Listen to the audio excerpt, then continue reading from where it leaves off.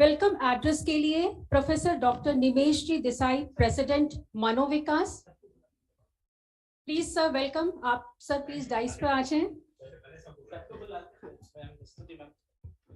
स्तुति ma'am, IS former secretary, Department of Person with Disability, Government of India. Ma'am, please. Dr. J.M. Vadhavan, President, Indian Association of Private Psychiatry, Delhi. Sir, please.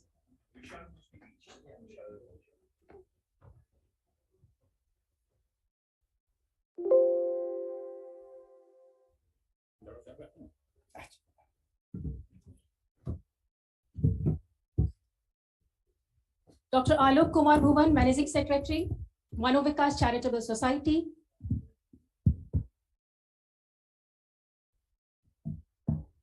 Kindly request you to please start the sessions. Yeah. Yes, I'll do that, not worry. Yeah. Thanks.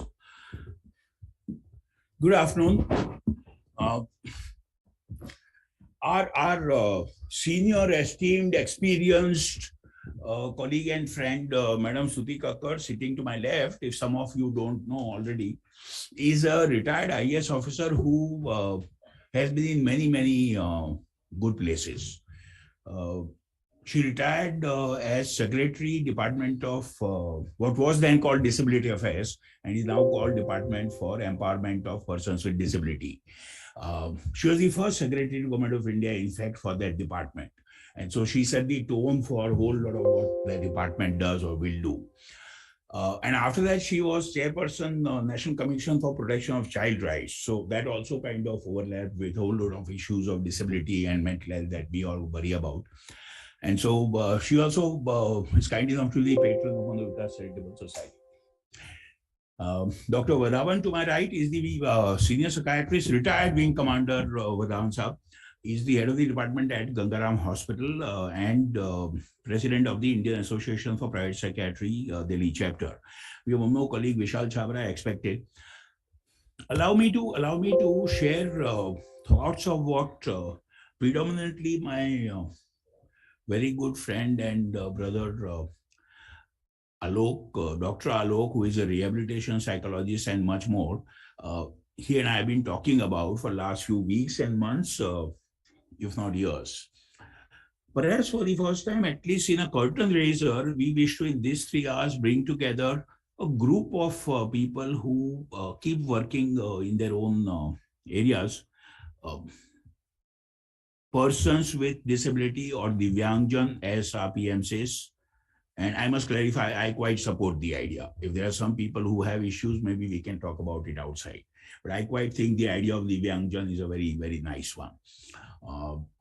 So persons with disability, their family members, all rehabilitation professionals, rehabilitation psychologists and other rehabilitation professionals, persons with mental illness and their family members and caregivers, and of course we, the psychiatrists and mental health professionals, who anyway should and figure lower in the list of priority.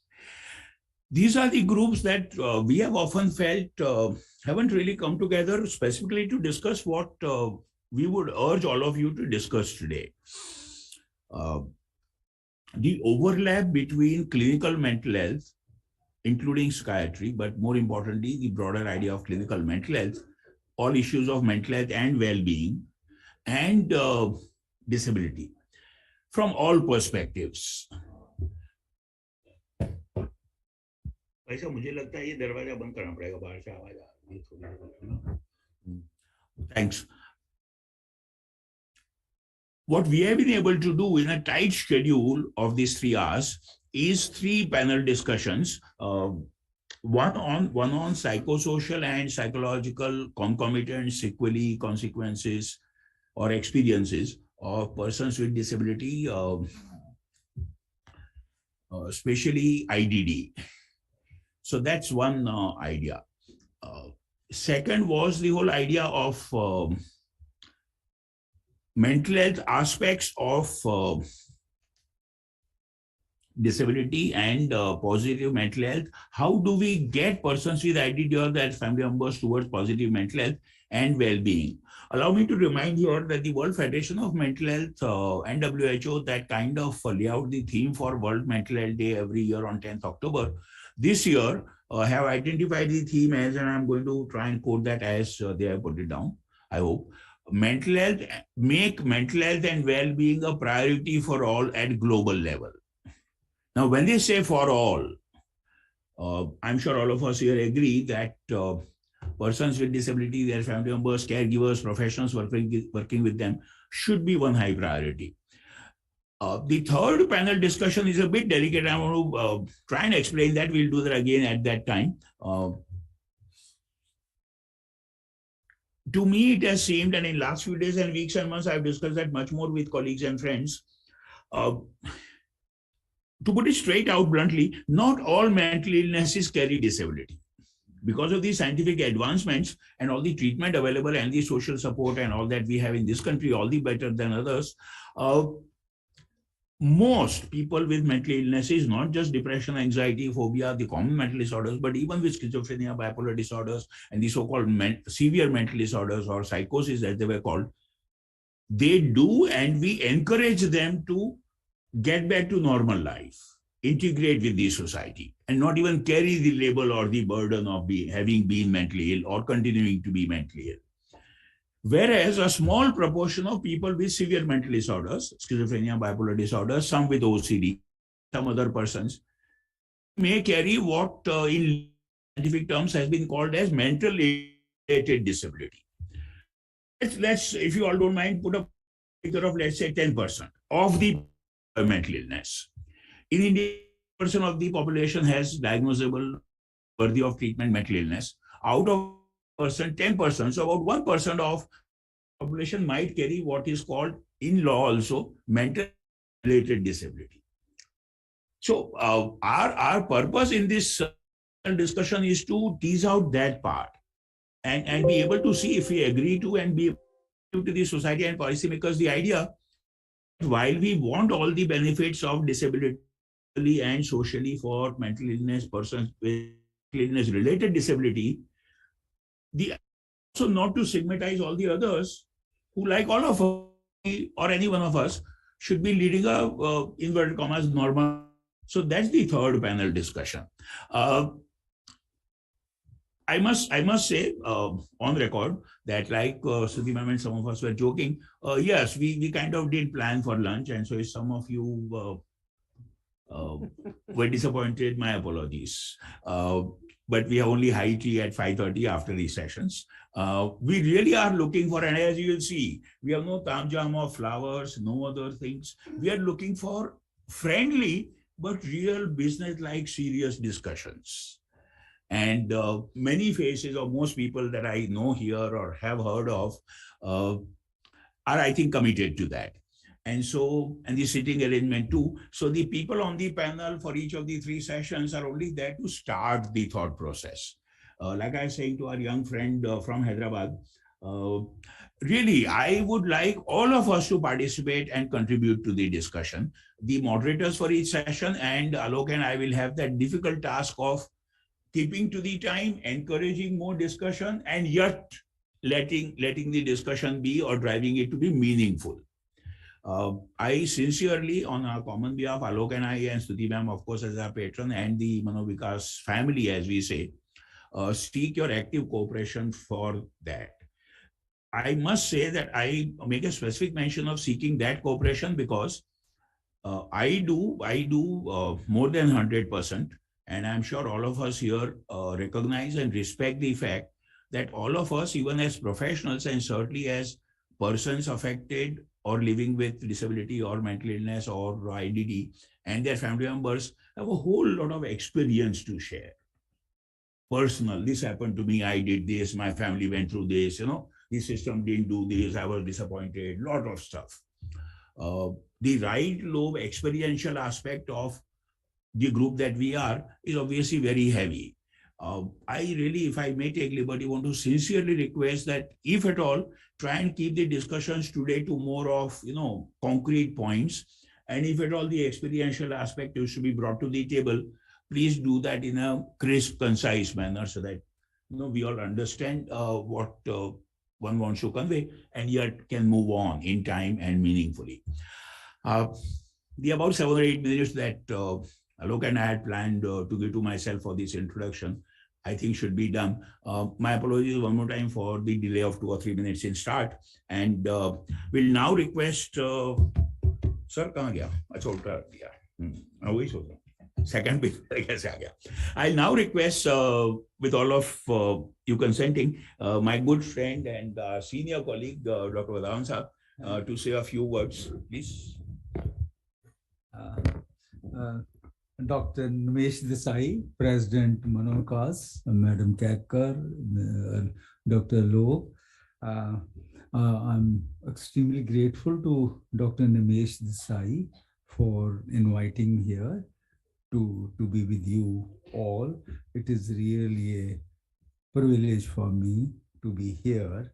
And, this is today's this symposium on disability, mental health, and well-being is extremely important. Knowing well the fact that the mental disorders, they form about 10% of the global burden of diseases all over.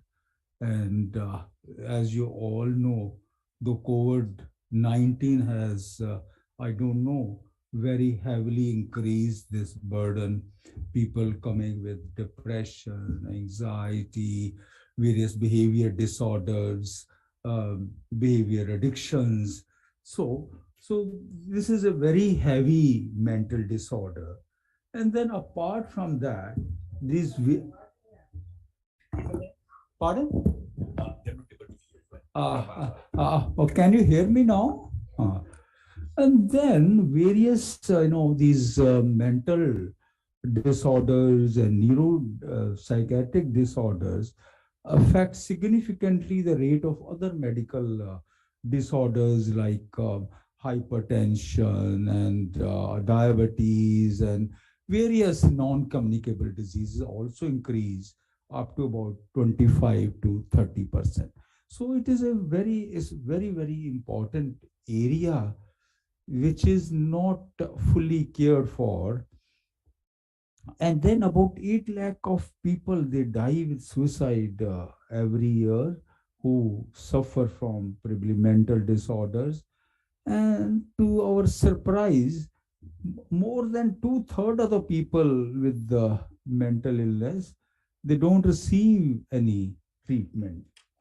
Mental illnesses are associated with greater disability than physical disorders. So that is again a very important factor, that the mental disorders needs to be cared more.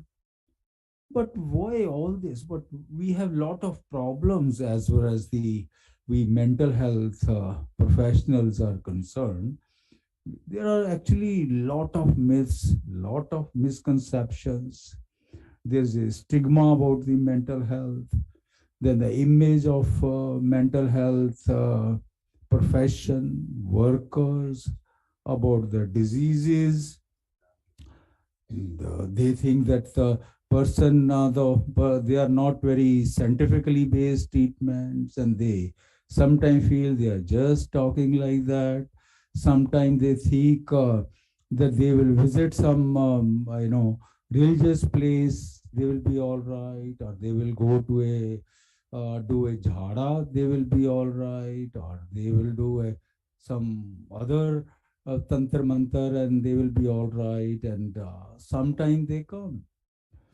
So mental health well-being, though it is central to reduce various global burden of non-communicable diseases and mental disability, but still these are lacking, these are not cared, they are not treated. Hence, mental health professionals, as mental health professionals, we have, all of us have to deal with the stigma, various misconceptions, various myths. We should promote the rights of mentally ill patients, advocacy, because they can't fight for their own rights, their right to access to services, and we must improve the knowledge of the public because they are all, I think, they carry all sort of misconceptions, all sorts of myths about this profession, about the diseases, about the persons, about the treatments. Some people, they think that these medicine, they burn our brain cells. They think about the diseases by some week up. So there are a lot of for everything there are misconceptions. So we have to improve the, we have to play a role to improve public knowledge. So our patients must have social justice.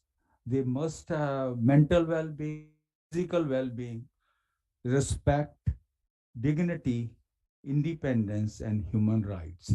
I think with all these, if we can, give our patient these things, these will help to reduce the mental disability, that will bring mental well-being, that will reduce the, prevalence of various non-communicable diseases also.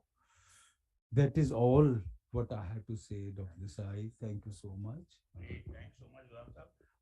Our young dynamic president of the Professional Society in Delhi Psychiatric Society, DPS, Dr. Vishal Chabra, has just walked in. He is here. I request him to make a few remarks, please. I do want to say that these two colleagues are here. There are a few other colleagues in psychiatry who will be joining each panel. Please be sure, if I might take the liberty of saying that because today is the World Mental Health Day, a lot of our psychiatric colleagues in public sector and private sector are into their own programs. And so many of them are not here, but the Delhi Psychiatric Society, and that's how these two colleagues are here. Psychiatrists are now getting more and more interested and committed to the larger issues that we are talking about today. Might not have been so some years ago or decades ago, but be sure that a lot of psychiatric colleagues, if not most or all of us, are committed to these larger issues of mental health and well-being for all the Divyangjan. With that, Vishal sir, please. Good afternoon, everyone. It's an honor to be here. I'd like to thank Sir, Dr. Desai sir, for calling me here. Am I audible? Yeah. And sorry for the delay. It took me almost 1.5 hours to come here, despite my best effort. Yeah, I think because of the rain, and I'm coming from Rohini, so it's a little far. So the symposium on disability, mental health and well-being, right? I'm here actually more to learn. It becomes difficult for us to interact with general public. We either see our patients or we see our colleagues. We don't interact much, as Sir said. I mean, we are starting. Sir is much ahead in this, in interacting with the NGOs. NGOs become a bridge between general public and professional bodies. That's where the NGOs play a role, I think. I see a lot of young students here. And if you look at mental health taking up a big way, you see in Instagram, Facebook, you see a lot of young people taking up the causes of mental health. It's because the youngsters are much more aware of mental health than elders were, And I can vouch this because I see youngsters walking into my clinic on their own, saying कि मुझे exams आ रहे हैं, मुझे anxiety हो रही है, या मेरा बॉयफ्रेंड से ब्रेकअप हो गया, मुझे डिप्रेशन हो रहा है, या मुझे करियर का स्ट्रेस हो रहा है. And so they're walking themselves. Earlier, patients won't come to us, people won't come to us. So I see this very big change. I also see a lot of youngsters approaching me for doing Instagram lives with them. And who are these? These are like 10th, 12th class students, first, second year students who are not actually mental health professionals, but they just want to take up this. So I find that very interesting. And so I see that very good change in our society. COVID, we are not talking COVID here, but still, COVID brought forward the value of mental health. We realized we have all of our coping mechanisms So सबको stress होता था, लोग park चले जाते थे, लोग drink कर लेते हैं, लोग मूवी देखने चले जाते हैं, लोग छुट्टियों में चले जाते हैं, लोग रिश्तेदारों के घर चले जाते हैं. अब कोविड में तो कहीं गए ही नहीं. अरे मेरे को भी तो प्रॉब्लम है, मेरी वाइफ को बच्चों को प्रॉब्लम है, मेरी मम्मी को प्रॉब्लम है, people are getting realising in time. और इतना सारा मेंटल प्रॉब्लम, अपसेट हो रहे हैं, इरिटेबल हो रहे हैं, स्पेस के लिए झगड़ा हो रहा है, is also working from home, husbands are working from home, is also doing the classes. So space constraint में कितना conflict issues आ रहे हैं, बच्चे तो पढ़ ही नहीं रहे हैं, socialize नहीं कर रहे, so children are losing social skills. I'm sorry, I'm going on a tangent, but I'm just trying, because the mental health is so vast, such a vast, and that's everybody can speak about it. Sometimes we don't like it as professionals. So हमारे को right है बोलने का, किसी और को right नहीं है, because we are the ones who've done it. Because mental health is taken care of everyone. I mean, गुरुजी भी बोल रहे हैं, बाबा जी भी बोल, धर्म ग्रंथों में भी लिखा हुआ है, स्पिरिचुअलिटी में भी है, टैरो कार्ड बात करता है, एस्ट्रोलॉजी वाला भी बात करता है, so जेम्स वाले भी बात करते हैं. Everybody does, because we still don't know what mind is, where is living or situated. We know where brain is, but where is mind? Not defined mind. So that becomes a very gray area, big area. अब disability है, उससे connect करें mental health को. And I won't take long, sir. Yeah, and do stop me if I overtake my time. I'm much younger than you. So disability पे मार, disability से पहले हम आते हैं disease पे. So if you see the word disease,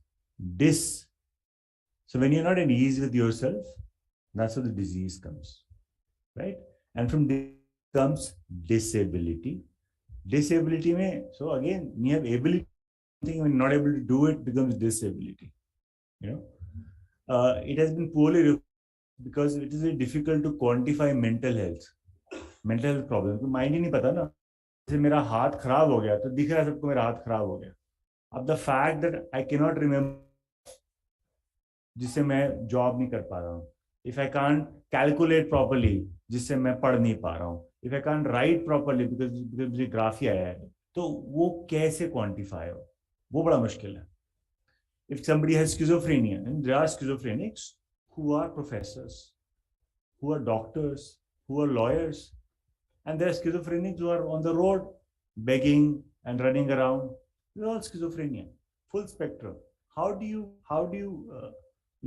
judge? How do you quantify that? That has been the biggest challenge when it comes to disability. ये तो ड्रामा भी तो कर सकते हैं, ये तो झूठ भी तो बोल सकते हैं to get a qualification.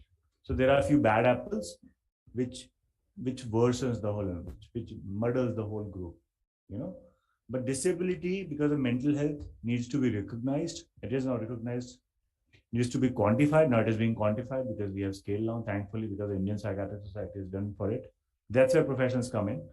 But we also need to again do much more in terms of, as Vadhavan sir was also talking about, we need to take up the cause of mental illness, mental unwellness, disability, and there has to be, there is Mental Health Act, जिसके हिसाब से हर state में एक mental health authority होनी चाहिए, उसके हिसाब से बहुत अच्छा लॉ है.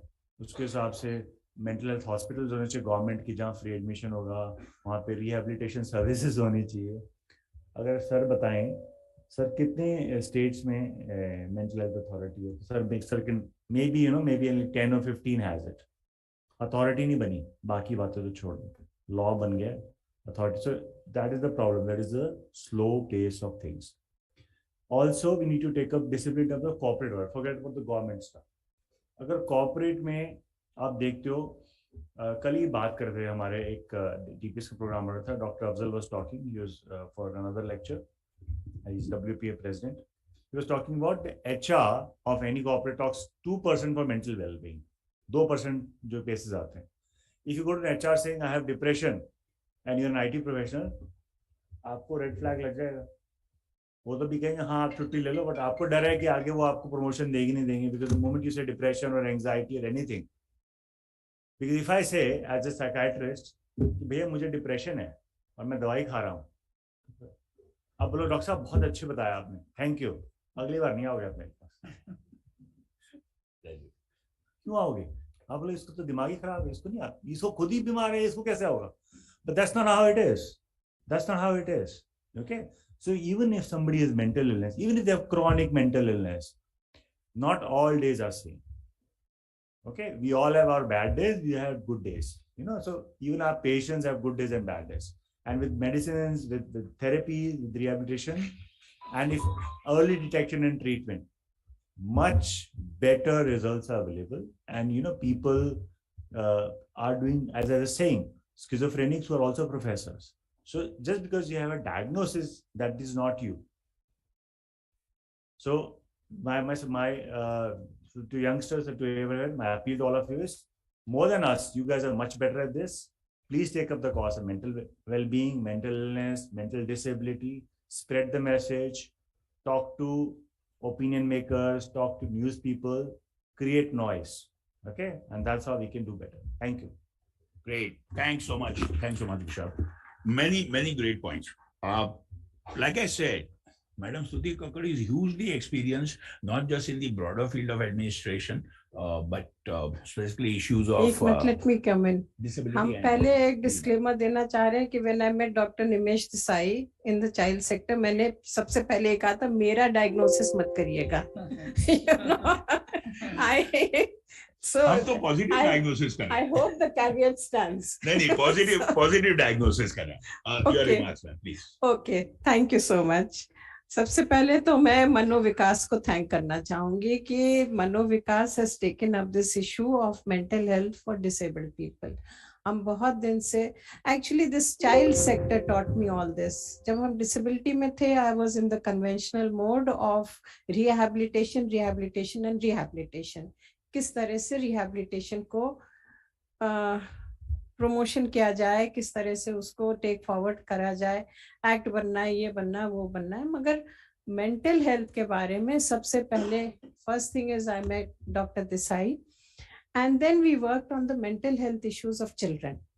तब वहाँ समझ में आया कि mental health of all children कितना प्रॉब्लम्स हैं बच्चों को and how are they, I mean, how must they be coping with it? Families में dysfunctionalities आ रही थी, कितना abuse बच्चों को सहना पड़ रहा था, what is happening to them, कितना CSA हो रहा है, ये हो रहा है, वो हो रहा है.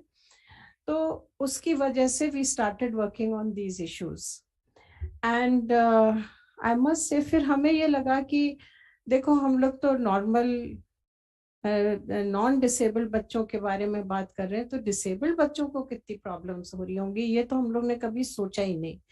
Because we just kept talking of rehabilitation in terms of aids, assistive devices और स्लो लर्नर्स हैं तो कैसे उनको पढ़ाया जाए, ये कैसा करें, how do we enable them, how do we empower them. But यहाँ क्या हो रहा है इसके बारे में हम लोग ने सोचा नहीं. But as doctor Chhabra said कि कोविड ने वो स्टिग्मा हटा दिया. This is one good thing of I would say our experience of Covid period कि this stigma of bad mental health ये खत्म हुआ. And of course we had a very own Deepika Padukone coming out and talking about her problems of depression and all. तो जब कोई ऐसा I would say well regarded, she is a well regarded actress, ऐसे issue पे बात करें और अपने मेंटल हेल्थ के बारे में बात करें तो वो एक स्टिग्मा जो है उसके बारे में, I mean an openness comes into this formerly very closeted issue कि घर में अगर किसी को भी मेंटल हेल्थ इश्यूज है तो उसको लोग लाइक एनी अदर डिसेबिलिटी अंदर बंद करके रखते हैं कि सामने मत लाओ, that person is not socially acceptable. तो at least that came out in the open and then everybody realized कि good mental health is a must. It is important for us as human beings because it is our brain that controls everything. So but हमारा जो अनुभव अब है after leaving the department and looking at it from a distance, हमें ये लगता है कि हम लोग ने अपने सेक्टर को बहुत ज्यादा ओवर कैटेगराइज कर दिया है. we are not, we talk in terms of blind people, hearing impaired people, intellectually disabled people.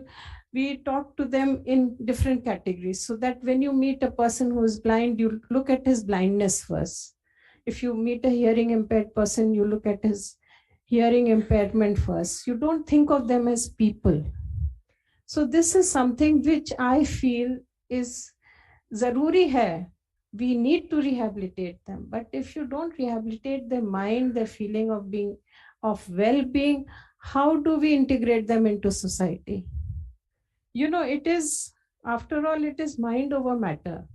Human beings का अगर mind ही ठीक ना रहे, या if they do not feel happy, चाहे वो abled हो या disabled हो, they will never integrate in society. They will never end up contributing anything. They will never feel part of any society, and therefore we have to ensure, we have to find ways and means that we have to acknowledge कि disabled persons, apart from their physical needs of activities of daily living and learning this and learning that, of financial inclusion and all that, उनके mental health के बारे में हमें बात करनी बहुत ज़रूरी है. And I'm very happy that Manovikas has started this dialogue. In fact, yesterday only I got a phone from this lady, NGO lady, child sector वाली थी, working on child sexual issues.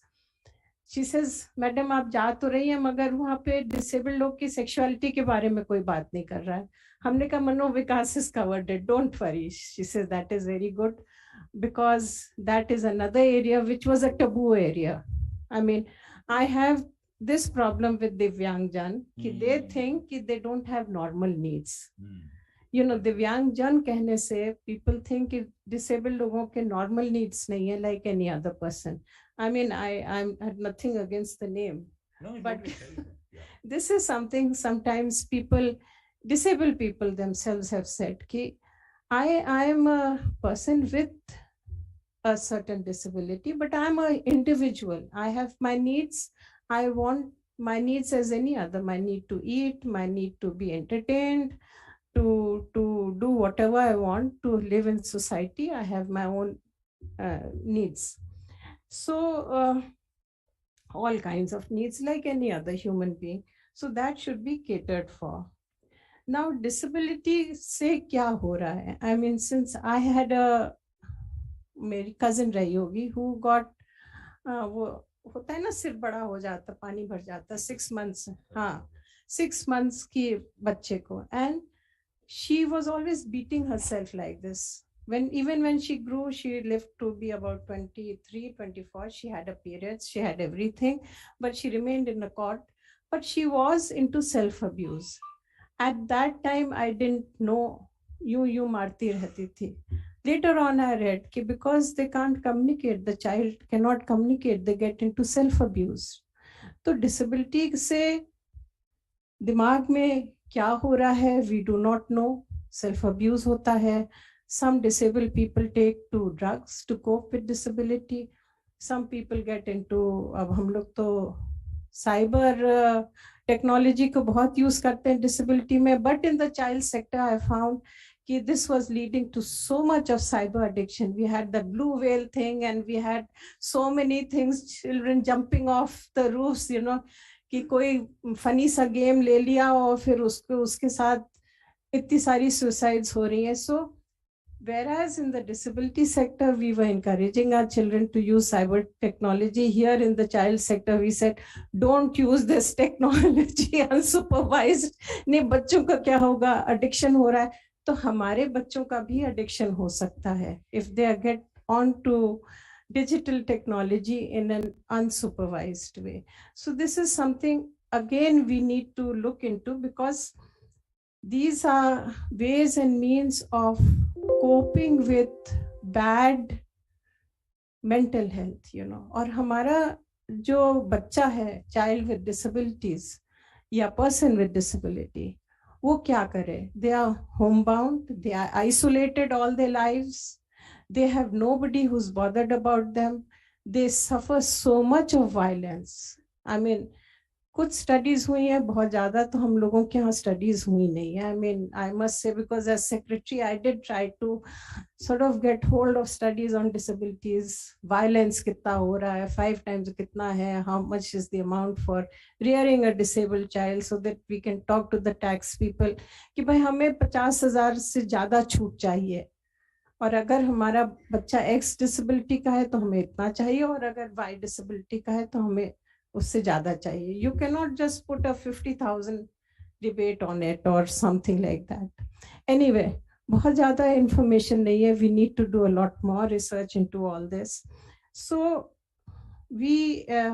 I'm taking a little more than the 5 minutes you've allotted me. So we need to work on these issues. अरे हमारी math शुरू से बहुत कमजोर थी.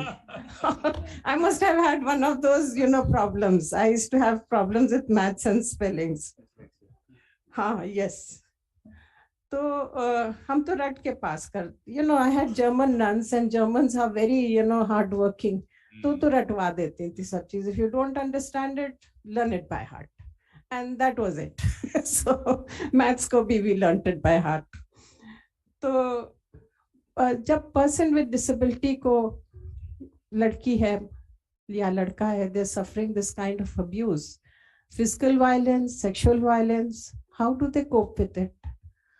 और जो बाकी रिसर्चर्स हैं, उसके बाद जो मैंने पढ़ा, जो I had access to more time and more, I was able to go into detail. There is so much of incest on. We are not doing anything about it, but think of what's happening here.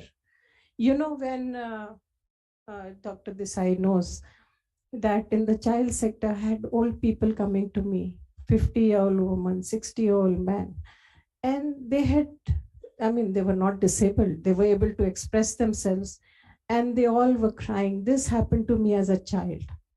Please do something. उस समय तो one looked at the act and all. I said, within the law, there's nothing I can do to help you. I can hear you out. That is one thing, but there has to be a place where a person can go and vent their problems. कोई सुने तो, because most families में what is happening, if it is incest, nobody will talk about it. There's a complete conspiracy of silence. And otherwise, where does the child go? Who listens? What happens? How do they get it out of the system? Isme khair, I had once gone to UK when I was in the disability sector, and they have these, British people के बड़े थोड़े से interesting चीजें होती है. They had this vacuum cleaning workshop in which a person, if he was feeling low, if he had depression, not a regular full-blown case of, I would say, mental illness, even though depression को doctors वगैरह जोड़ते हैं in mental illness, but it is at this spectrum, not the other spectrum, where you may not need institutional treatment. I don't know. I'm not an expert. So they said, we have these little like mobile clinics. You can go, stay there 2-3 days, talk to people, wait for it to be blown over. I thought that was such a wonderful idea. If this can be done, Alok, I'm giving you this idea. कि लोग आए, बात करें थोड़ा सा. अगर Covid protocols भी observe करना, अभी तो मालूम ही नहीं कोविड है या नहीं है, तो उसको कम से कम a small place without it having that stigma of, again I would say people are very conscious कि हमें mental health problems हैं, हमें ये problems हैं, हम कहाँ जाएं, किससे बात करें. As Dr. Saab said कि if he tells a patient कि उनको depression है, तो patient उनको देखेगा, कहेगा मैं नहीं आऊँगा इसके पास. This happens, if you tell people you have a problem, they look at you very strangely. If you are having problems with your boss, everybody avoids you. Can I add to that, ma'am? And if I say I have a cardiac problem, they'll sympathize with me and continue to come. But the moment you say it's a mental health problem, वो भागते हैं दूर. So this is it, it happens to all of us, but we don't discuss it.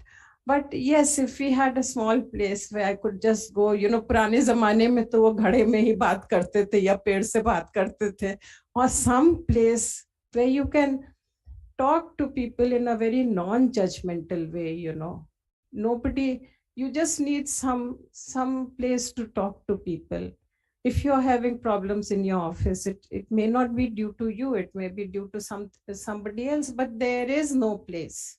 Or if you're coping with a Covid में domestic violence तो बहुत हो गई थी, चाइल्ड अब्यूज भी बहुत बढ़ गया था, तो because that I think that closeness was too much for most families. So but if one can go to a place, I mean, in fact, under POCSO law, I always felt कि हर चीज को ये लोग बहुत ज्यादा legalistic बना रहे हैं. But if a child is feeling, where you can vent your feelings, somebody who can listen, but that is not very easily available. I mean, and it's something that we need to talk about.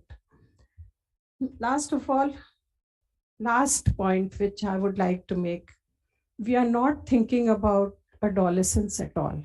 Adolescence is a period where all children have a problem. They have a problem in reconciling with the physical body's growth and their hormones and their mental thing. I mean, it is an age of, I would say, extreme volatility. हाँ, दिसाई जी सो गए. Okay, wake up. It's an age where all of us, I mean, now we are grown-ups, but if you go back, हम लोग के तो times बहुत simple थे. You were told ये करो, ये मत करो. अब तो parents जो हैं वो डरते हैं बच्चों से कुछ कहने में. But it is an age of extreme, you don't know. You want to be an adult, yet you are a child. People are treating you as a child, but you are an adult. And puberty is another area. You don't know what to do with your body, what is right, what is wrong. You want to experiment. You want to, as this friend said, हम लोग सब कोई छुप छुप करके Harold Robbins पढ़ते थे, just to find out what's happening. तो उस तरह का एक period होता है. तो we have to think about our children with disabilities when they are undergoing adolescence, because their mental health, their issues will be very different from a child, from a small child, a small infant, and from an adult. And we have to create this space for the adolescent child with disabilities. And so Alok, we look forward to your contribution. You have such great people sitting here. I mean, it's very daunting speaking amongst experts, but thank you very much for taking up this issue. Please thank me before I can come out with anything else.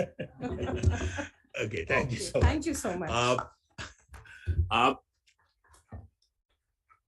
As a couple of things before we start the session one. In your programs, I think there's been some omission. Session 2, along with Dr. Roma Kumar, who is here, we also have Dr. Pankaj Kumar, who is already here, the president-elect of the DPS. So if you don't have that, just add that name, please. Quick things that I want to say. As my colleagues are saying, what they were saying, what occurred to me is that the guiding principle behind what we are doing. Sir, आगे आ जाओ. अब पीछे कैसे बैठे? अरे नहीं यहाँ. You can't, please. JP Singh है ना, हमें इतनी दूर नहीं दिखाई पड़ता Yes. है. आइए बैठिए. Please. आइए.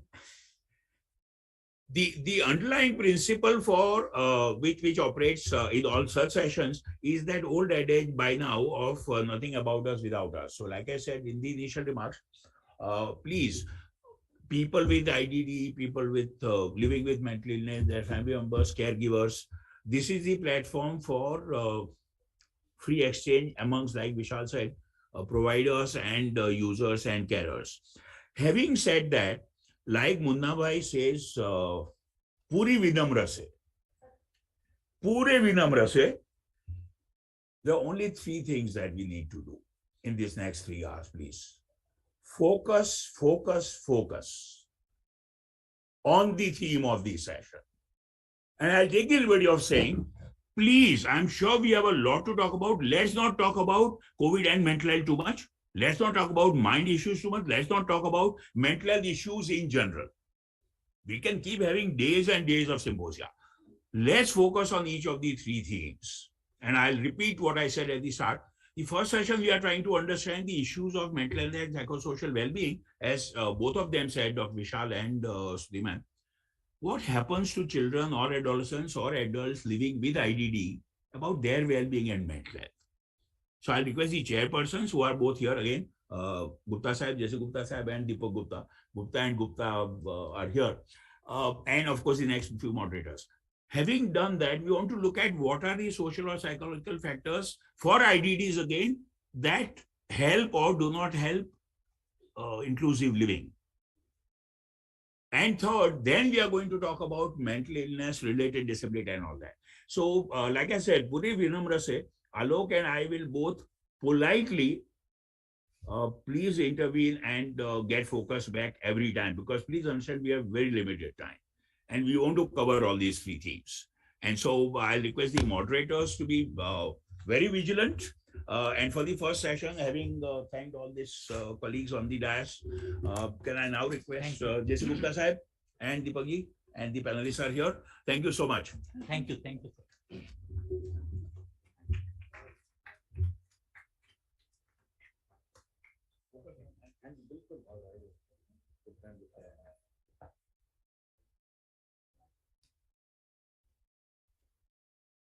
One of my very relevant colleagues, among many people who are here, panelists are here, moderators are here, but Dr. Janara, the professor and head of Department of Psychiatric Social Work at IBAR is here.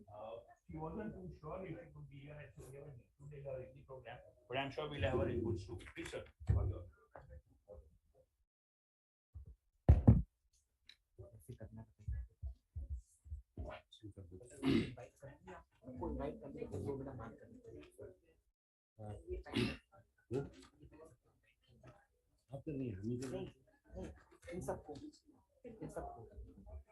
ना पहले तुम हमको 9 पूछे लगाना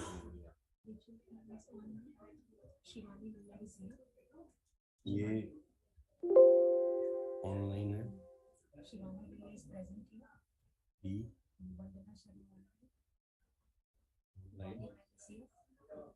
B B Rashmi Singh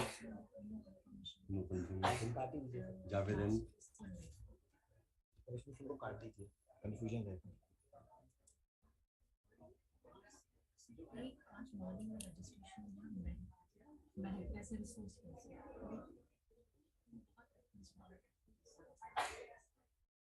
नहीं बुलाना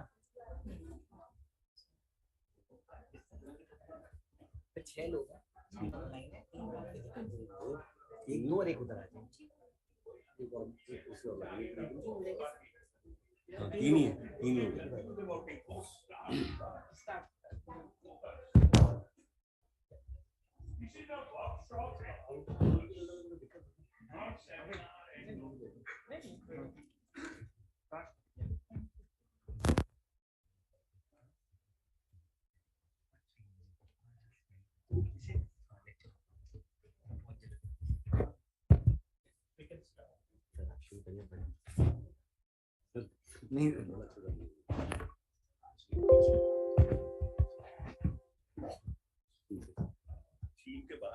बिल्कुल बिल्कुल सर, नहीं सर बिल्कुल। I think our panelists are already on the dais and we have Dr. Vijay Thang he's online. CA Shivani Lohia, I think she's here. Dr. Vandana Sharma, she is online. Are you, madam? Pavali Agrawal ji is with us here on the dais. Indu Sharma ji is with us on the dais. And Mr. Javed, he will be online. So, the topic for discussion is psychosocial well-being. Shivani Lohia, Shivani Lohia, please. Rashmi Singh आप हैं? रश्मि सिंह है यहाँ पे, पता नहीं था। रश्मि सिंह जी भी हमारे साथ में। हाँ जी, तो 4 लोग हैं।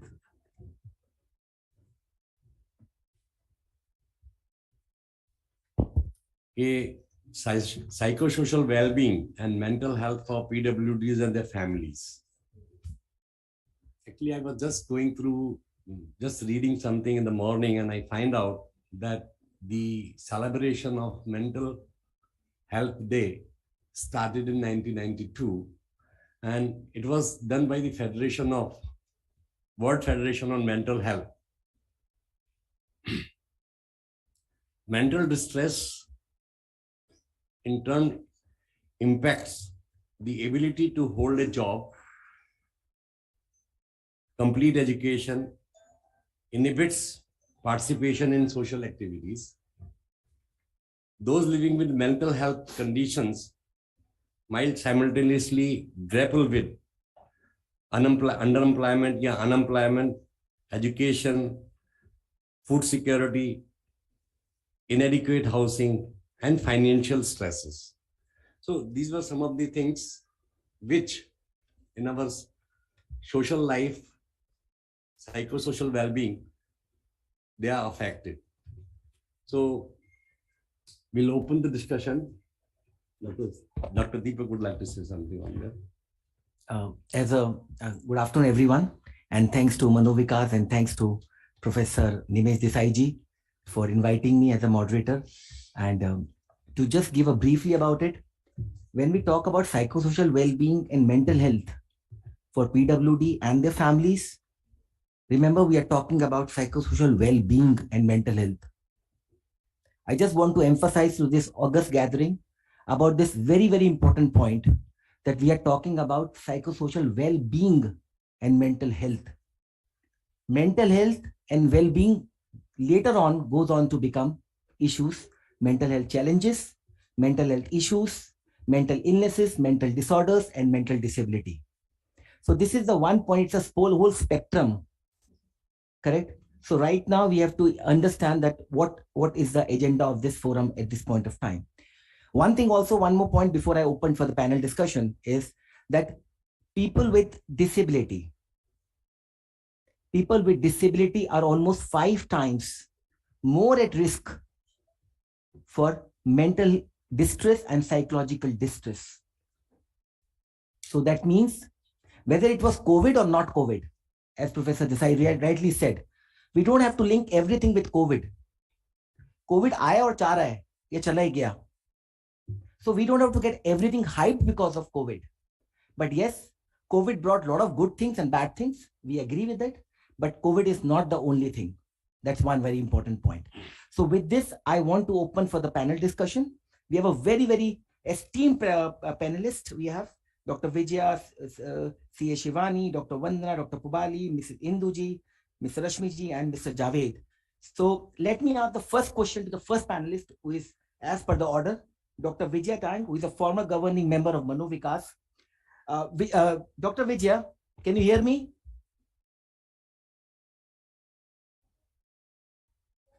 Oh, she's not there.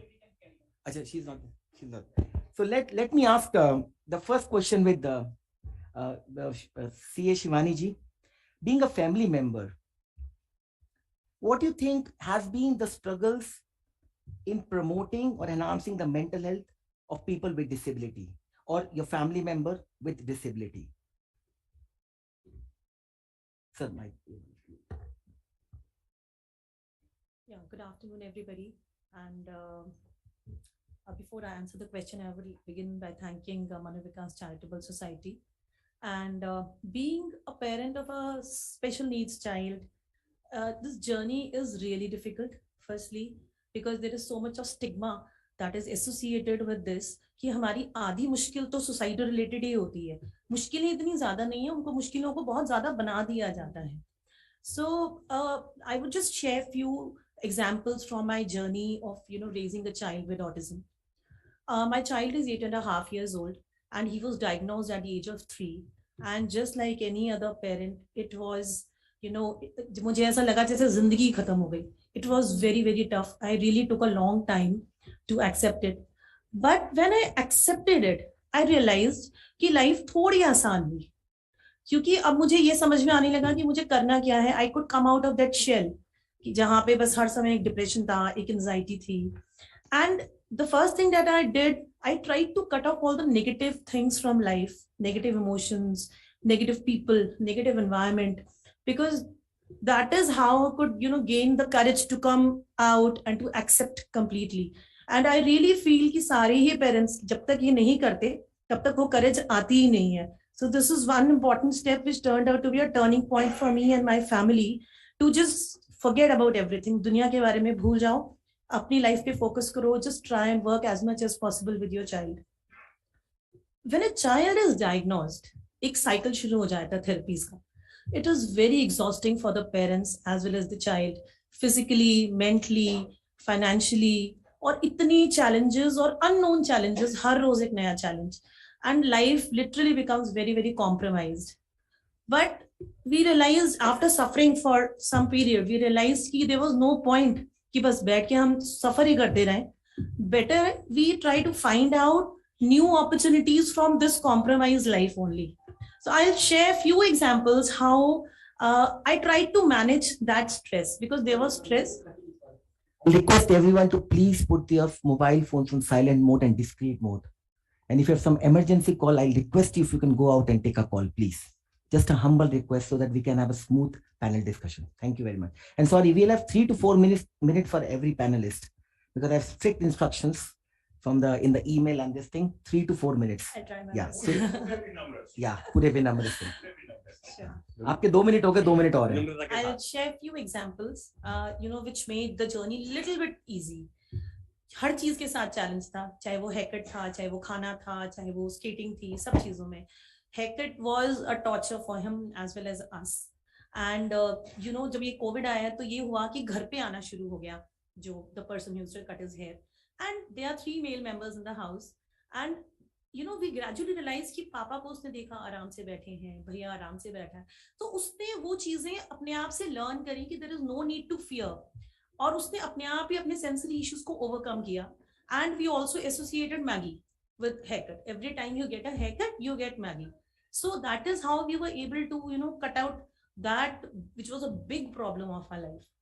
Similarly, for skating, he didn't want to go for skating at all. He was cranky at the time of class. So now his father started taking him to Yamuna Sports Complex. Every morning he goes there. He can see his father from a distance, who is like very passionate for exercising. So he gets his own space to exercise. The child is also, he's skating on his own with his coach. So अब ये हुआ है कि they have become buddies, morning buddies. So अब वो जो एक stress था कि morning में हम सब लगे हुए हैं उसके mood swings को handle कर रहे हैं. So things have become little easier because they have started complimenting each other, and they look forward to go every day, and they miss that in case वो वहाँ नहीं जा पा रहे. Similarly, for eating out, like we are very fond of going out and eating, but my child was not ready to accept anything outside. तो घर से खाना ले जाना पड़ता था, और वहीं पे फिर वही सब issues जो सारे बच्चों के साथ आते हैं. But we kept on going. अब ये हुआ, recently he started developing taste, and we also understood कि उसको क्या पसंद आ रहा है, कैसी जगह पसंद आ रही है. So he has now started demanding going to Haldiram's कि वहाँ पे चलो, दाल मखनी खिलाओ.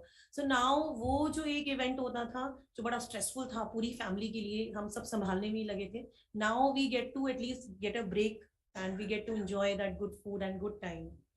Other than that, my elder child is a YouTuber, and this younger one was always very fascinated कि ये कैसे होता है, कैसे YouTube video बनती है. This boy literally pressurized me. He came out of his comfort zone. We made 2 videos and we uploaded on his, I created a YouTube channel for him. And इसमें 2 बातें हुई. उसका तो IT skills brush up हुए. He was very happy and there was a sense of achievement which I could feel.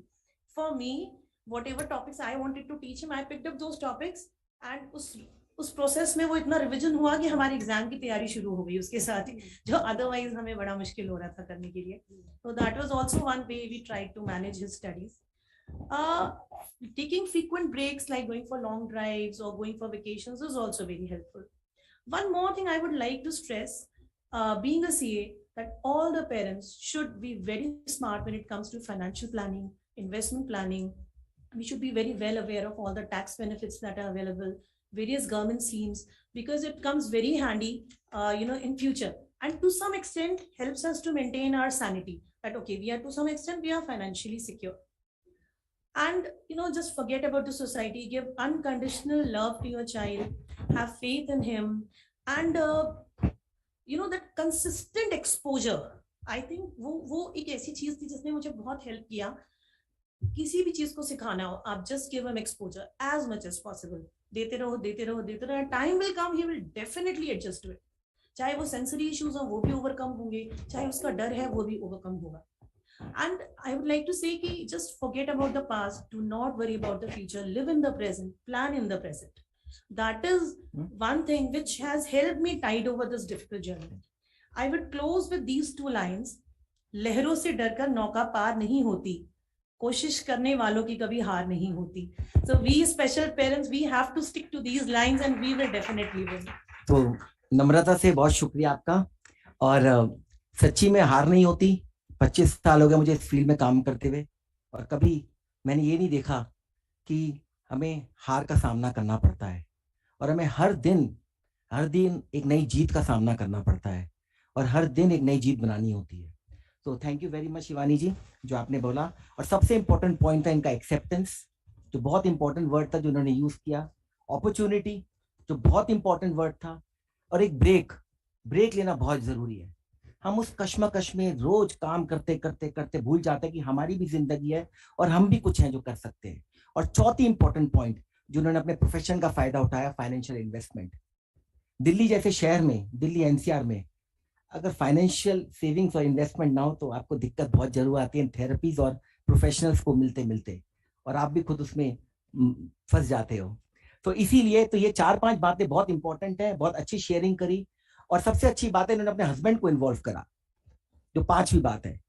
तो important ये है कि जब दोनों कपल इन्वॉल्व होते हैं तो बहुत इंपॉर्टेंट 1 और 1 11 बन जाता है सच्ची में. करेक्ट. दोबारा मौका देंगे मैम, 1 मिनट दोबारा मौका देंगे. Correct. Will come to that point, क्योंकि हमारे में बहुत सारे एक्सट्रीम पैनलिस्ट है. Will come to that point. Sir वो कहते हैं ना कि जिंदगी में कुछ भी चीज जो है वो स्थायी नहीं है. Nothing is permanent, everything is temporary. So the phases come. कभी हमारे पास में जब खुशी का दौर आता है तो उसमें हम इतने ओवरवेल्म हो जाते हैं कि हम सारी चीज़ों को भूल जाते हैं, और जब दुख में आ जाता है तो वहाँ हम इतने निराश हो जाते हैं कि बस गड्ढे में गिर गए. And we keep on looking forward for people to come forward and help us. और अपने हाथ पैरों को छोड़ देते हैं. Hello, can you hear me? हाँ सर, आपके बात. अपने हाथ पैरों को छोड़ देते हैं. तो कहते हैं ना कि God help those who help themselves. तो जब तक एज पेरेंट्स हम अपनी मदद खुद नहीं करेंगे, दूसरे हमारे सामने नहीं आएंगे, क्योंकि थेरेपिस्ट कोई जादूगर नहीं है जो कुछ फूंक देगा. बाकी थेरेपिस्ट हमारे को गाइड कर सकता है, करना हमको ही पड़ता है. Thank you. सो अगला, हाँ वही वंदना जी आवाज. Hello Vandana ji, can you hear me? नमस्कार sir.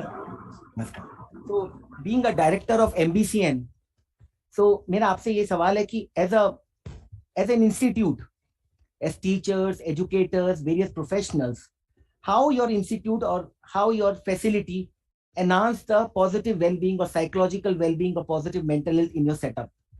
Or what steps do you take to enhance the psychological well-being of children with disabilities or people with disabilities in your institute? Ji sir. Thank you for giving me this opportunity to share my experience. I've been working with children and young adults and their families with intellectual and developmental disabilities for I think 28 years now.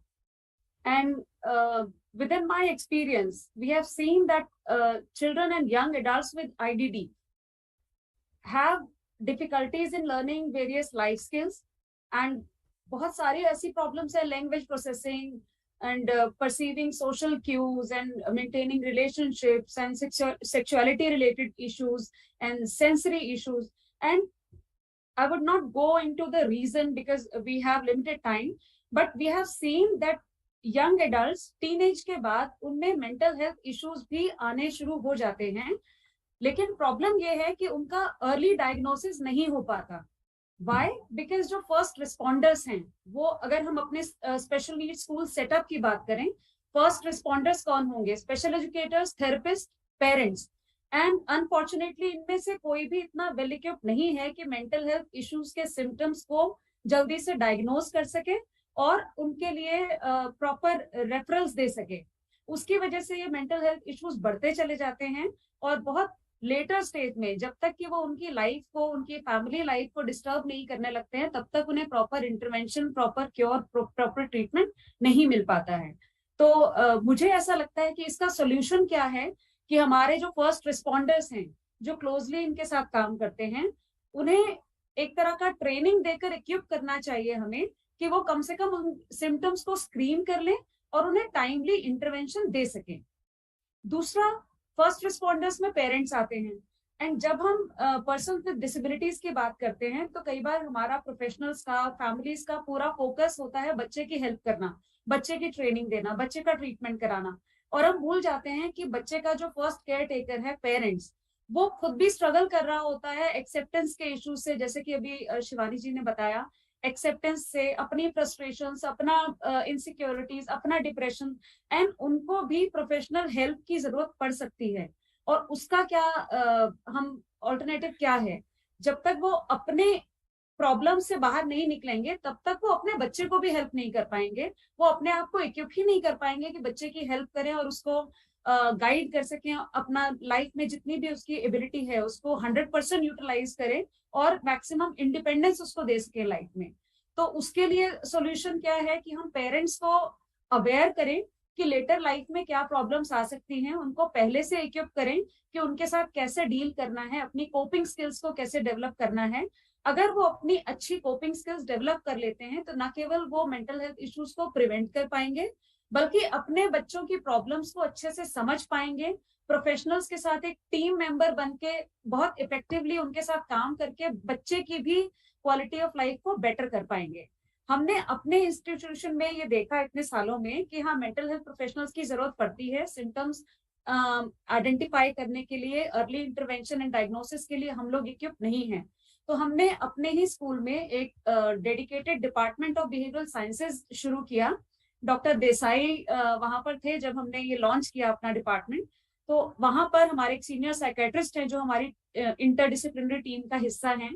उनके रहने से हमें एक ऐसा empowerment मिला है हमारी पूरी टीम को, पेरेंट्स को, कि जब भी हमें कोई कंफ्यूजन होता है कि बच्चे के किसी बिहेवियर इशू को हम देख रहे हैं तो हमें समझ में नहीं आता वो सेक्सुअलिटी रिलेटेड इशू है या वो बिहेवियरल इशू है या वो सेंसरी इशू है, तो हम, क्योंकि इजीली अप्रोचेबल है हमारे पास हमारे सीनियर साइकियाट्रिस्ट, उनको कंसल्ट करते हैं और प्रॉब्लम का बहुत बड़ा होने का वेट ना करके उसे टाइमली डायग्नोज करके, इंटरवीन करके उनकी हम हेल्प कर पाते हैं। तो आई रियली फील कि फर्स्ट रिस्पॉन्डर्स का ट्रेनिंग और उनका इतना इक्विप होना जरूरी है ताकि वो समय पर सिम्टम्स को देख के अर्ली आइडेंटिफिकेशन, डायग्नोसिस में फैमिलीज की और बच्चों की हेल्प कर सकें। एंड मुझे पता है टाइम बहुत कम है, बट मैं बस 2 लाइन कहना चाहूंगी। We need to stop just pulling people out of the river, we need to go upstream and find out why they are falling in. जब जैसे हम अपने स्कूल में काम कर रहे हैं, जब हम यंग पेरेंट्स को देखते हैं जिनका अभी अभी एनकाउंटर हुआ है डिसेबिलिटी से, अभी वो डिनायल और शॉक और एक्सेप्टेंस से ही स्ट्रगल कर रहे हैं बच्चे की, और हम ऑलरेडी काम कर रहे हैं उन पेरेंट्स के साथ जिनके बच्चे 30 या 40 साल के हो चुके हैं। हमें ऑलरेडी पता है कि ये यंग जो कपल है किन किन चीजों से स्ट्रगल कर रहा है। तो एज रिहैबिलिटेशन प्रोफेशनल न केवल हम बच्चे के साथ काम करें बल्कि हम पेरेंट्स और फैमिली के साथ भी काम करें, उन्हें भी एम्पावर करें, उन्हें अवेयर करें कि उन्हें एडिशनल सोशल और इमोशनल सपोर्ट की जरूरत है, रिस्पाइट केयर की जरूरत है और प्रोफेशनल गाइडेंस की जरूरत है, ताकि वो बच्चे के बिहेवियरल और जितने भी डिसेबिलिटी रिलेटेड इश्यूज हैं, चैलेंजेस हैं, उनके साथ इफेक्टिवली डील कर सकें और अपनी और बच्चे की क्वालिटी ऑफ लाइफ को इम्प्रूव कर सकें। Thank you, sir. That's all I have to say. I know there is a very limited time allotted to me. Thank you, Vandana ji. Thank you very much. जो सबसे अच्छी बात जो वंदना जी ने बोली कि जो फर्स्ट रिस्पॉन्डर्स हैं, कैसे उनकी ट्रेनिंग करी जाए, कैसे उनको इक्विप किया जाए, कैसे उनकी कॉम्पिटेंसी को बढ़ाया जाए, ताकि जो फर्स्ट रिस्पॉन्डर्स हैं वो अर्ली डायग्नोस कर पाए और डायग्नोसिस को बढ़ने ना दें। और कैसे अपनी इन हाउस ट्रेनिंग कैपेसिटी को एनहांस किया जाए। तो जैसे इन्होंने अपनी इन हाउस कैपेसिटी को बिल्डअप किया, ट्रेन करा, एनहांस किया, और ताकि वो अर्ली इंटरवीन करें और अर्ली टाइम पे सपोर्ट करें। और सबसे इंपॉर्टेंट पॉइंट है जो हमारे आज के थीम का भी है, फैमिलीज। हम अक्सर भूल जाते हैं कि जो उनका ध्यान रखता है उनका कौन ध्यान रख रहा है। सबसे इंपॉर्टेंट बात है, जो हमारे केयरर्स हैं, केयर टेकर्स हैं, उनकी कौन केयर कर रहा है, उनको कौन रिस्पाइट दे रहा है। जो शिवानी जी भी बोल रही थी पॉइंट, उनका कौन ध्यान रखता है, उनके गिल्ट को, उनके ब्लेम को, उनके अंदर जो सिन आता है, उनके अंदर जो मायूसी, डिप्रेशन आती है, उनको जो रात को नींद नहीं आती, वो अपने आप को उस ब्लेम में लड़ते रहते हैं, परेशान रहते हैं, उनको कौन संभालता है, वो इंपॉर्टेंट पॉइंट है। और कैसे पेरेंट्स को आगे के लिए तैयार करा जाए, कैसे उनको कोप अप करने, उनकी कोपिंग बढ़ाई जाए, ये बहुत इंपॉर्टेंट है। Correct sir? सर मैं तो यहाँ एक ही बात कहना चाहूंगा कि केयर ऑफ द केयरर्स आपने कहा, बहुत अच्छी चीज़ है, जरूरी है, बहुत जरूरी है, क्योंकि जो माता पिता में होता है वो बच्चे पर रिफ्लेक्ट होता है। कि हमारे यहाँ कहते हैं चाइल्ड लर्न्स द लैंग्वेज और learns the behaviour the family he lives in. जिस माहौल में बच्चा रहता है उस माहौल को सीखता है। तो सबसे पहले तो पेरेंट्स का वेलबींग होना बहुत जरूरी है। So the parents should understand the problem and accept it. Number एक, पेरेंट्स की ट्रेनिंग के साथ साथ बच्चे की भी ट्रेनिंग की बहुत जरूरत होती है कि बच्चों को मेंटल हेल्थ और वेलबींग के बारे में, अगर हम क्या अच्छा है क्या बुरा है उसके बारे में उसको हम बचपन से ही सिखाना शुरू कर दें, तो वो आगे प्रॉब्लम्स को हमारी कम कर देगा, पेरेंट्स की भी और बच्चों की भी। Thank you. Doctor Pubali, you are assistant professor Delhi University. Yes. With your rich experience, मैं आपसे जानना चाहूंगा कि जो हमारी थीम है psychological wellbeing and mental health for PWD and their families, आप कुछ सिंपल 4 या 5, वैसे वंदना जी ने भी बताया और शिवानी जी ने भी, 4 या 5 इंपॉर्टेंट टिप्स या important strategies how to enhance the psychological wellbeing and mental health of this particular population. मैं बस एक चीज, पहले तो सबको नमस्कार। मैं बस एक चीज आप सबके साथ शेयर करना चाहती हूँ, एंड आफ्टर दैट डेफिनेटली बहुत कम टाइम है, उसके बाद मैं बताऊंगी आपके क्वेश्चन को, because I feel that this is really important for all of you to know. We are talking about inclusion, but how inclusive is our society, particularly our school system. मैं मेरी एक, I am a teacher and teacher educator, मैं मेरी एक student, she is 12 years at that time and 12 years old girl, totally blind. मैं उसी की, मैं ये नैरेटिव उसी की है, उसी की बातों में मैं आपके साथ शेयर करना चाहती हूँ। आज भी मुझे मैडम ने डांटा, मैडम क्लास में आई और आके बोली पेज नंबर 22 खोलिए। She studying in an inclusive school. Okay, मैं क्या करूं, पेज नंबर 22 मैं ढूंढते जाए, साथ वाले सबको मेरे ब्रेल बुक में पेज नंबर 22 मुझे 35 मिनट में मिले नहीं। मैडम क्लास से जाने से समय मुझे बोल के गए, नेक्स्ट क्लास में अगर आप इस तरह से क्लास को डिस्टर्ब करोगे तो आप क्लास के बाहर होंगे। Now if I ask you, I know हम सभी बोलेंगे किसकी गलती है, हम सब पहले जिनकी बात करेंगे कि टीचर की गलती है, टीचर इनसेंसिटिव है। But if you see from the perspective of the teacher, वाकई में 35 मिनट में 40, 50, 60 बच्चों को पढ़ाना वो भी चैलेंज है। देन अच्छा, इस समस्या का क्या कोई सॉल्यूशन है? Very simple solution. You see, braille book में कभी भी प्रिंट बुक के पेज नंबर के साथ मैच नहीं हो सकता है। सो ब्रेल बुक के जहां पेज नंबर है उसके साथ हेडर या फुटर में कहीं कोने में प्रिंट बुक का भी पेज नंबर होना चाहिए। हमारे देश में ये नहीं है। हम इंक्लूशन की बात करते हैं। अच्छा, इसमें कितना खर्चा है? Low cost, in fact no cost, but it has an immense impact on the students with disabilities, visual impairment. तो इस तरह की जो छोटी छोटी चीज है, आई थिंक शिवानी जी ने पहले ही बताई थी कि हम चीजों को ज्यादा कॉम्प्लिकेटेड करते, हम सब एज, अप्लायंसेस, रैम्प और लिफ्ट के बारे में बात करते, बट ये छोटी सी चीज एक छोटा सा मॉडिफिकेशन सच में बहुत बड़ा बदलाव ला सकते हैं। यू कैन इमेजिन कि बच्चे स्कूल जाना पसंद करेंगे और ये जो छोटे छोटे चीजें होती है स्कूल में, that will definitely increase their stress level and affect their mental health. मैं उम्मीद करूंगी कि इस पे हम सब मिलके थोड़ा सा सोचेंगे और अगर टाइम परमिट करे तो मैं बात करूंगी और एक इंसिडेंट शेयर कर सकती हूँ, नहीं परमिट करे तो नहीं करूंगी, आगे वालों को बोलने देना है था। मैम उसको आप जरूर बताइए, बहुत अच्छी बातें बता रही हैं, आपको ब्रीफ उसको थोड़ा। ठीक है, it is also again another experience, हमारे पास और क्या है, एक्सपीरियंस ही है। देखिए क्लास में एक दिन बहुत बड़ा एक मुश्किल हो गया। I was a coordinator at that time in a school, in a public school, public inclusive school. क्या हुआ ना, बच्चा बोल रहे हैं, बच्चा that student is suffering from albinism. जो लो विजन होते हैं उनके लिए मेन प्रॉब्लम ग्लेयर का होती है ना। बच्चे बोल रहे हैं कि मुझे सेकेंड बेंच के यहाँ बैठना है, but the teacher is saying नहीं, आप फर्स्ट बेंच में ये कोने के विंडो में के पास बैठना है, बिकॉज आपको दिखाई नहीं देता है और आपको यही से ही सुविधा होगा। जब मैं वहां जाके उनको समझाया कि एक्चुअली वहां से लाइट जब आ रहे हैं ब्लैक बोर्ड में, उनको देखने में दिक्कत हो रहे है, बट दैट पर्टिकुलर जहाँ बच्चे बोल रहे हैं वहां उनको दिक्कत नहीं हो रहे। अच्छा ऐसा क्यों है, टीचर ऐसे क्यों बोल रहे हैं? क्योंकि गाइडलाइंस में लिखा हुआ है कहीं कि पर्सन चिल्ड्रन विद डिसेबिलिटी को फर्स्ट बेंच में बिठाना है तो फर्स्ट बेंच में बिठाना है। अच्छा इसमें क्या पूरा गलती टीचर की ही है? मुझे नहीं लगता है, क्योंकि हमारे जो जनरल बीएड है उसमें स्पेशल एजुकेशन की कंपोनेंट सिर्फ 50 नंबर की है and that two is optional. तो टीचर भी, रेगुलर टीचर भी तो इसी सोसाइटी की ही पार्ट है ना।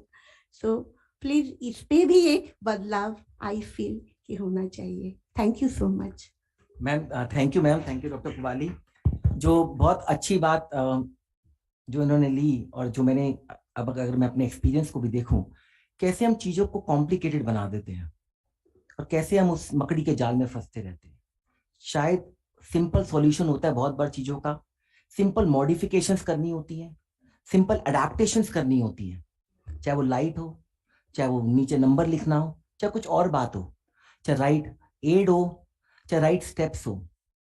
बहुत बार, और मैंने बहुत बच्चों के बिहेवियर में देखा है, बहुत बार पेरेंट्स पूछते हैं कि घर में आते बच्चा इतना आतंक क्यों मचाता है। जब घर के बाहर होता है या मॉल में होता है या किसी ट्रेनर के साथ होता है या किसी अगर रिट्रीट में होता है या कहीं बाहर जा होता है तो इतना शांत होता है। हम माँ बाप को देखते क्यों, इसके क्या हो जाता है, चौके चक्के से क्यों छूट जाते हैं, क्यों इतना अग्रेसिव हो जाता है। तो small small adaptations bye parents can make a difference. So in the end simplicity can bring best in your families and bring best in your life. लेकिन उसे ढूंढना हमारा काम है, कैसे हम उस सिंपल मॉडिफिकेशन ला सकते हैं, कर सकते हैं। ये डॉक्टर पुबाली के मैसेजेस सर।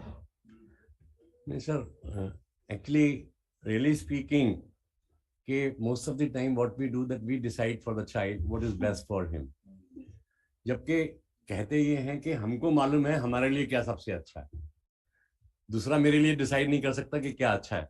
तो जो वाली जी ने कहा कि भाई लॉ में लिखा हुआ है फर्स्ट लाइन में बिठाना, तो उसकी जगह उसको हम चेंज कर सकते हैं, the place suitable and comfortable for the child, he should be made to sit here. We can allow him to sit there where he wants. He wants in the first row or second row or in the middle, wherever. So whatever is comfortable for the child, we can just change a line in the law. So we can suggest, and that can be done. That's not a big thing. Thank you. Yeah, please. Please sir. Flexibility. Yes. लचीलापन बहुत जरूरी है। अब Mrs Indu Sharma ji, आप independent consultant है education की। मेरा आपसे सवाल ये कि हम बात करते हैं एजुकेशन की, हम मेंटल हेल्थ को इंटीग्रेट क्यों नहीं कर सकते शुरू से? हम उस वक्त की वेट क्यों करते हैं कि जहाँ पे मेंटल हेल्थ, मेंटल इलनेस या मेंटल चैलेंजेस आ जाएं? तो क्या हमारे करिकुलम में, हमारे सिस्टम के अंदर फ्रॉम स्टार्टिंग, बहुत लोग मुझसे पूछते हैं कि कब हम मेंटल हेल्थ के बारे में बात करें। मैं तो कहता हूँ डे 1 से करिए, है ना, उसके डेवलपमेंटल पर्सपेक्टिव से करिए। तो आपके मुताबिक how can we integrate and what steps can be taken by the system, और what is your thought on this whole thing?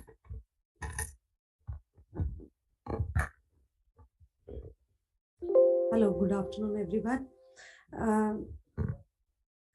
First, I would like to thank the organizers for giving me the opportunity to speak at the symposium.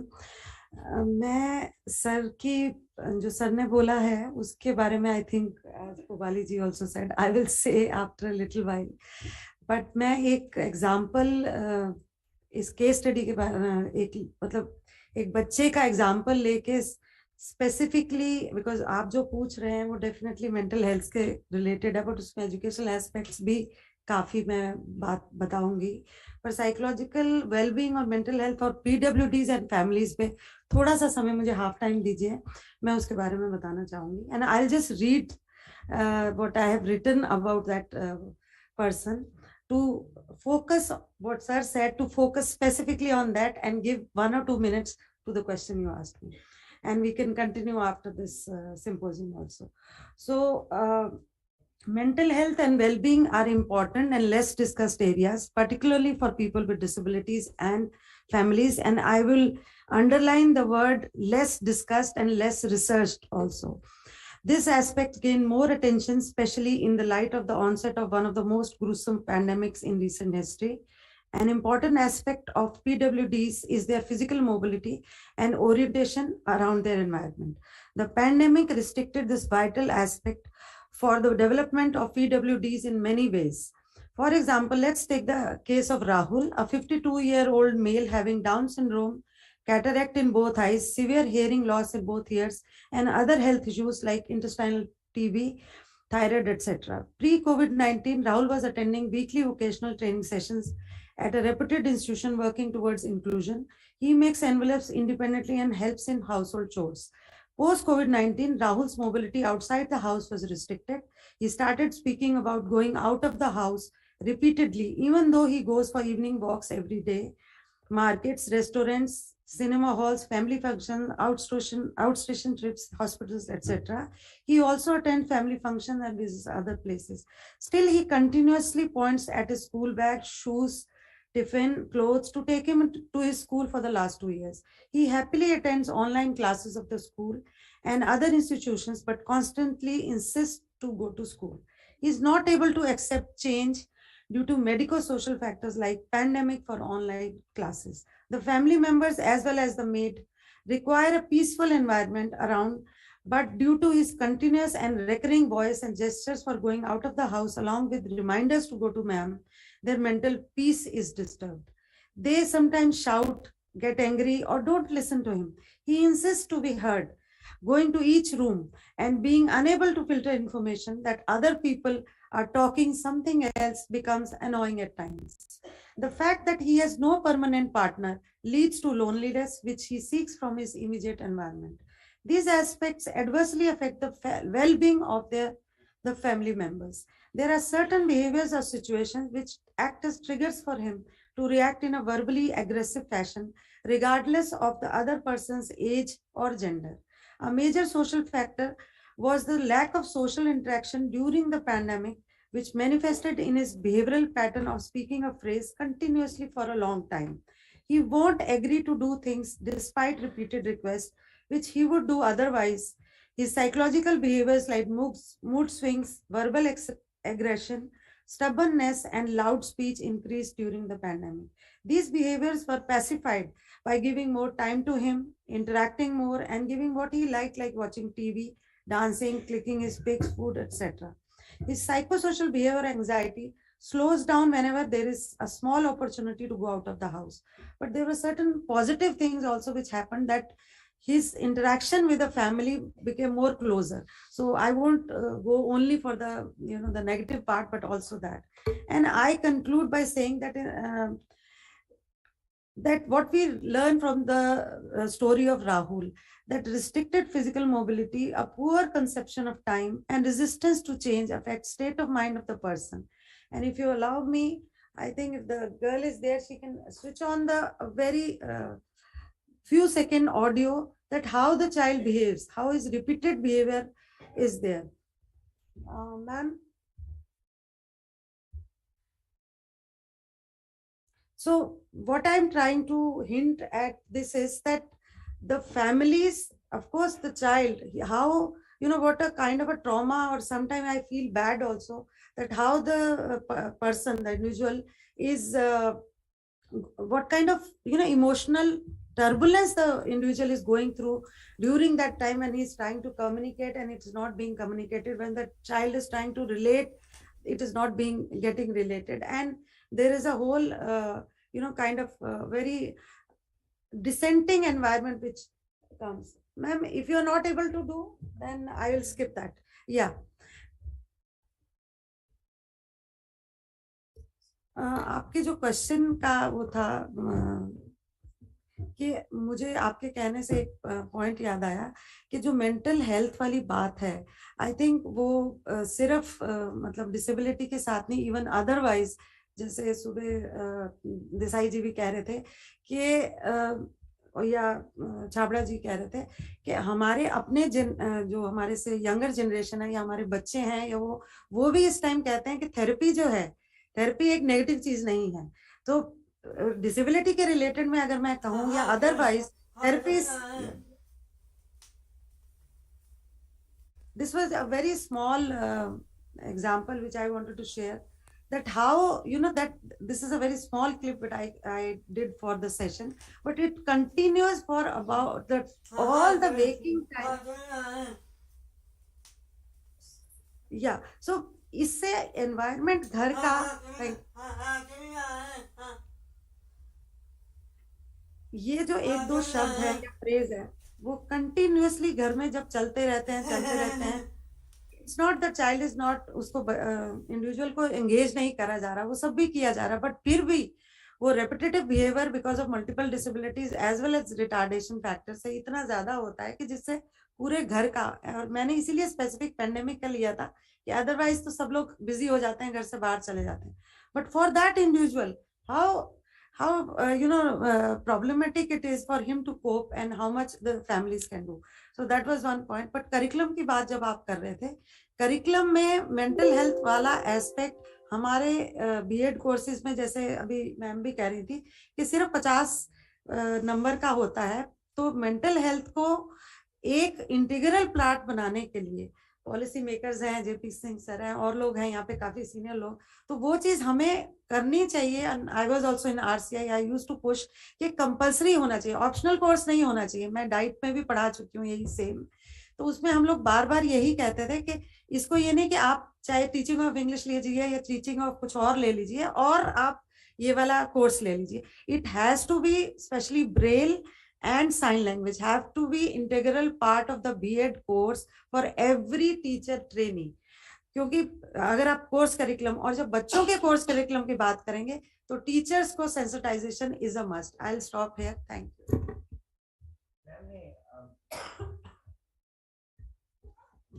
जो ma'am ने अपने experience से highlight करने की कोशिश करी वो था कि कैसे कोविड ने हमारी मेंटल हेल्थ इश्यूज को इम्पैक्ट किया, कैसे लोनलीनेस को और इमोबिलाइजेशन को, कैसे उसने हमारी मेंटल हेल्थ की चैलेंजेस को बढ़ाया, कैसे लैक ऑफ अपॉर्चुनिटी ने, लैक ऑफ कनेक्शन ने, कैसे हमारे अंदर लोनलीनेस और हमारे अंदर एक सूनापन क्रिएट करा जिससे काफी लोग परेशान हुए. तो कोविड का इम्पैक्ट था. और जैसे वो कह रही थी कि करिकुलम को इंटीग्रेट होना चाहिए, from it should B not be optional, compulsory होना चाहिए, और इसके लिए पॉलिसी मेकर्स का एक इंपॉर्टेंट डिसीजन होना चाहिए, और तभी हम इस चीज को आगे लेके जा पाएंगे. सर एक्चुअली कहते हैं कि अगर मेरा शरीर स्वस्थ है तो मेरा मन स्वस्थ है. तो जब हम वेलबींग की बात करते हैं तो चिल्ड्रन विद डिसेबिलिटीज जो हैं और उनकी फैमिलीज जो हैं, पहले they should take care of their health problems. Health related problems नहीं होगी तो अगर स्वास्थ्य संबंधी समस्याएं नहीं है तो मन संबंधी समस्याएं भी नहीं होंगी. देन दूसरी बात यह है कि wellbeing is what is just a feeling. हाँ, मैं बहुत खुश हूँ, मगर क्यों, जैसे वो डॉक्टर छाबड़ा कह रहे थे ना, हमको ब्रेन तो मालूम है अगर माइंड का ये नहीं मालूम है. तो ऐसे ही मैं खुश हूँ, मगर क्यों खुश हूँ, तो it's just a wellbeing is just a feeling. तो हमको उनके अंदर ये फीलिंग डेवलप करनी है कि वो महसूस करें हाँ मैं हूँ. Thank you. Rashmi Singh ji, Rashmi Singh ji brand enhancement officer है मानव रचना में, तो मैम मुझे मेरा आपसे ये सवाल है जी कि जब डिसेबिलिटी की बात करते हैं तो हमारा फोकस उस इंडिविजुअल पे ही रहता है, इंडिविजुअल विद डिसेबिलिटी, करेक्ट, चाहे वो अलग अलग चाहे डिसेबिलिटीज है। सो हम फैमिलीज पे इतना ध्यान नहीं देते। So what can we do कि हम शुरू से फैमिलीज के वेलबींग और फैमिलीज की मेंटल हेल्थ और साइकोलॉजिकल वेलबींग को फोकस में ला सके। हम फोकस में तब लाते हैं जब बहुत बहुत एंड में, तब सोचते हैं कोई केयर टेकर भी है, उसका भी ध्यान रख लें।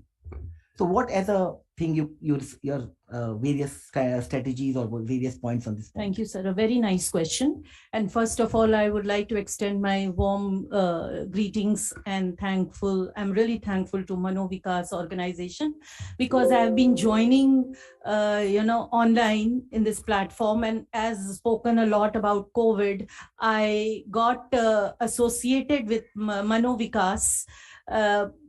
I think after COVID only, because as everybody was feeling left out, even I was feeling somewhere left out, somewhere bereft, wanted to associate with somebody, wanted to speak with somebody.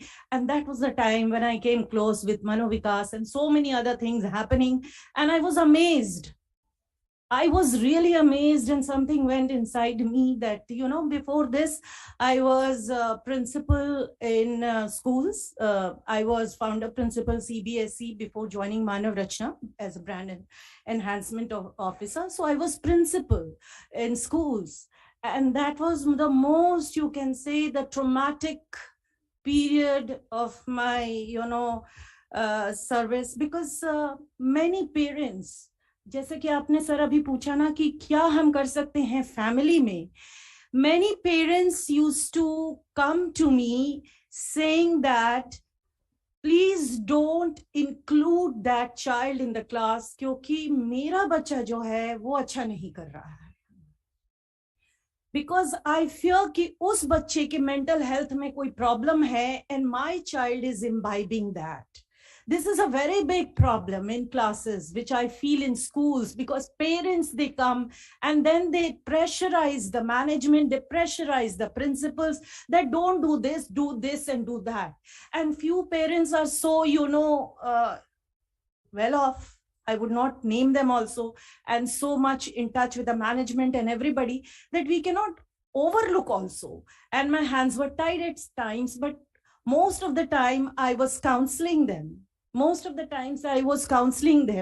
I think more than WD families and parents, I think those who are, those who profess themselves to be normal, they should be actually treated.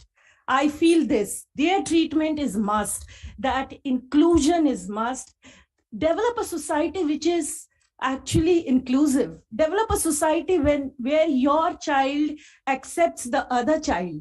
And then, in a bouquet, we have different kind of flowers. Develop that way. Why are you always segregating, making columns, putting your child here, putting your child there? Right now, I was reading somewhere that in IIT Delhi, a parent was asking for a flat for his child, because he had competed somewhere, he had topped somewhere, he had, so he would be they were just assuming that he would be getting a big, package or something. But what will happen if the COVID comes and then everything is shattered? So shouldn't he be trained from the very beginning to associate with the less privileged children, as we are calling them, the less privileged children, and they're more privileged? So this is what I am totally in favor of, inclusive society. And this is what I want to bring. And this is what I wanted to talk to you. I won't take much time. Thank you so much. Anything else which you'd like to ask, sir? Because और मैं यही कहना चाहती थी कि उनके families को हमें ज्यादा करना पड़ेगा, क्योंकि एक इंडियन अगर अमेरिका में जाता है, अगर बॉर्न होता है, तो वो बचपन से ही अंग्रेजी बोलता है, और कोई अमेरिकन यहाँ अगर बिहार में ले जाओ तो बचपन से भोजपुरी बोलेगा, तो उनको ट्रेन कीजिए ना उस तरीके से सोसाइटी को. Thank you. Rashmi ji, thank you very much. तो रश्मि जी का एम्फेसिस था कैसे हम इंक्लूसिव सोसाइटी क्रिएट करें, कैसे लोगों के अंदर जो फियर है, जो बाकी पेरेंट्स में एक एंटीसिपेटरी एंजाइटी होती है कि मेरा बच्चा उन बच्चों के साथ रहेगा तो क्या होगा, उस चीज पे काम करें, और कैसे हम पूरे सिस्टम के अंदर एक अवेयरनेस क्रिएट करें. जैसे इन्होंने बोला कि शुरुआत से ही हमारे अंदर एक्सेप्टेंस हो, अवेयरनेस हो और एक्नॉलेजमेंट हो। ये 3 ए जो बहुत इंपॉर्टेंट है, जिसे मैं मानता हूँ, तभी हम राइट एक्शन ले पाते हैं। चौथा ए जो है, तो ये इंपॉर्टेंट चीज है जो, और ये भी मेरे को एक पेरेंट ने सिखाया था जिसका बेटा मेरी केयर में पिछले 15 साल से है, ऑटिज्म है, और वो काफी बड़ा हो गया अब तो, करेक्ट। उसी ने मुझे 4 ए सिखाए थे, 3 सिखाए थे, चौथा मैंने अपने आप ऐड कराए। तो ये है, तो मैं उसको ऑलवेज याद करता हूँ जब भी मैं किसी डिसेबिलिटी सेक्टर में बात करता हूँ। सर, आपका कोई पॉइंट? सर, सबसे पहली बात तो ये कहूंगा कि a child is a child first than anything else. जो हम टैग लगा देते हैं ना, वो टैग लगाना हमारे को बंद कर देना चाहिए कि मेरे बच्चे का नाम ये है, ही हैज ऑटिज्म। भाई सिर्फ बच्चे का नाम बताओ ना, हमने ये थोड़ी पूछा उसको क्या है। तो पहले तो फैमिली को ये सीखना चाहिएगा जी। नंबर 1 बात। नंबर दूसरी बात क्या है कि जैसे ही फैमिली को ये पता लगता है कि my child has got this this this, वो हाथ खड़ा कर देते हैं, इसके साथ तो मेरे को काम करना नहीं है। And I guarantee that there is nobody more clever than a mother. माँ से चतुर इस दुनिया में कोई व्यक्ति है नहीं। वो बच्चों से वो काम करा लेती है जो सारी दुनिया नहीं करा सकती है। तो अगर माँ ये कहती है कि मैं नहीं कर सकती हूँ, तो बहुत मुश्किल बात है। तो मदर्स को हम ट्रेनिंग दें, ये जरूरत नहीं है। मदर्स को हमें ट्रेनिंग देनी चाहिए कि भाई इन बच्चों को हम कैसे करते हैं। The mother should train professionals because they are equipped with everything to deal with children. क्या है उसमें थोड़ा सा अंतर है ना, तो वो अंतर नहीं, इसलिए उसको हम बच्चा समझें और बच्चा समझ करके जो हमको बच्चों के साथ में करना है वो हम करते रहें विद गाइडेंस फ्रॉम स्पेशलिस्ट। वो हम उसमें ऐड कर सकते हैं। जो लचीलेपन की बात करिए, वो फ्लेक्सिबिलिटी हमारे को डॉक्टर साहब ने कहा था, तो फ्लेक्सिबिलिटी हमारे को लानी पड़ेगी। Thank you very much. Javed ji, आप हमारे साथ हैं? जावेद जी या स्मिता जी? बिल्कुल सर, बिल्कुल सर। कहाँ है sir? Hi everyone, this is Javed. Javed ji, Javed ji, Javed Ahmed का डिसेबिलिटी राइट्स एक्टिविस्ट हैं जम्मू कश्मीर में। मेरे से आपसे बहुत ब्रीफ सवाल है, क्योंकि हमारे पास टाइम की थोड़ी कमी है, तो बहुत ब्रीफ सवाल ये रहेगा आपसे कि जैसे हम डिसेबिलिटी में राइट बेस्ड अप्रोच की बात करते हैं, तो क्या हम इस डिसेबिलिटी सेक्टर में हम मेंटल हेल्थ के लिए राइट बेस्ड अप्रोच की बात नहीं कर सकते? हम दोनों को एक साथ नहीं जोड़ सकते? Yes, definitely we should do that, but that is not happening all over the India. And what we see that we have a lot of issues. Am I audible, sir? हाँ जी, बिल्कुल, बहुत बहुत साफ आ रही है आपकी आवाज। बिल्कुल। And basically what previous this person said in the panel, that when we come to know that we have a child with disability, we give free hands. It is happening all around. And when a doctor declares that there is a mental health issue with the child, it is seen that now he has no role, but he is a liability, he's a parasite, he has to do what he will be trained or what he will be said. But we have never assessed and given a child opportunity to live like a general child, a non-disabled child having no disability. We never give him the emotional support of what other family members are getting, and we never treat him as a best unit of our family, so that he too becomes contributor in future. And the whole responsibility lies on us, that we don't give him the rights. We neglect his rights, we snap his rights, and we always try to be lamenting that he can't. And that is how the life of a child starts. As everyone has defined the mental health among the children, I would like to go towards the adults, because the time is very less. I want to go towards a woman with mental health issues. As I live in J&K, and there is a conflict in J&K from last 35 years, what has been seen that women with mental health issues are not, the child with mental health issues, females, are not getting the proper rehabilitation, education, and employment is very far off, and activities of daily living training is not given to them. And finally, what happens when the women with disabilities reach to age of 40, they get loss of parental support. they are given free hands, and they always roam around in near the shrines, near the temple, near the mosques, near the Peer Babas, and hence they remain at the risk. I have so many case studies. I will talk about one. A woman with mental disability roamed around in district Gandarbal, J&K. She was raped near a shrine, and she, after 9 months, she was going to deliver a baby. She gave birth in open to the baby because no one cared about her. And finally, the baby was. Please, 1 minute में आप finish करें. And finally, the baby was eaten by the dogs. And in case of the crisis or the risky situations, so many adults with disabilities, they live in on the footpaths. They have same dressing during the winter and summer. As the winter is very cold in Kashmir, we see them in the same parent in summer and winter, and nobody cares about their mental, their general healthcare system. Nobody gives them the medicines of psychiatry. There is no support system for them from the like the homes, care homes. And in conflict, we saw so many persons with mental health issues, mental disabilities were killed because they couldn't beacon during the night. They couldn't respond to the beacons of the security people, and they got killed. And there are problems with the caregivers also. Sometimes caregivers neglect them because the caregivers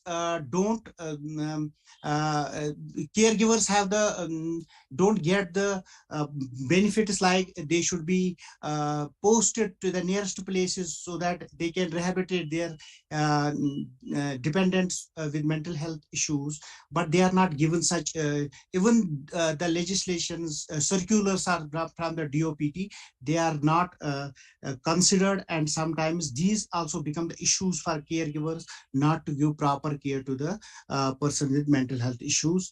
I was going to say a lot about these things, but due to scarcity of time, I am given 1 minute, and I have already crossed that.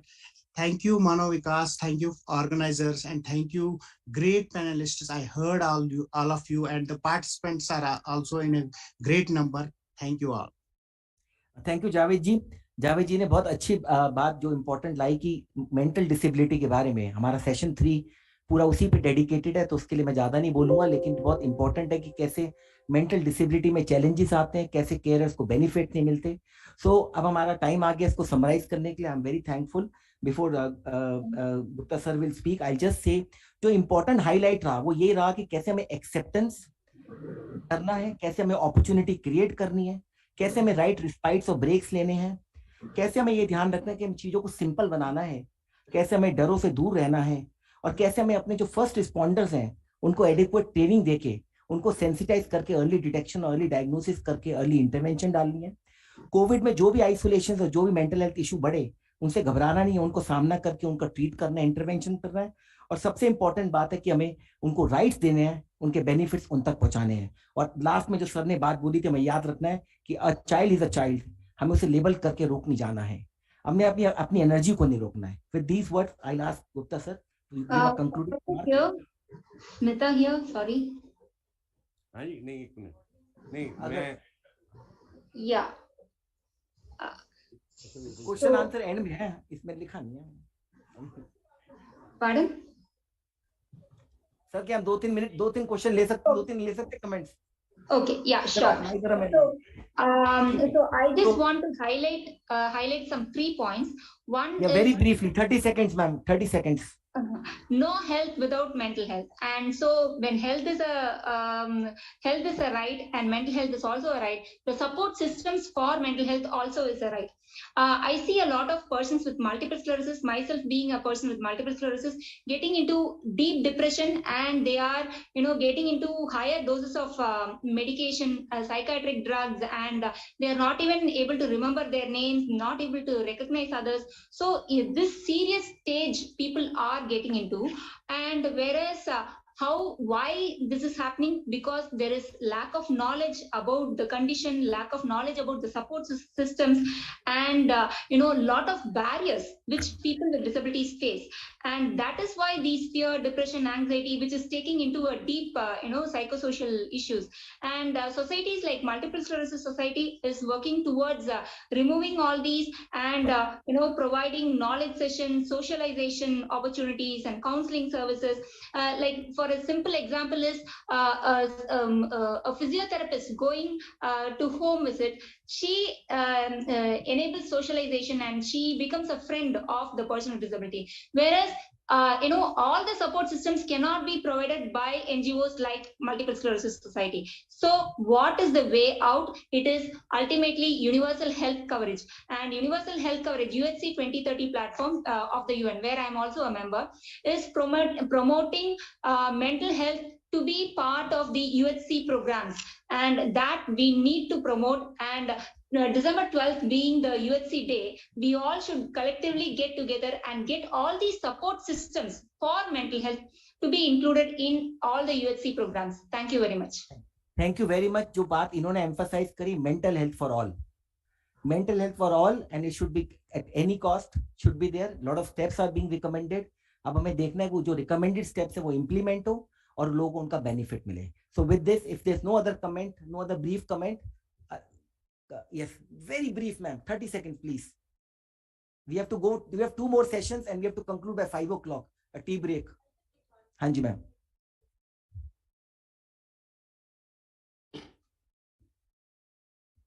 Thank you so much, sir. Here we are talking about the psychosocial support. I think we are missing one very important psychosocial support here when the children are being abused. And since I work in an NGO who provides psychosocial and legal support to children who have been victims of sexual abuse, and on a daily basis, I come across cases of children with special needs. What I'm just giving a suggestion, if the platform can take up the empanelment of special educators and sign language interpreters to be provided to child welfare committees, JJBs, and to the special courts in POCSO, so that the children can depose well. So that is one suggestion if Manovikas Charitable Society can take up, because of this, children's testimonies are getting delayed for years. So that is just one suggestion. Very good point. Well taken, ma'am. Thank you very much. For the sign language interpreter, I will say that the Ministry of Social Justice and Empowerment, Department of Empowerment Persons with Disability, they have established an institute for ISL RTC, Indian Institute for Sign Language Training and Research. So वो वहां पर आप sign language interpreter के लिए yes okay thank you so much sir, thank you so much. Obviously child sexual abuse for children with disabilities is a huge issue. Thank you very much. हाँ जी. So और कोई आप कुछ कह रहे थे? ठीक. So I think absolutely very much. Sir conclude करिए. नहीं एक्चुअली अभी पीछे एक बात उठी थी राइट बेस्ड सोसाइटी की.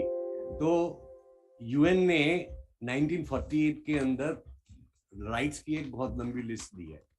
उसके बाद में 2006 में यूएनसीआरपीडी आया, that is completely on right based approach, पूरा राइट बेस है. उसके बाद में जो act persons with disability act आया 2016 में, that is also on right based approach. उसमें डिसेबल्ड के पूरे राइट्स को अपने ध्यान में रखा हुआ है. अगर राइट्स के ऊपर हम मेंटल हेल्थ के ऊपर एक टॉपिक हमारे पास में होना चाहिए हमारे कोर्सेज के अंदर जितने भी हैं एट ऑल लेवल्स. नॉट एक वो यूनिट डाल दिया, it should be a full chapter, full course. Now they RCI says instead of paper they say full course. तो ये फुल कोर्स हमारे पास में होना चाहिए in all courses like a core course. For every stage we have got core courses, core papers. So this should be one of the core papers. Thank you very much. Thank you. Thank you everyone for your patient listening. Thank you very much. Thank you all the panelists. That all panelists were great. Gupta is a retired RTI officer, but Dr. Deepak Gupta I introduced initially. He is a very senior, experienced psychiatrist who is really largely into these social issues. And so, thanks Deepak and Gupta ji. Thank you very much. Thank you so much. We have a very good panel for second topic. नहीं बात कर रहा है, सुन लो यार, सुनाई दे रहा है ना, माइक की छोड़ो ना. Let be business like I said at the start.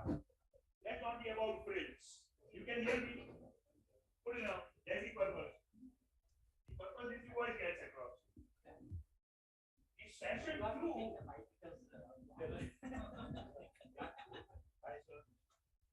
Dr. Roma Kumar, a very senior experienced. Dr.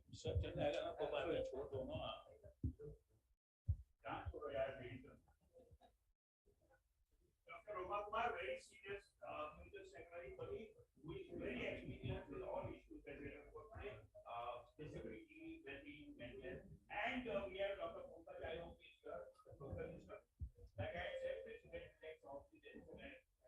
And you are very illustrious panel. Some of them on the panel are already waiting. I think. You finished?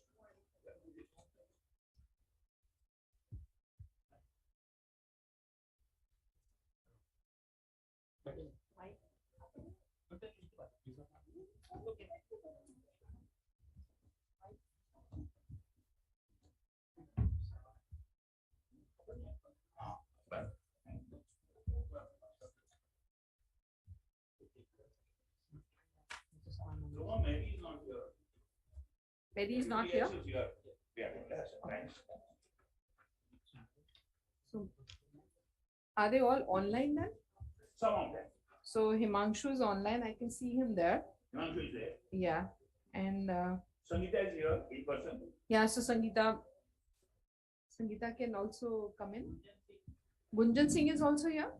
Yes, ma'am. I'm online. I'm present. Okay, Good you're afternoon, everyone. Yes, ma'am. Good afternoon. So how many are there now? So we. Sangeeta is offline. Yeah. And then Aruka ma'am is there. Mansu Dasar is there. Okay. Sumitra Prasad is there. Anisha Nair is there. They all there. And Gunjan Singh is also there. All right. Yes, ma'am. All right. So good afternoon, everyone, and thank you Alok ji and Nimesh ji for always getting me here on this dais. I love being here and talking about disabilities and the mental health issues. We have a very august gathering over here, and we have people who are really well known and renowned in their fields. So I'm not really going to focus too much on talking about the topic, because I'm sure the people who are going to be invited to talk, they will make more conversations around the topic that we have. And that topic is social and psychological factors, inclusive living for intellectual disabilities. Now, we've already heard about a lot on inclusion right from the time that we began. I think we should just carry on, and I think Dr. Pankaj, you can take it over from here. Yeah. Thank you, Desai sir, and thank you, Mano Vikas, and for having me here amongst yourselves. And now with Dr. Desai sir's introduction session and Dr. Deepak's session, they set the ball rolling, and it's now we all are in the process. We are thinking, intriguing, and thought process is going really high. So as just our topic says, social and psychological factors, inclusive living for PIDD. So this is a very important aspect, because we all know persons with PIDD are often discriminated. They're not given equal opportunities in the society, for work, for living, and for residences. And the lot of research has found living is a very important aspect. Even UN defines the rights of persons with disabilities as is based on the principle of non-discrimination, equal opportunities, and accessibility. And it is aimed at promoting, protecting, and ensuring the full and equal employment of all human rights and fundamental freedoms by all persons with disabilities. This is what UN says about disabilities. So this would be a real nice picture to be in reality, but sadly this is not reality. So that's why the session is here. Now I open the session for discussion, so we can take up from our panelists. So to start with, I would request Ms. Sangeeta ji to put her thoughts on this topic, please. Hello all and good afternoon. मैं आज जो मेरा experience है on the behalf of मनोविकास, बहुत नहीं बोलूंगी, 2-3 चीज बोलूंगी जो रियल हम लोग करते हैं. I just explain that. जहां तक इंक्लूजन की बात है, तो मुझे लगता है कि इंक्लूसिवनेस जो है, हमें सबसे पहले अपने अंदर से स्टार्ट करना होगा. अगर हम अपने अंदर से इंक्लूसिवनेस स्टार्ट करेंगे, तभी हम PIDD को और हर चीजों में इंक्लूड करना सीखेंगे. एक छोटा सा एग्जांपल देना चाहूंगी. ऑन द 2018 हम लोगों ने हाई सपोर्ट नीड के साथ, हमारा एक पूरा ग्रुप था हाई सपोर्ट नीड, जहां हम लोग क्वालिटी ऑफ लाइफ के लिए काम करते थे। और वो ग्रुप जो हाई सपोर्ट नेट था, वहां बहुत ऐसी चीज होती थी जहां बच्चों को, लोगों को, पर्सन्स को जरूरत होती थी सोसाइटी में मिलने की, सोसाइटी के साथ इंटरैक्शन करने की, और पेरेंट्स का भी बहुत सारा क्वेश्चन होता था कि कैसे ये करें। वहां हम लोगों ने एक पीयर फैमिली आउटिंग का एक प्लान किया। पीयर फैमिली आउटिंग में हम लोग क्या करते थे कि हमारे पास जितने भी हाई सपोर्ट नेट थे, उन सारे फैमिली मेंबर्स को ये इंट्रोडक्शन देते थे कि आज ये सारे स्टूडेंट्स PIDD आपके घर विजिट करेंगे। इस विजिट से ऐसा होता था कि उस फैमिली मेंबर को, उस पर्टिकुलर पेरेंट्स को हम लोग कहते थे कि आप जितने भी अपने रिलेटिव्स हैं, अपने नेबरहुड के लोग हैं, उन सभी को आप इनवाइट करो। सोसाइटी में जितने आपके, मतलब आपको ये मालूम होना चाहिए कि उस फैमिली में एक PIDD है। और कई बार ऐसा होता है कि फैमिली में उस PIDD के लिए बहुत ही एक लिमिट ये ऐसी हो जाती है कि और सारे रिलेटिव नहीं जान पाते, नेबरहुड नहीं जान पाते हैं उस PIDD के बारे में। तो जब हमने ये पेयर आउटिंग विजिट का प्लान किया, तो जितने भी हाई सपोर्ट नीड थे, ये पहला एक्सपेरिमेंट था बेसिकली। तो हाई सपोर्ट नीड के पेरेंट्स के घर जा करके वहां हमारे बच्चे टाइम स्पेंड करते थे उनके नेबरहुड के साथ, उनके रिलेटिव्स के साथ और उनके सिबलिंग्स के साथ। जब ऐसा किया तो ऐसा देखने से ये आया कि पेरेंट्स को भी ये रियलाइज होगा, कई बार पेरेंट्स सोचते हैं नहीं मेरे बच्चे के अंदर बहुत ज्यादा प्रॉब्लम है, तो और दूसरे बच्चों को देखने के साथ उसके अंदर ये फीलिंग आई कि नहीं मेरा बच्चा तो ये कर सकता है, शायद वो बच्चा नहीं कर सकता। आई जस्ट एक कंपेयर वो करने लगे वहां पर कि ऐसा होता है। तो ये हमारा एक्सपेरिमेंट विदिन 1 ईयर हम लोगों ने ये चलाया, और ऐसा करने से हमें ये लगा और बच्चे भी ये जाने कि अच्छा ये मेरा दोस्त है, ये मेरे दोस्त आज मेरे घर में आए हैं। सोसाइटी को भी ये नोन हुआ कि अच्छा इस बच्चे का, इस पर्टिकुलर PIDD की भी अपनी अपनी गैदरिंग है, अपना एक कल्चर है, अपनी एक पूरी सोसाइटी उसकी भी है। तो ये जो एक्सपेरिमेंट था बहुत दिन हम लोगों ने ऐसा चलाया, और जो भी पेरेंट्स को एक रिलीफ मिला ये सारा चीज देख करके। वो पेरेंट्स भी हमारे साथ, कई बार तो ऐसा हुआ मैं पेरेंट्स को रिक्वेस्ट करती थी कि आप भी चलो दूसरे स्टूडेंट्स के पास, दूसरे PIDD के घर, उनके घर जाके आप देखो कि कैसा ये होता है। तो ये एक बहुत बड़ा, मतलब आई जस्ट पर्सनल एक्सपीरियंस मैं ये शेयर की, और ये एक्सपेरिमेंट हमने बहुत दिन तक किया और ये चेंजेस आए। सेकेंड एक्सपेरिमेंट मैं ये बता रही हूँ कि इंक्लूसिवनेस की जब बात होती है और इंक्लूजन की बात होती है तो घर से शुरू होती है चीजें। मैं मनोविकास में, मैं आज पर्सनली कह रही हूँ, मेरे पास अभी भी यहाँ 3 ऐसे लोग बैठे हुए हैं जो PIDD है, और मैंने उसे हायर किया अपने यहाँ, और विद सैलरी हमें उसे मतलब दे रहे हैं, और वो आगे काफी बढ़ रहा है। ये बहुत बड़ा एक्सपीरियंस है। तो मुझे लगता है कि इंक्लूजन की बात अगर घर से नहीं शुरू होगी तो आगे बढ़ना बहुत मुश्किल है। Second thing and third thing में, और उससे क्या होता है कि एक सोशल गैदरिंग होती है, एक कल्चरल, बहुत सारे ऐसे चीज में हम इनको इन्वॉल्व करते हैं। कल्चरल प्रोग्राम हो गया, आउटिंग होती है, तो बहुत सारे चीज में कई बार प्लानिंग होती है, कुछ भी प्लानिंग होती है उसमें हम इन्वॉल्व करते हैं। इवन कि हमारे गवर्निंग बॉडी मेंबर्स में भी PIDD लोग हम लोगों ने शामिल किया है। ऑलरेडी ऑनलाइन है, मनोज आप देख सकते हैं, ईच एंड एवरी प्रोग्राम में वो हमारे साथ रहते हैं, हर प्लानिंग में वो साथ रहते हैं, हर चीज डिजाइन करने के पहले we will discuss to the Manoj कि ये हो रहा है, व्हाट्स योर आपका क्या व्यू है, तो ये करते हैं। एंड सेकेंड थिंग, इन जितनी भी जो भी एक्सपेरिमेंट चले, हमने वहां पे एक चीज के लिए बहुत अलर्ट रहे हम लोग कि we always use inclusive language, ऐसा डिस्कशन जहां की बात हो रही है तो every PIDD will be include in that particular discussion, that particular plan. तो ये होना बहुत जरूरी है। जब भी डिस्कशन होती थी तो एक टेबल पर डिस्कशन होता था और जरूर उनके पास हम जाते थे और ये बात करते थे। तो मेरा एक सजेशन ये है, यहाँ मैं बोल रही हूँ कि क्यों ना हम सेलिब्रेशन ऑफ इंक्लूसिव डे करें, जैसे इंक्लूसिव एजुकेशन करते हैं, inclusive dance, inclusive outing, inclusive travelling, whatever, बहुत सारी चीजें। तो ये अगर करे और घर से शुरू करे तो शायद हम बहुत आगे निकल जाए। This is only the real life experience जो मैंने यहाँ पे share किया। Thank you, Sangeeta. That was really very nice and you stated everything very, very beautifully.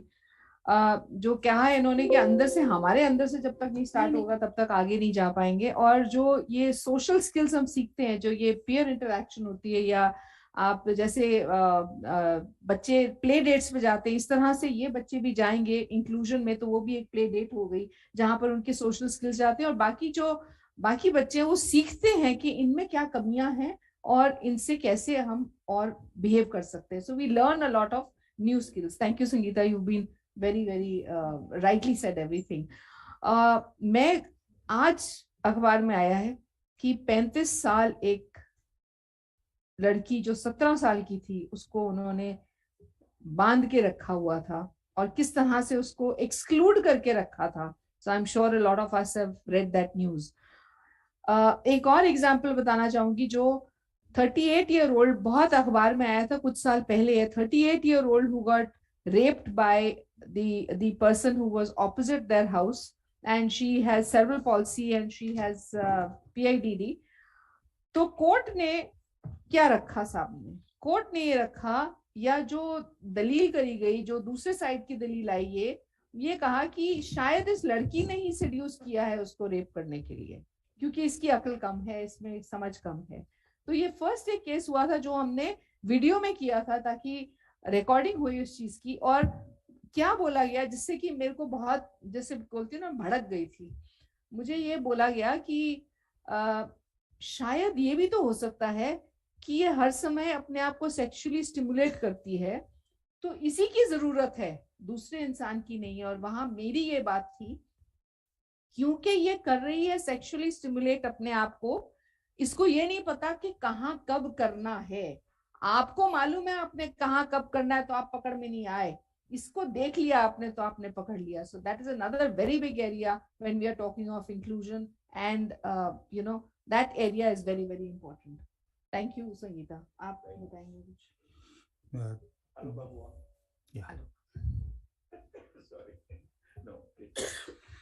जैसे संगीता जी ने बिल्कुल ठीक खोला, शुरुआत घर से ही होती है और हमें वहां से करनी पड़ेगी. Not taking much time because we are limited in time and we are running short of time. I would like next panelist to put in their views. Mrs. Aloka Guwaji, please. Can you please, ma'am, can you tell something on this topic?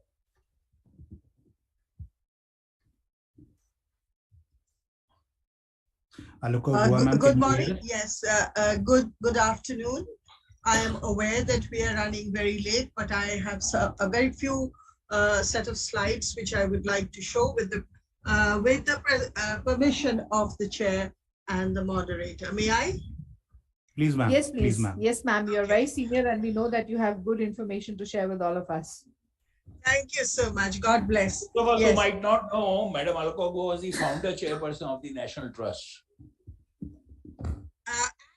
I started the SNAP program through which Manovikas is doing this program today. Dr. Desai, just for that information. So I understand from the topic in this session is that it's about inclusive living. It's not just about the social and psychological factors by themselves for persons with intellectual disabilities, but also about inclusive living. Now, what I'm going to do is to, sorry, I'm difficult. Why am I not able to move my slide? Okay, I'm not too sure if this was a mistake and it was meant to be independent living, or whether it is by design that it's called inclusive living. Well, there is a difference between the two. And one of them is that independent living is where a few people who have intellectual disabilities and the IDD group live together in the community. Whereas the inclusive living is where a group home also has space within that living space for persons with disabilities. So, and I'm going to be giving examples of each of these, and I'm going to move fast because we are running short of time. So empowerment is part of independent living and it's become a very, very important factor right now. And it was started by Govt de Jong in 1978 and taken further by Maggie Shreve and Steve Brown. And what were the parts of that? And they actually developed what is called a disability rights paradigm, a disability pride paradigm, where it's very obvious that acceptance is not just the issue, it is the question of feeling pride, self-pride. So having more control, having a sense of inherent worth, having like being a consumer like everyone else, that is the difference between charity-based services and disability pride paradigm. So independent living doesn't mean that people with disabilities don't need services. They do. They continue to do that. But they would have the choice and the control in deciding who and what they want and who they want to live with even. So rights we've talked about, Gupta ji mentioned also, yes, UNCRPD Article 19, जिसको हम हूबहू copy किया in Article 5, in Section 5 of the Rights of Persons with Disabilities Act. Now, why is it difficult? Why do people who live in independent living situations or in inclusive living situations with IDD background, what difficulties do they have? Psychosocial ones. Well, basically because of the lack of preparedness. Our families, our system, our schools, we don't prepare the child with IDD for future living independently. And what does that entail? It entails taking responsibility and accountability for one's own action. And I've quoted two people here, Quinn and Richard Bronson, that the process of learning to be accountable for independent behaviors while functioning as part of a family or a team or a group, that is a very delicate balance that must begin at a very early age, which we have not been doing. And that must be more a part of our curriculum than it has been so far. And we can start as early as age 2. And they will reap benefits of this for the rest of their lives because it enhances their self-esteem. And while I was chairperson for National Trust, I was happy to see two excellent examples of independent living. It started in the late 1990s. One was Swayam Krishi in Hyderabad, started by Dr. Manjula, and then in Kerala, a parents group in a place called Munnar. But parents group, each parent bought 1 square piece of land and conjoined together. So they had the children living in the center, the parents living outside, with parents taking duties of care. But the Swayam Krishi one, where 10 or 12 girls with disabilities lived within the community, with huge repercussions initially from the community, but how they became a part of that community, and the community wouldn't even go on a picnic if one of the girls was ill.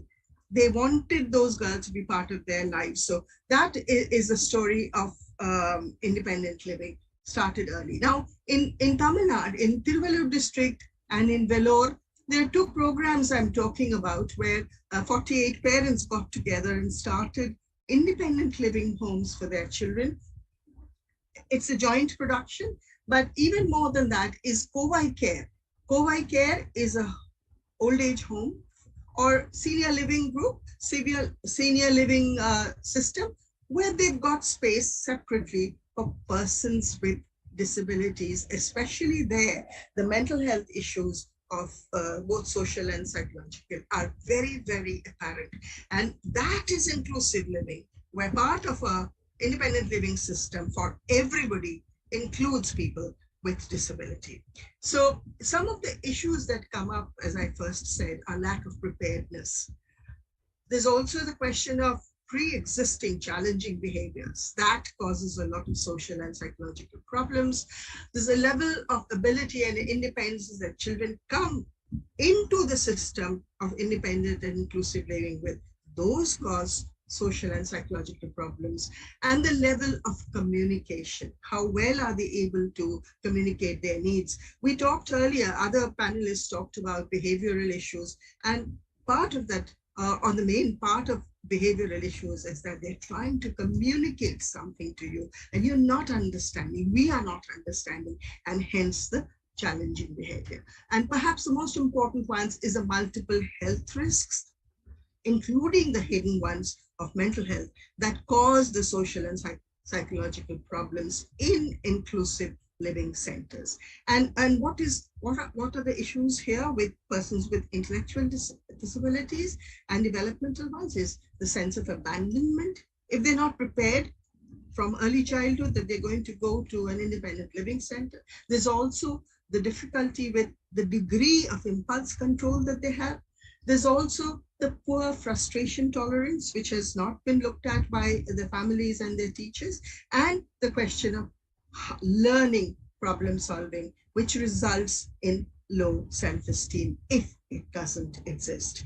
So I wanted to thank all of you, particularly Stuti Kakkarji, Nimesh Desai ji, Alok, and the Manovikas Home, and of course, the National Trust. And up here, I've written a little note here, which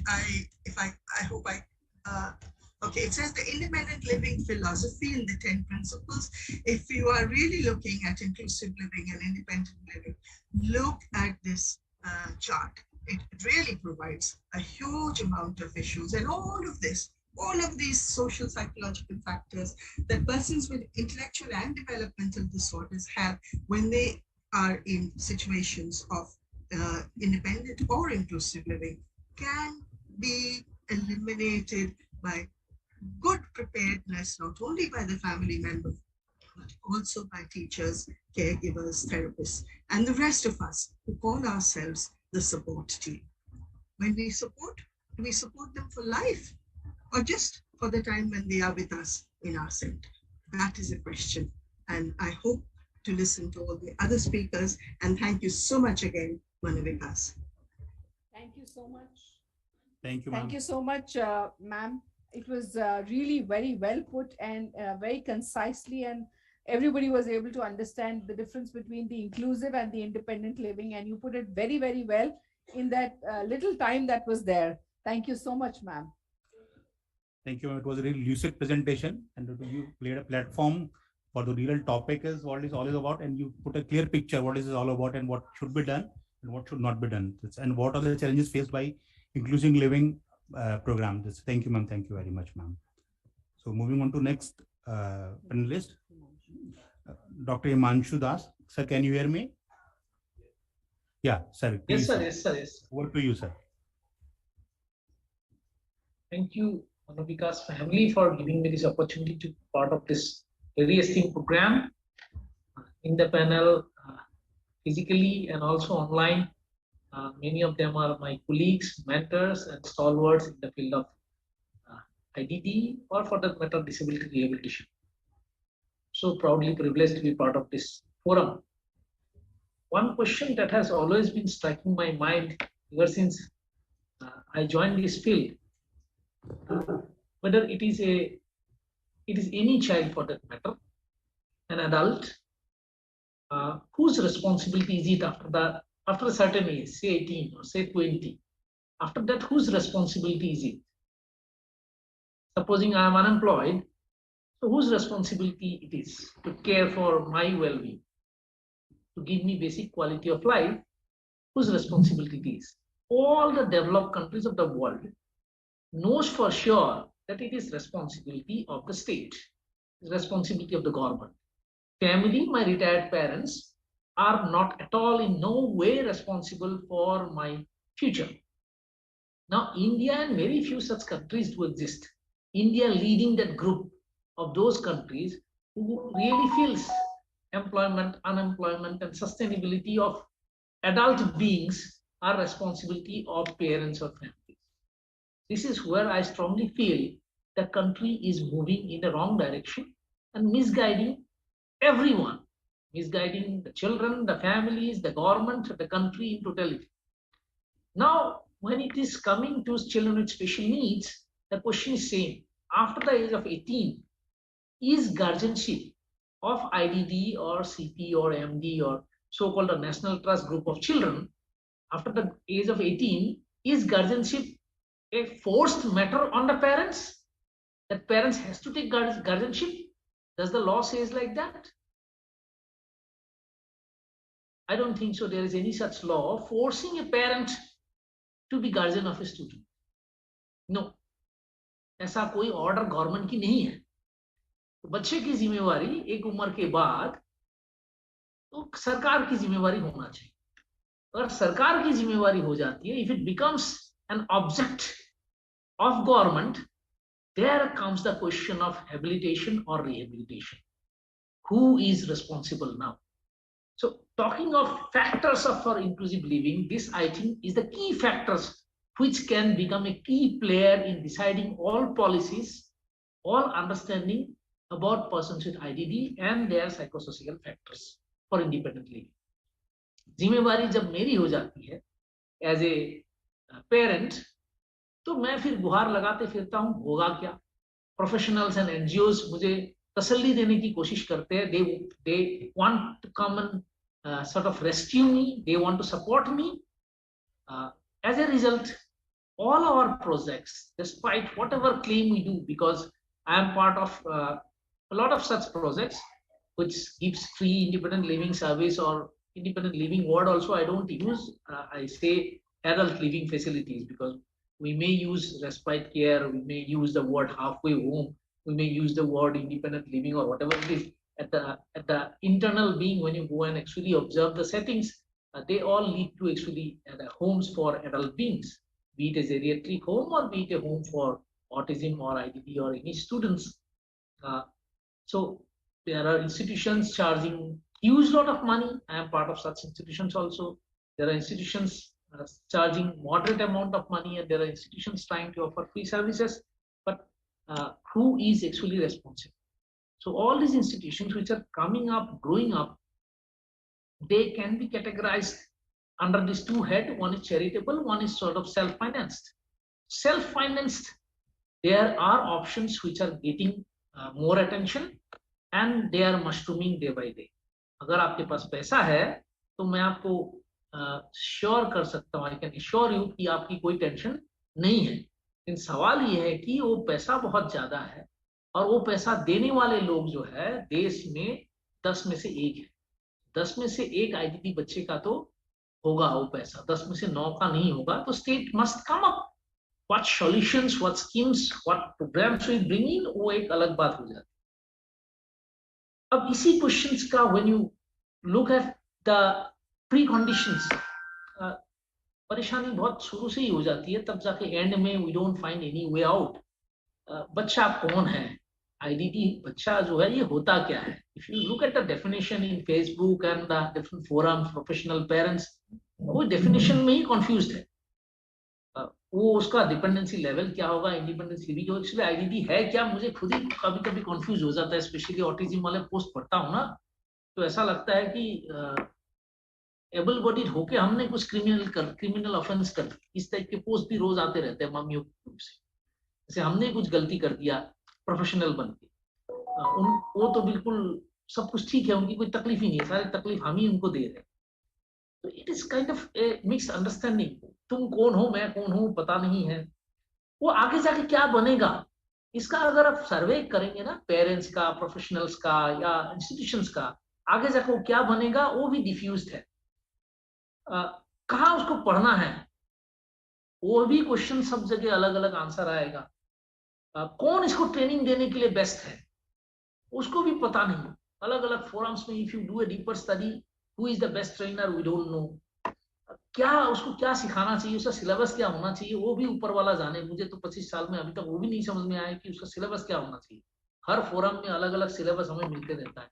independence and dependence कितना दे सकते हैं, कितना नहीं दे सकते, skilling किस area में होना है, हायर एजुकेशन कहाँ होना है, एम्प्लॉयमेंट कहाँ होना है। I think it's all together, yes ma'am, all together a very very kind of a diffuse situation.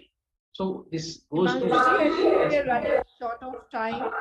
So I'll just end up with this only. Yeah, Yes. yeah. So I wanted this point to be just ascertained. Yeah, sure, Thank sure. you so much. Just do it faster.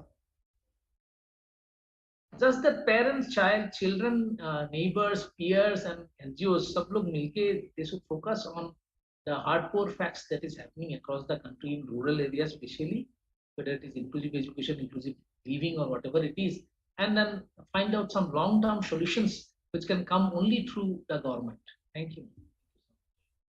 Thank you, Himanshu ji. As always, you give us very relevant points, and I think his point is very well taken. That the government needs to take on this role, and government needs to come out with some policies, And a lot of policies, I think also we don't need to only focus on the tier 1 cities, and let's focus on the tier 2, tier 3 and the rural areas. Thank you, Himanshu ji. Thank you sir, I agree with you. सरकार की जिम्मेदारी बहुत बड़ी है और सरकार जिम्मेदारी से भाग नहीं सकती। सरकार हमारे लिए, हम सरकार के लिए नहीं है। आपका पॉइंट बड़ा उपयुक्त था और बड़ा उचित पॉइंट सर ने बनाया। आगे बढ़ते हुए केवी जी, डॉक्टर सुमित्रा प्रसाद आप हैं, सुन पा रहे हैं मुझे आप? डॉक्टर सुमित्रा प्रसाद मैम आप हैं? डॉक्टर सुमित्रा प्रसाद मैम फाउंडर जनरल सेक्रेटरी हैं।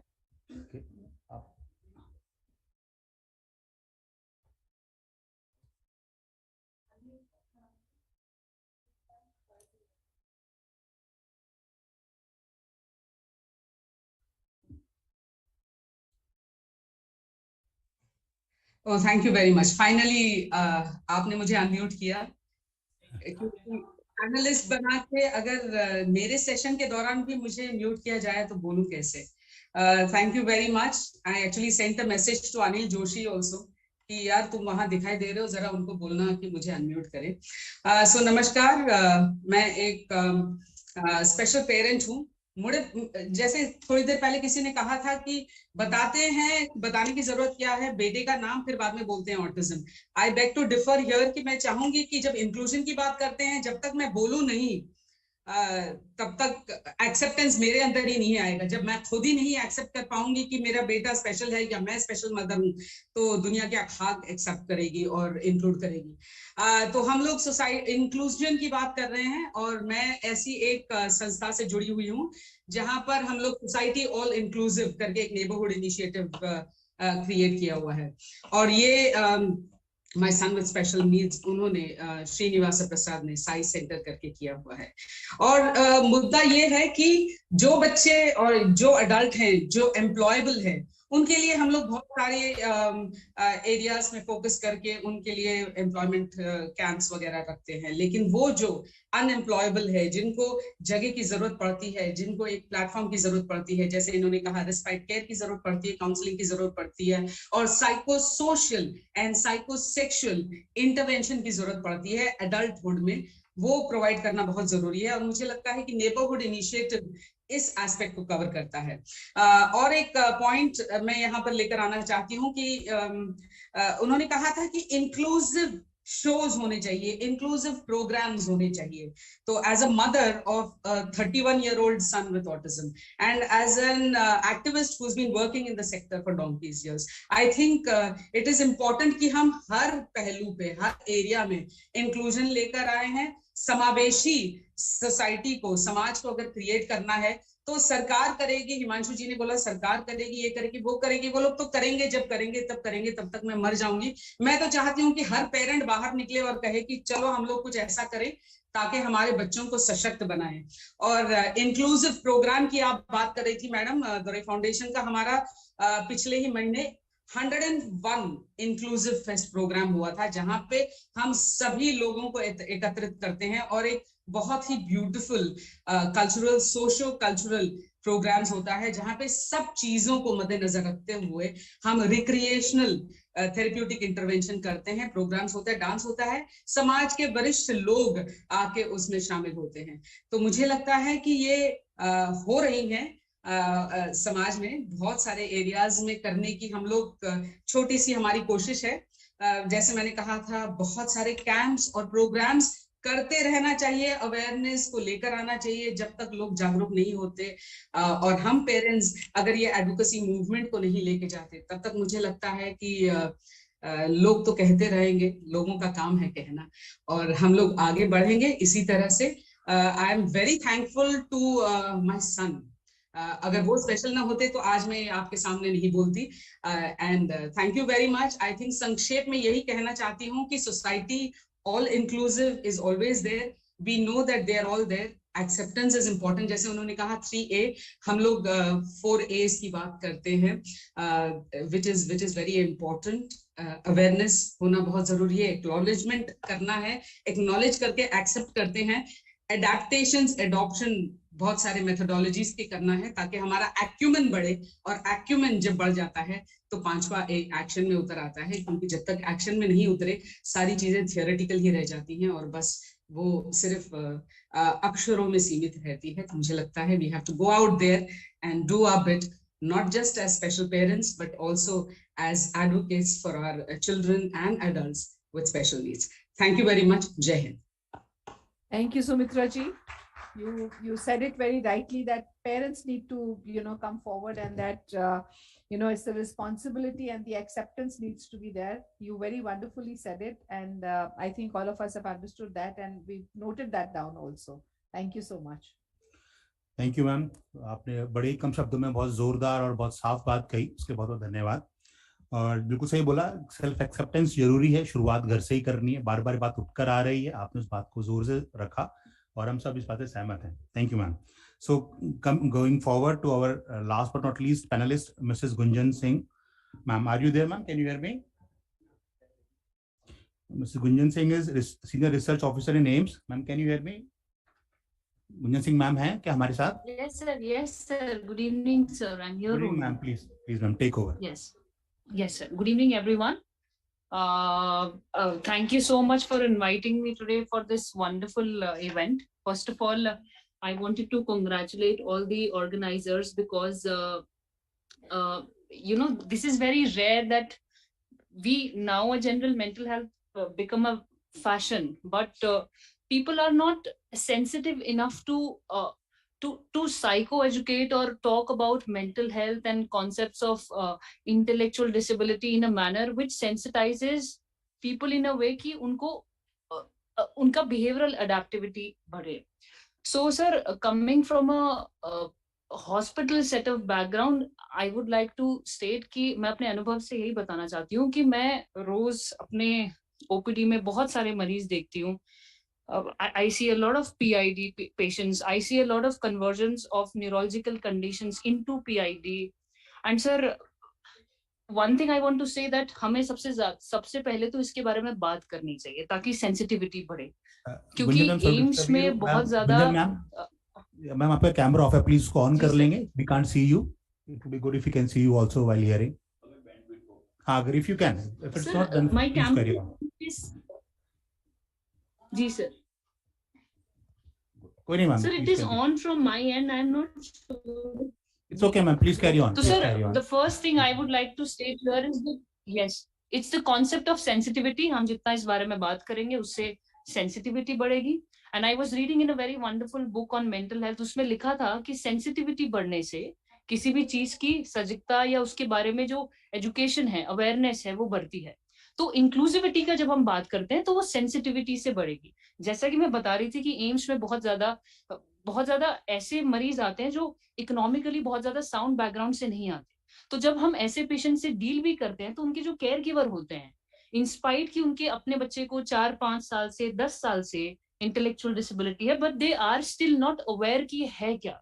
तो मुझे लगता है सबसे पहले एक आम सिचुएशन में लोगों को इस बारे में बात करनी चाहिए. सेंसिटिविटी बढ़े, सेंसिटिविटी बढ़ेगी तो अपने आप इंक्लूसिविटी बढ़ेगी. और उसी के बाद और सेंसिटिविटी बढ़ाने का तरीका यह है कि सर जैसे हमारे बहुत सारे मेंटल हेल्थ प्रोग्राम्स हैं, अब स्कूल प्रोग्राम्स हैं, कॉलेज प्रोग्राम्स हैं, जिसमें हम बहुत सारे सब्जेक्ट्स और वेरिएबिलिटी की बात करें न्यू एजुकेशन पॉलिसी में. तो मुझे लगता है कि एजुकेशन पॉलिसी में मेंटल हेल्थ को भी प्रायोरिटाइज करना चाहिए. That's my one suggestion to the senior panelist here, if they have anybody which can take this suggestion forward. और सर जो rural background से आते हैं, some programs which sensitize the rural areas, because sir I think that will help people the most to reach out the laymen. क्योंकि हम दिल्ली जैसे शहर में, शायद बड़े महानगरों में फिर भी इस कॉन्सेप्ट को जानते हैं, बट आज भी मुझे लगता है भारत का एक ऐसा कोना है जहाँ पे इंक्लूसिविटी छोड़िए सर, वहां सेंसिटिविटी ही नहीं है about the concepts of PID. तो this is my lesson and this is my my suggestion to everyone that we talk about it. The more we talk about it, the more we will be able to reach out to millions and zillions of people about this same concept. Thank you so much, Gunjan. That was well said. And we know that the more we psychoeducate, the more we create awareness and we sensitize people around this area of disability. I think the younger generation or the generation that is growing up is going to pick up many more skills and also will help us deal with the future, especially the older generation where the disabilities are there. So thank you so much for that input. Thank you, Thank you, ma'am, for putting your clear thoughts so clearly and putting up so important point की talk. बात करो, sensitize करो, बात करने शुरुआत होती है. बात करेंगे तो ही आगे बात बढ़ेगी. Thank you, ma'am. Thank you very much. Now I will try Ruma ma'am to please summarize the session, ma'am. Okay, so I think all these speakers spoke very well. All the speakers also mentioned this very importantly, that the more we talk about it, the better it is going to be, the more awareness is going to be created, more information is going to be dissipated, and also we will learn more things from when others talk about it. The bigger area that came up was that there's a difference between inclusive learning and living and independent living, so that's another big area that we need to focus on. The third is that I think we need to focus on the responsibility of the government sector that needs to be coming through, and how the guardianship issues need to be taken care of. And we need to create these policies not just for tier 1 cities but for all the entire nation as such, and everybody needs to be included in that.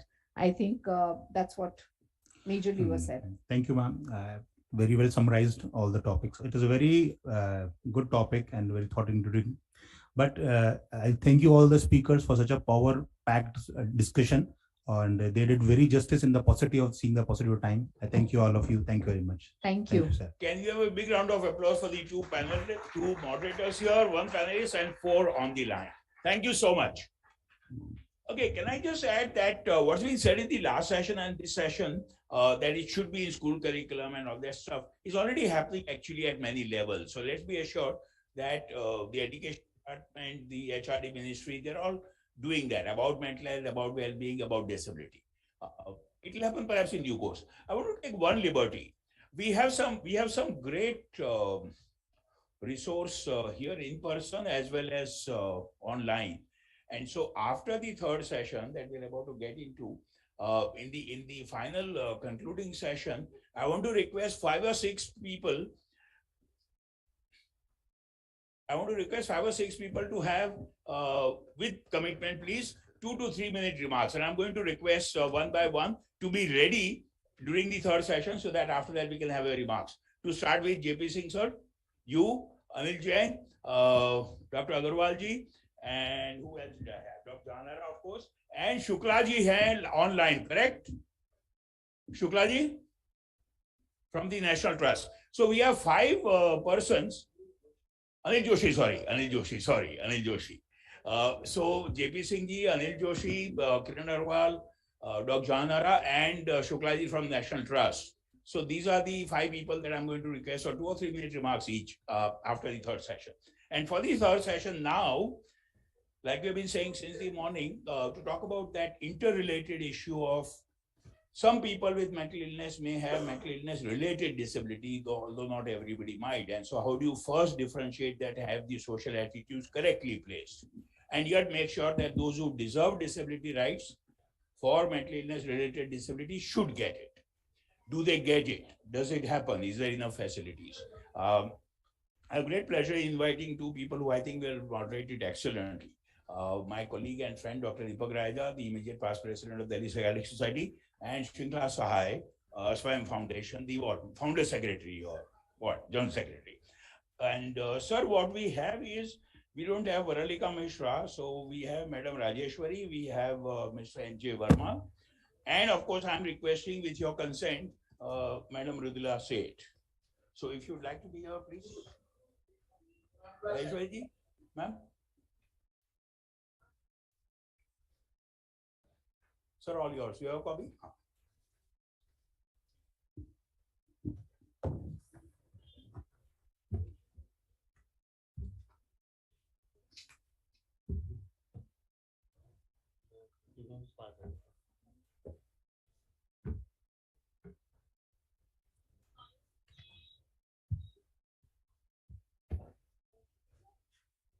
Good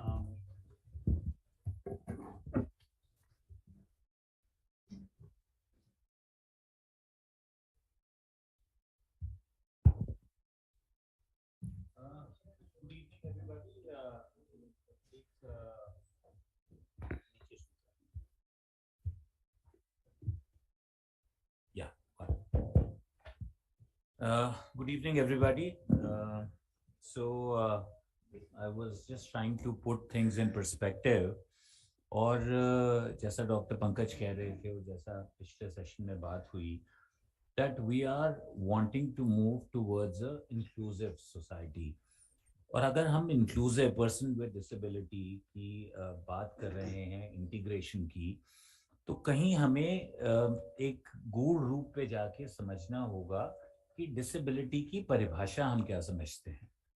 क्या हम impairment से उसे confuse कर रहे हैं, क्या हम उसे हैंडीकैप से कंफ्यूज कर रहे हैं, and to what extent are we looking to have inclusivity? Is it, if we talk about mental illness related, so we're not specifically talking about disability that I mean, if we say कि एक व्यक्ति जिसे मानसिक रोग है, उसको पहली बात तो त्रास हुई कि समाज ने उसको कैसे समझा. सुबह ही एक हस्बैंड वाइफ बात कर रहे थे और बहुत ही सुलझे हुए जो मरीज हैं, मेरी patient, and I looked after her for treatment of depression. वो एक स्कूल में प्रिंसिपल हैं. तो बोलती है ये आपके कागज़ मेरी बहू के हाथ लग गए, और वो आते जाते ही बोलती है कि मेरी सास तो पागल है और इनका इलाज चल रहा है. सो she said, I'm able to deal with it. I understand that I don't owe her an explanation. She doesn't look after me. But the kind of distress that she went through. आप देखिए, जब हमारे घर में इस तरह की तकलीफ होती है तो हमारी संवेदना क्या होती है, और जब पड़ोसी के घर में उस तरह की तकलीफ होती है तो हम कितने संवेदनशील हो सकते हैं. हम फिर वापस आते हैं, अगर हम इंक्लूसिविटी की तरफ बात कर रहे हैं, तो कहीं जब तक हम स्टिग्मा पे काम नहीं करेंगे, और स्टिग्मा सिर्फ मुझे नहीं लगता है कि एक थर्ड वर्ल्ड कंट्री का फिनोमेना है या भारतवर्ष का phenomena, it's international phenomena. And unless I am able to have the strength and the courage to wear a t-shirt which says I'm schizophrenic, so what? मेरा इलाज हो रहा है, मैं दवा खा रहा हूँ, मैं घातक नहीं हूँ, I'm not violent. Why should anyone care? Why should I should be assessed on the ability of my performance rather than being judged for a mental illness that I may have. Like Dr. Desai साहब keeps saying, कि कितने लोगों को ये comfort होती है अपने employer को ये कहने की कि आज मैं काम पे नहीं आ पाया क्योंकि मैं मानसिक रूप से स्वस्थ नहीं महसूस कर रहा. How many of us do we have the ease of communicating that? And the moment I say that, the first response that I get is, come on, snap out of it. इसमें क्यों इतना परेशान हो रहा है? आ जाओ office, आ जाओ, हम तुम्हारा मन बहलाएंगे, हम तुम्हारे साथ कॉफी पिएंगे.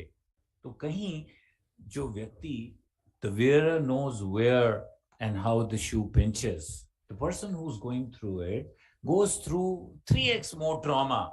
कि मुझे जो मेरी बीमारी का ट्रॉमा हो रहा है वो तो मुझे समझ में आया, बट आप मुझे जिस तरह जज कर रहे हैं वो मुझे ऐसा लगता है कि उसमें कहीं असंवेदनशीलता है, कहीं उसमें लैक ऑफ एम्पैथी है, कहीं उसके अंदर ऐसा लगता है कि आप ट्रिविलाइज कर रहे हैं, आप समझ ही नहीं पा रहे. हम सब इस सेक्टर से जुड़े हैं, इंपॉर्टेंट स्टेक होल्डर्स हैं, और शायद हम महसूस तो हम नहीं कर सकते unless we've gone through a morbidity ourselves, but शायद हम closest होंगे in being able to understand the agony that the person goes through. And I think that is the true definition of empathy. The moment you say I can feel it, you're telling a lie and you evoke a distance from the person you are dealing with. The moment you say I am willing to make an effort to understand what you're going through. And I think unless we really go deep within and not shut our eyes to say, if it is not happening to my house, it is not happening to me, it does not bother me as much. शायद कल हम बात कर रहे थे, शायद हर suicide को रोका नहीं जा सकता क्योंकि हमें नहीं पता कौन सा व्यक्ति अटेम्प्ट करेगा, लेकिन सुसाइड करने वाला 10 में से 7 व्यक्ति कहीं ना कहीं ये इशारा देते हैं कि वो अस्वस्थ हैं और वो बातचीत करने के लिए तैयार हैं, उस कगार पे खड़े हैं, they might contemplate self harm.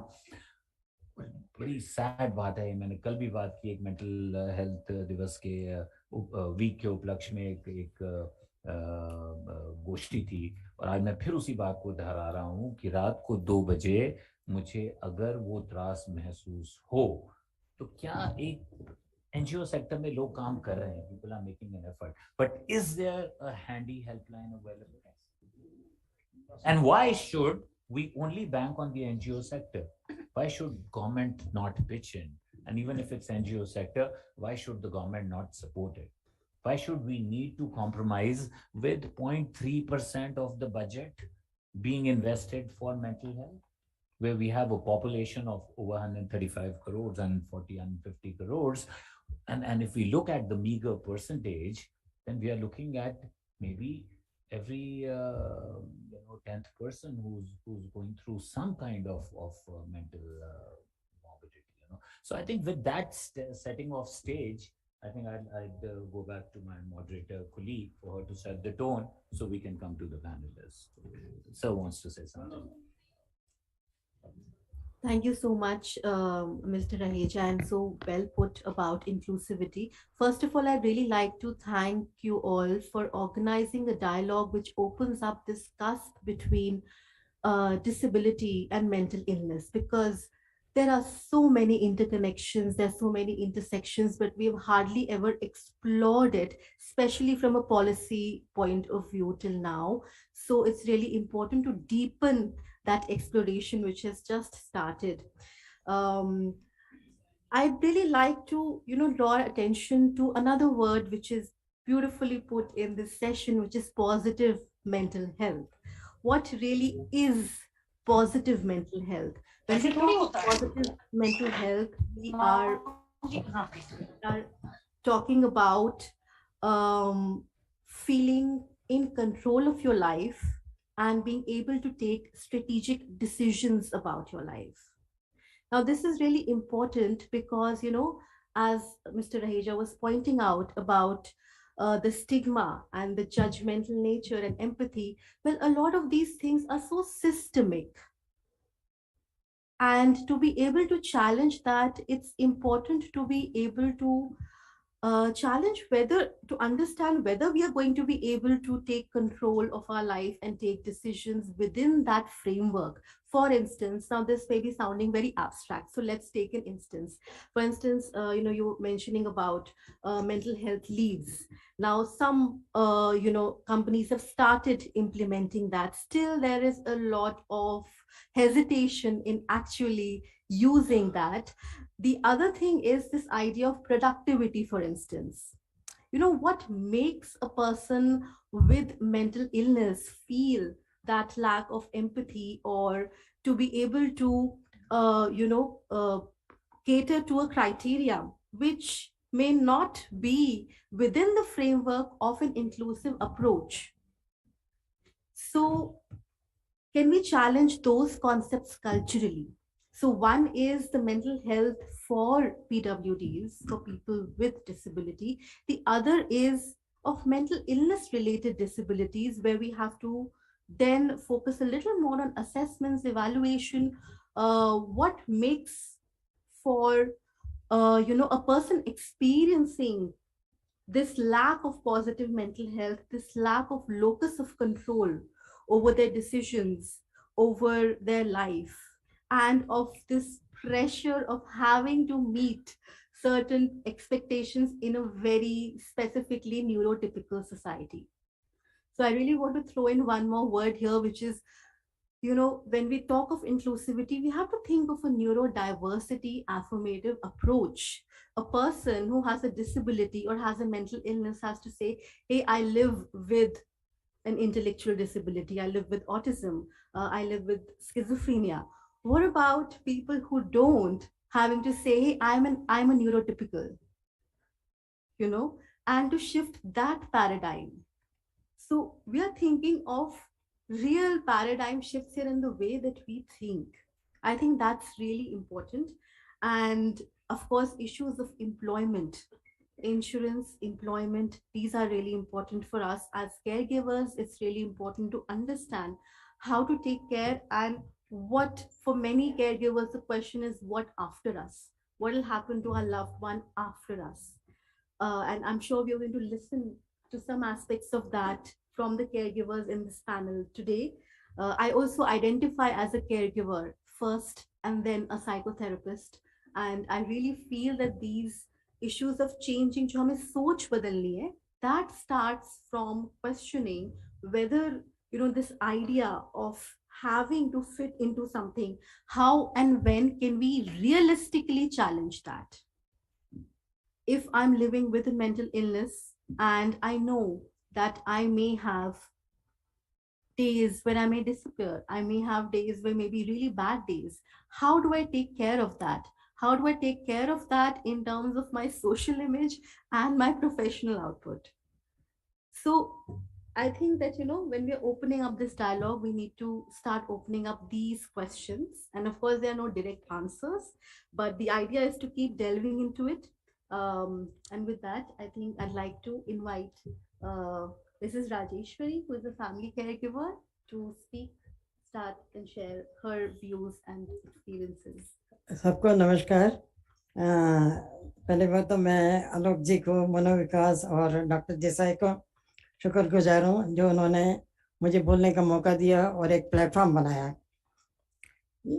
हम कहते हैं, मैं खुद एक पीड़ित परिवार से हूँ। मेरी बेटी को मेंटल प्रॉब्लम थी जिसको कहते हैं सिजोफ्रेनिया, और काफ़ी 1 दिन 2 दिन की बात नहीं है, 15 साल से उसको परेशानी थी। और शुरू में हमें इस बीमारी के बारे में पता नहीं था, though we are from educated family, हमें मालूम भी नहीं था। जब पता लगा तो हम भी थोड़े से 8-9 महीने टोट के धागे वागे में लग गए थे। जब पता लगा तो हम भी इलाज करने के लिए शुरू कर चुके थे, बिकॉज हमें कभी स्टिग्मा नहीं थी, शर्मा शर्मी नहीं थी। हम तो ये चाहते हैं कि हमारा बच्चा ठीक हो जाए, उसका इलाज हो जाए। और जिससे हमने जो इलाज कराया है, और आज के डेट में मैं बड़े शान से कहना चाहती हूँ, मेरी बेटी बिल्कुल ठीक है, वो घर भी संभाल रही है। जस्ट 40% डिसेबिलिटी, बिलो 40% है। इसका कारण क्या है? इसका कारण ये है कि support of the family, support of the doctors और सपोर्ट ऑफ द सोसाइटी। वही सोसाइटी कहती थी ये पागल जा रही है, अब वही सोसाइटी पूछ रही है कि तुमने कहाँ से इलाज कराया। यानी कि ये जो स्टिग्मा जिसको हम बोलते हैं, शर्मा शर्मी या चुप्पी, इसको तोड़ने के लिए मैंने संस्था खोला था, रोशनी action for mental illness.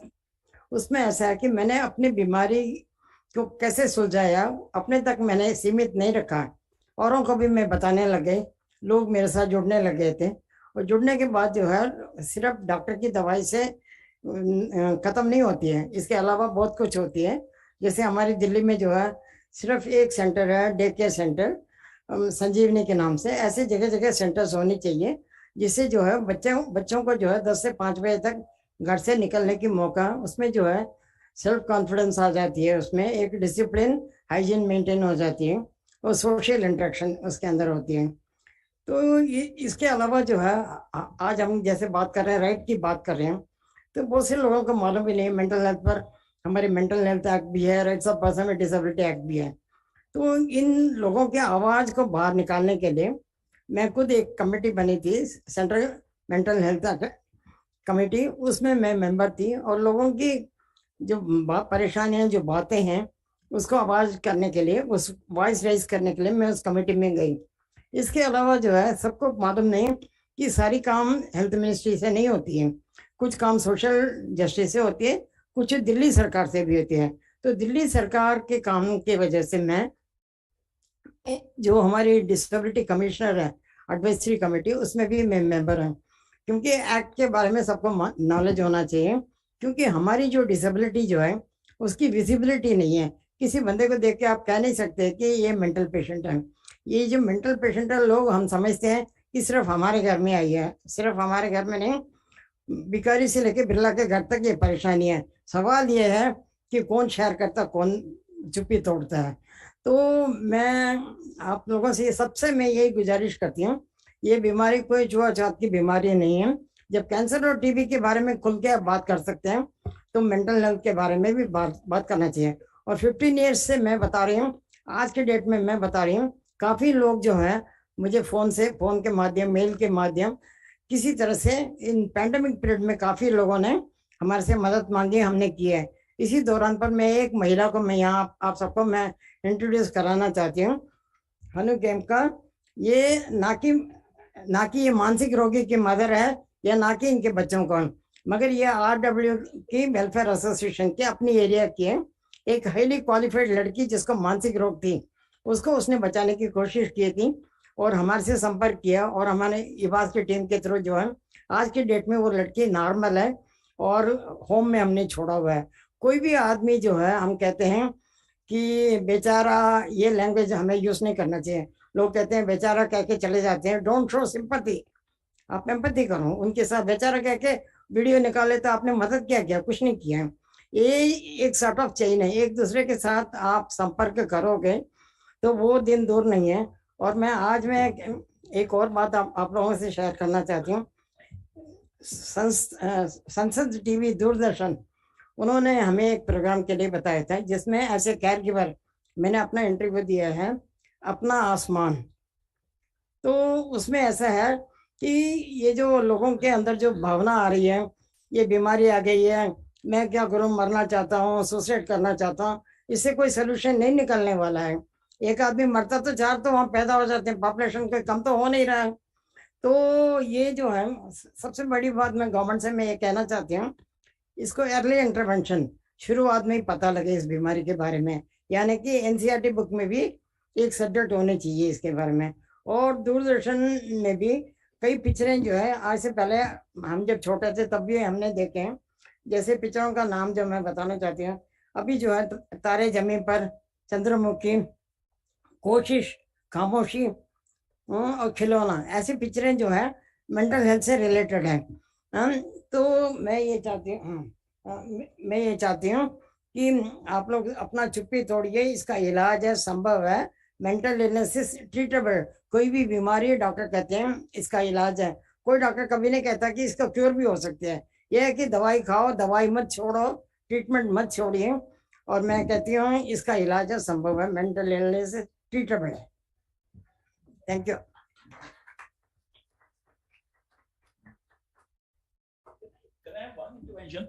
On behalf of the caregivers and family members, if I may say, this dilemma, see, Rajeshwari ji said very well, and we happen to know the daughter who is doing very well. She said the daughter is below 40% disability. Family is not looking for disability benefits. The family is keen to empower the young person and see that, you know, she gets on with her life. So, like I had said at the start, isn't there a genuine dilemma for the family and caregivers? If I were one, I would have that dilemma. Would I want the benefits? And so see that, you know, the disability remains above 40%. Or would I want to follow the mental health principle and say, let me empower the person, treat well, and get on with life. But then I lose the disability benefits. So one idea, besides others in this session, if I might request Verma Saab and others, Verma ji also has a very good example of his son. You know, this dilemma is, I think, very genuine. Do you want disability rights or do you want empowerment?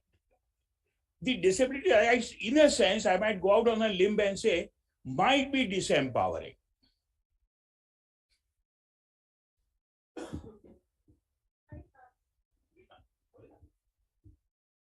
See, it's like a lot of people who are scheduled castes, and yet they do not take the benefits because they want to be equal.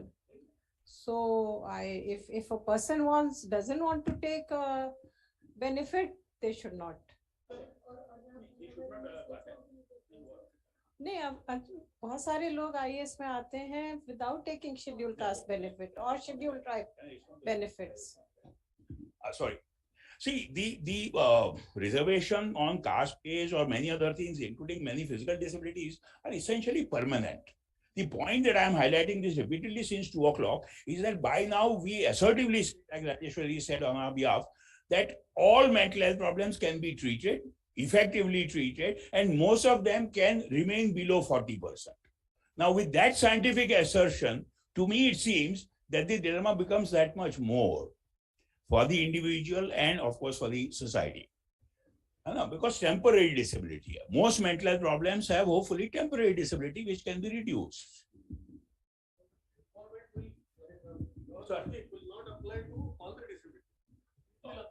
This session is for mental illness related disability, sir. Yes. No, don't get. Wait. Oh, we are only talking about that. But I feel, sir, in a developing economy like ours, there will always be that dilemma. As long as there's a resource crunch, I'm going to want to weigh if it's a economic benefit that I accrue and I'm beyond the point, I would not want it. But if it's a competitive exam, if it is getting a job, like what we see in the reservation, they all can do it. That right was given. That benefit was given because you did not have equitable resources. So we say we jump you, but they had all the resources. 3 generations IAS. Now he doesn't need a quota of so but he will still avail it. So वही जो madam और आप कह रहे हो, है ना? But because mental illnesses are treatable, majority of them now we assertively say, to me it seems for last many years that this dilemma is actually genuine. And this happened when we started the disability certification board at IVAS. What, 5 or 6, 0506 की बात कर रहा हूँ, All of our colleagues, including social work and secretary, we said, okay, now what do we want the family to do? On the one hand, at IVAS, we will say assertively, the person can be integrated, he or she can be normal, get on with life. Like Varmaji will tell you, his son has, and excellently. He's a celebrity writer by now. Now, why would Shivam want disability benefits? Or why would his daughter want disability benefits? So that's the dilemma that I wanted to flag. But if it's a income tax filing rebate, I know. Let us know for the answer. That's the family. Let's move to the next panelist. Is Ms. Varalika Mishra with us on the online? Okay. So then we'll have Mr. N.G. Verma share about his experience and responding to a lot of important points brought up.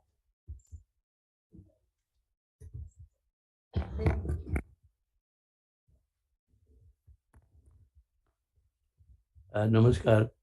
पहले तो मैं धन्यवाद देना चाहता हूँ कि I have been given this opportunity to come and share this. And since morning हम सुन रहे थे और हमारा ये पहला अनुभव है, हमें लग रहा था मैं कहीं इंटेलेक्चुअल ग्रुप में आके बैठ गया हूँ और जिस तरह के डेलिब्रेशंस हो रहे हैं हमें समझ में नहीं आ रहा था कि what we are talking about it. We are talking very high funda. अगर मेरे से पूछे हमें यही लग रहा था कि हम लोग बहुत बड़ी बड़ी बातें कर रहे हैं. And what is happening in the ground पे क्या हो रहा है? If you really go into that, then you realize कि nothing is happening. We have a place like IVAS जहाँ 2000 patients रोज आते हैं, 2000, and the facilities out there. And doctors के पास समय कहाँ है? हाँ, डॉक्टर ने देखा हाँ ठीक है दवा ले लो. तो मैं अपना अनुभव शेयर करूंगा. मेरा लड़के का नाम शिवम जयंत है. And maybe 10 years back, 12 years back, उसने कहा कि हमको ठीक नहीं लगता है. तो मैं डॉक्टर के पास गया, दिखाया. डॉक्टर ने भी साइकियाट्रिस्ट के पास गया, देखा होगा ठीक हो जाएगा, ऐसा ही होता है, बच्चे ऐसे ही करते हैं. जब वो क्लास 10th में आया तो स्कूल से कंप्लेन आ रहा था उसका, ये ठीक पढ़ता उड़ता नहीं है, ध्यान नहीं देता है. मैं हमेशा पेरेंट टीचर की मीटिंग में जाता था. वो लोग कहते थे ये ठीक नहीं कर रहा है, ये इसको साइंस नहीं पढ़ेगा. अच्छा, एज ए पेरेंट हमको समझ में नहीं आ रहा था कि क्या करें. एक दिन मेरे से बोला मैं साइकियाट्रिस्ट के पास दिखाना चाहता हूँ. हम चलो, I took him to the doctor. Doctor ने देखा, दवा ववा दी, चलाए, कुछ दिन चलाए. Then he was behaving all right. ठीक है चलो. But to my surprise he did very well. Class 10th के रिजल्ट बहुत अच्छे हुए, क्लास 12 के भी रिजल्ट बहुत अच्छे आए. लेकिन ये मेरा 3-4 बार एपिसोड हुआ उसका इस तरह का कि डॉक्टर के पास ले चलो, हम नहीं अच्छा होता. हमें ये समझ में नहीं थी. डॉक्टर को जाते थे, दिखाते थे और कुछ दिनों के बाद जब ठीक ठाक चलने लगता था हम चलो ठीक हो गया. कभी हमें ये बताया नहीं गया कि ये लॉन्ग टर्म ट्रीटमेंट है या डायग्नोसिस का ये है, तो जानकारी नहीं मिली. हम लोग उसको ये जाते रहे. जो अच्छा, then he took up engineering college में वो कोचिंग लिया, इंजीनियरिंग कॉलेज में टेस्ट लिया. तो then he could not got through in IIT, but he wanted कि हम अगले साल भी देंगे, मतलब मैं बैठना चाहता हूँ, अगले साल हमको मौका दो। और नहीं तुम बहुत हो गया, तुम इस बार कहीं पर एडमिशन ले लेना। आईपी यूनिवर्सिटी का कॉम्पिटिटिव एग्जाम दिया, उसमें उसके 5000 रैंक्स थे अमाउंट 70,000, और उसको बहुत अच्छे कॉलेज में यहाँ एडमिशन मिल गया। भारतीय विद्यापीठ कॉलेज ऑफ इंजीनियरिंग है आईपी यूनिवर्सिटी का, one of the best private sector में। हमने हमारा बड़ा लड़का दिल्ली कॉलेज ऑफ इंजीनियरिंग से पास किया है, मैं वहाँ के टीचरों से बात किया, बड़ा बेस्ट कॉलेज, चले जाओ यहाँ पे पढ़ाई बड़ी अच्छी होती है। मैंने वहाँ नाम लिखाया, उसका पढ़ा। वहाँ से भी इसका कंप्लेन आता था कि ठीक नहीं कर रहा, ठीक नहीं कर रहा। फिर डॉक्टर के पास गए, वही स्थिति रही। डॉक्टर ने बताया इलाज उलाज हुआ, चला इंजीनियरिंग कॉलेज में भी अच्छे नंबरों से पास कर गया। जॉब वो खुद से अच्छा, अभी तक हमें ये पता नहीं है कि suffering from some long problems disease, मुझे कोई जानकारी नहीं।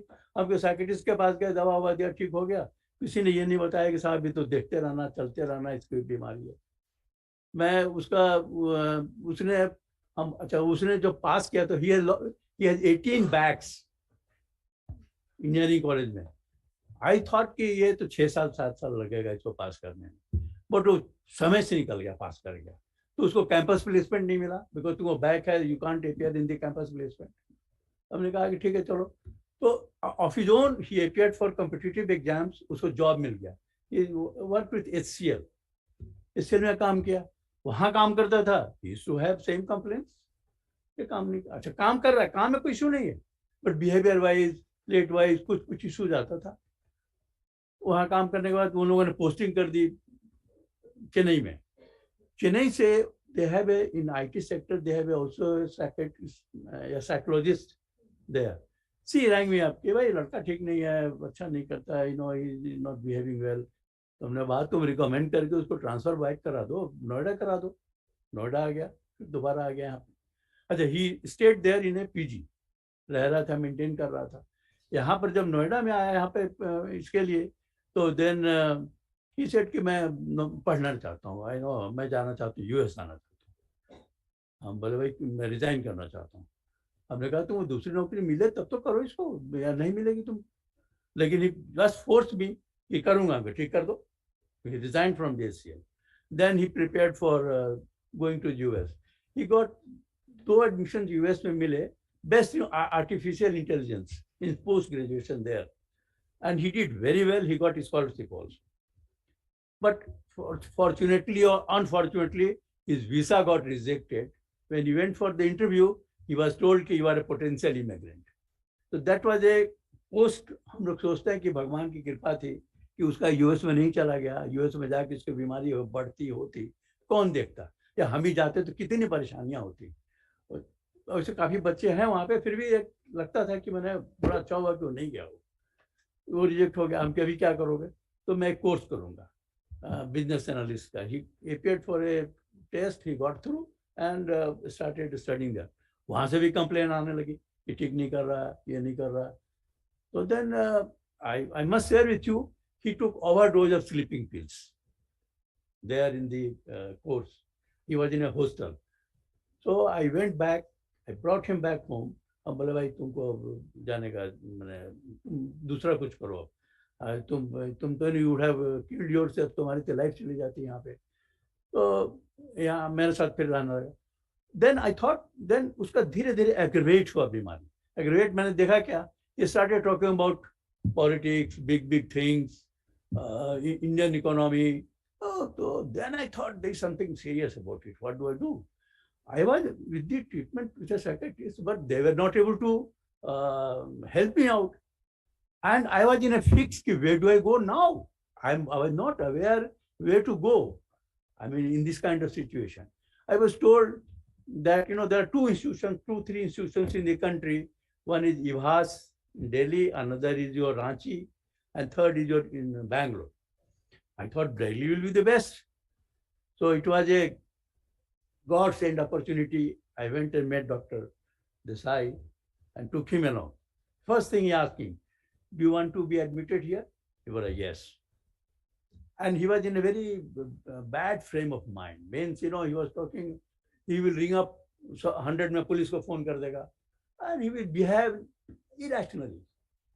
So हम लोग भाई ये तो हो गया. And that was then when I went to IVAS, he was there for 2 weeks. And I tell you, I also decided myself, now I will not leave him just like that. कि दवा हो गया, ठीक हो गया, चलो. I will be, till the doctor says, भाई दवा बंद कर दो. तब तक मैं उसको, he will be on the medicine. We went in the month of October 2017 at your institute, and we are almost 5 years plus. And he is right. I mean, he is recovered. But I will never say he is fully recovered. But he has recovered. In the sense, sir, I will share with you. I will share with you. He is recovered. Sorry. Sir, I forgot to tell. He developed a passion for writing that he had in the year also when he was in the school. He poetry likhi usne. And during this period, during engineering college, and when he got into this issue, he has written 5 novels. And all novels are available on Amazon. And why he has written, I will share with you, my elder son has also written a novel, which is in the market. But he thought, this cannot be the source of livelihood. So he is in the job. He did not pursue that passion. He persuaded the person, I want to become author. And my house is full of all kind of story books from all over the world. Because both of them are, they have the interest of reading this novel. And 5 novels, one of the novel was awarded, and then it is on Amazon. So there was hardly used to get some money, some royalty, small amount. I said, you can't make a career out of this. You'll have to do something for your livelihood as a father, because we have always thinking, we are here today, he has support, we will not be there tomorrow, we'll take care of him. So that one of the novel has been awarded. I mean, some institution has given him the best novel award. Very good, sir. Can I say his first novel, Spiderweb, was based on his experience of the illness, of hospitalization, of the treatment. And Shivam recently messaged me. In fact, he is not here this afternoon. Vermaji came in his place because I requested Shivam actually. And he said, sir, my job hai. So he's holding a corporate job, a writer, and he recently messaged me, is now selected as a member of the Central Mental Health Authority. Right. Jo Rajeshwari ji already hai member. हो गया? अच्छा, तो आपकी जगह शिवम है. Okay. There was a through interview only. And he got through, and that he is CMHA, he's there. So he will now formulate policies on mental health. You see? I don't know. I mean, if you would have been here, probably he would have learned all this. Because ये सारी चीजें हैं हमारे overhead हुई हैं. Let me tell you honestly. And जो एक चीज और शेयर करना चाह रहा था, कि he wanted to be author. And whenever anybody will counsel him, no, I'll become author, and he always hoping against it. He has really worked hard for that. Work hard means, going to the sellers, keeping his books, and thinking that bigega to kuch paisa dega. But touch wood, he has got no money except few thoda paisa kahin se aaya. So I always persuaded him, you have to make some career. So I tell you another thing. Now he got an employment with Tech Mahindra. I will tell you the real problem. Tech Mahindra is another IT company. Kumar Mangalam is the chairman. I must appreciate about the company. They employ such kind of people, not only, all kind of disabled people. He was also employed. He was working there. And he was posted in Pune. And from Pune, they transferred him to Noida. They're thinking, he will be under parental care. I live in Delhi. There, what has happened, that he worked for 2-3 departments, and in between there has been issues with the always coming up, some issues coming up. So they realized he has got an issue. They told him, bhai tu chutti le lo, 1 mahina, jitna din chahte ho, and once you are all right, you come back. We'll take you back. Come back. So he's on the role of the company. And then I said, tum ghar baith ke kya karoge? Why don't you do a course? So he did a course of 1 year data analytics with IP University. He got the result also. I just concluded. I got the result also. And then when Tech Mahindra, the system is he's on the bench and he has to face interview by the project, and then they get selected and then you work there. In that he gets selected, but the project manager inquires from the previous कि कैसा था ये काम करता था. He gets a negative feedback, so he doesn't get offer to start working now. So that is the problem now. Is there so we suggested he wanted to appear for government jobs.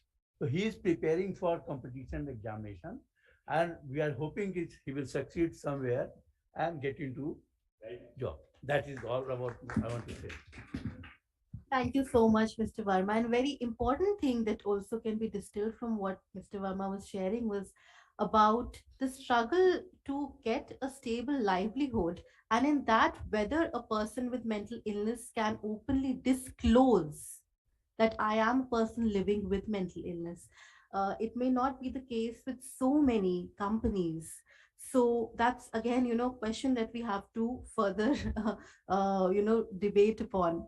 And I'd like to invite Dr. Mridula Seth to share from her rich experience of working in the field. Thank you very much. I think sabka mood hi badal gaya, Mr. Verma. I think it is such a good last session, because we are talking of positive mental health, and we have got something very positive that you have shared with us, a real story coming from a father of his son.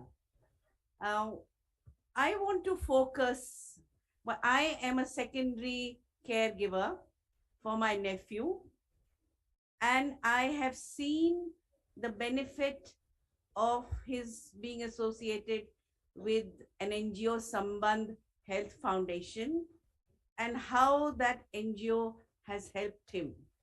So I have seen the NGO perspective, the person living with mental illness, and his mother, who is my sister-in-law. And I'm also associated with the Richmond Fellowship Society. I'm the vice president of the Delhi branch.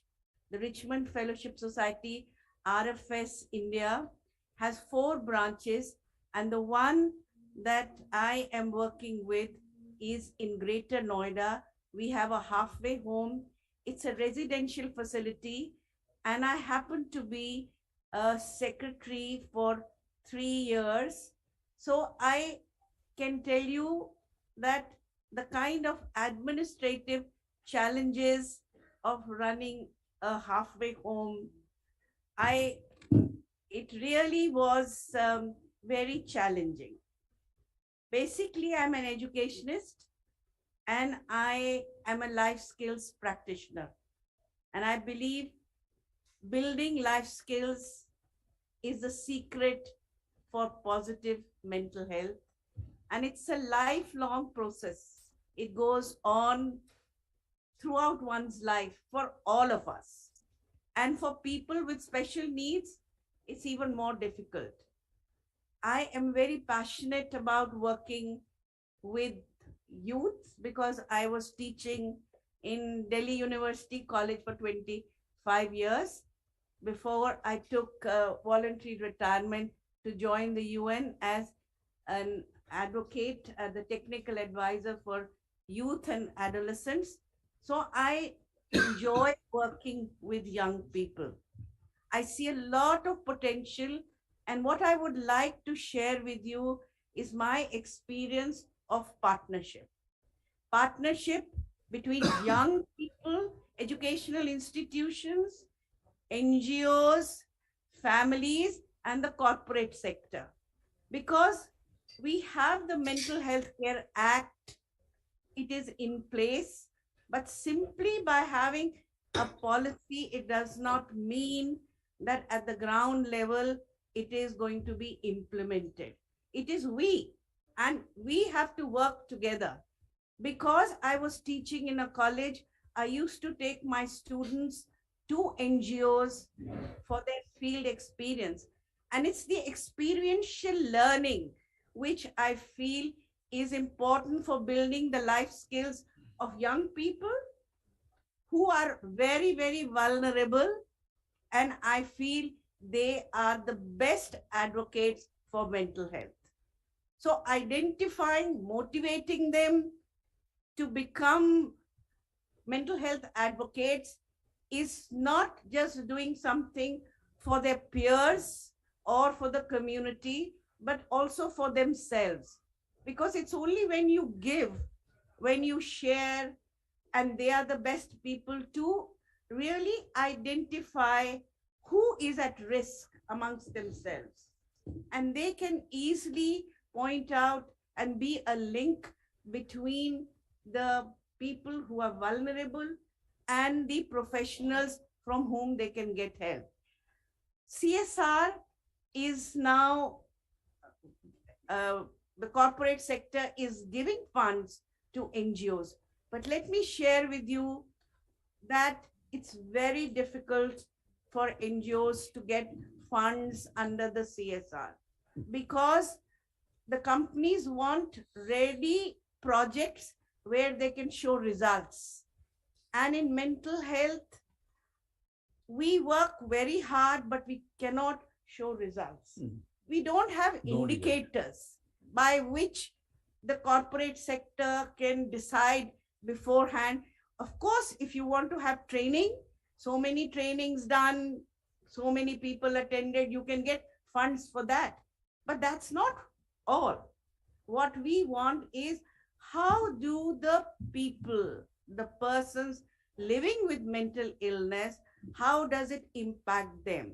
And that's where, being a program person, I've tried out lots of interventions, which COVID gave me a chance to report it. And it was therapeutic for me because I wrote a book, Minding the Mind, Insights of working in the area of mental health. And Dr. Desai had very kindly written the foreword for it. That was therapeutic for me because I've been wanting to document the experiences, and that experience is working with youth beyond the four walls.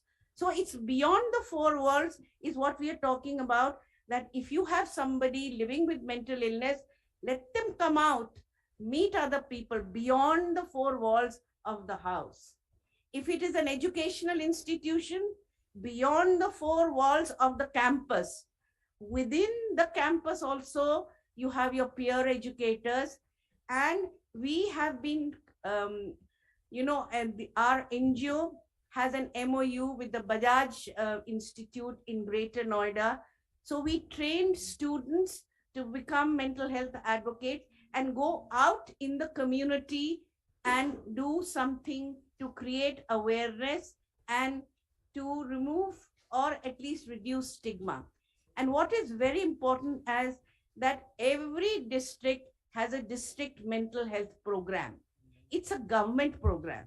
There are resources which are very limited, but the NGOs can work with educational institutions to strengthen the district mental health program rather than creating parallel program.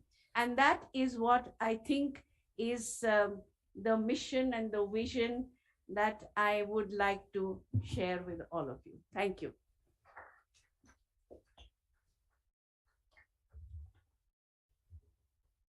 So it has been extremely enriching, and like Nirjula ji said, we need to take the positive message home. And Parma ji was very kind to share his story, where we feel that incorporating into the mainstream and not just looking for you have to work very benefits hard. Is You good have to really work hard.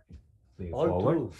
And I think we are at a point where the policy makers are talking about mental health now. Honorable Finance Minister spoke about the telemental health project, telemedicine project. There's a lot of talk happening about the mental health of the youth. So I think this is the moment where we make noise with the policy maker. We are at a tipping point where mental health could get the due attention that it so deserves. I think that's a take-home message, and I think we as stakeholders can carry that message, so the policymakers are driven to listen to us, and hopefully changes will happen. I would just like to also appeal to all the families sitting here that Face Me Families Alliance for with Mental Illness is an all India self-help group, and in Delhi we have a branch, Shanti Delhi. Rajeshwari and I, we are very active members, and we would like all the families here to become members of Face Me Shanti Delhi. Thank you very much. Over to Dr. Desai. Dr. Deepak Raja sir, Shrinkha ji, everyone, Verma ji, Rajeshwari ji, Madam Mrida ji. Okay, we are nearing the end, but there are two things that I would want your one round of applause, please, for this panel. Thank you.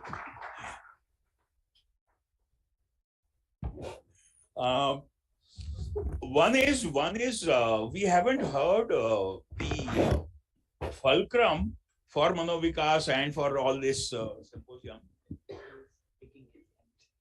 Shukla ji आपसे अभी लेंगे the remarks formally लेंगे 2 minute hold करिए. The fulcrum for Manovikas Charitable Society and for this event today is Dr. Alok, who I referred to and was in the morning. So Alok is here. Alok, please. And Indira Alok, the principal of the Manovikas School for Higher Education. We have requested Indira ji to summarize the day's proceedings, and so our friend Indira ji is going to do that. What I'll request is that the 5 people who we have identified, आप हैं ना दोनों, 5 महानुभावों को जिन्हें मैंने request बैठ किया आ जाएंगे सर, 5 महानुभावों को जो मैंने रिक्वेस्ट किया है, I'll request them to listen to Indira's report summary of the, and then see if you have responses to fill the gaps or whatever else. So can I also request each one of them? GP Singh sir first.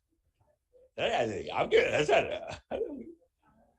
former secretary, RCI, member secretary, RCI, many things. Sab jante hain GP Singh sir ko. Anil Joshi ji. Dr. Johanna, please. Kiran ji, ma'am.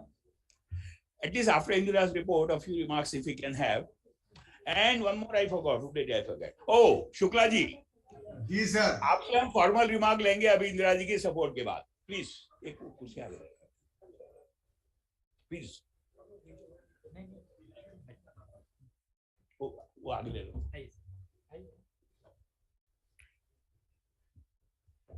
So let's listen to Indira Alok's summary report of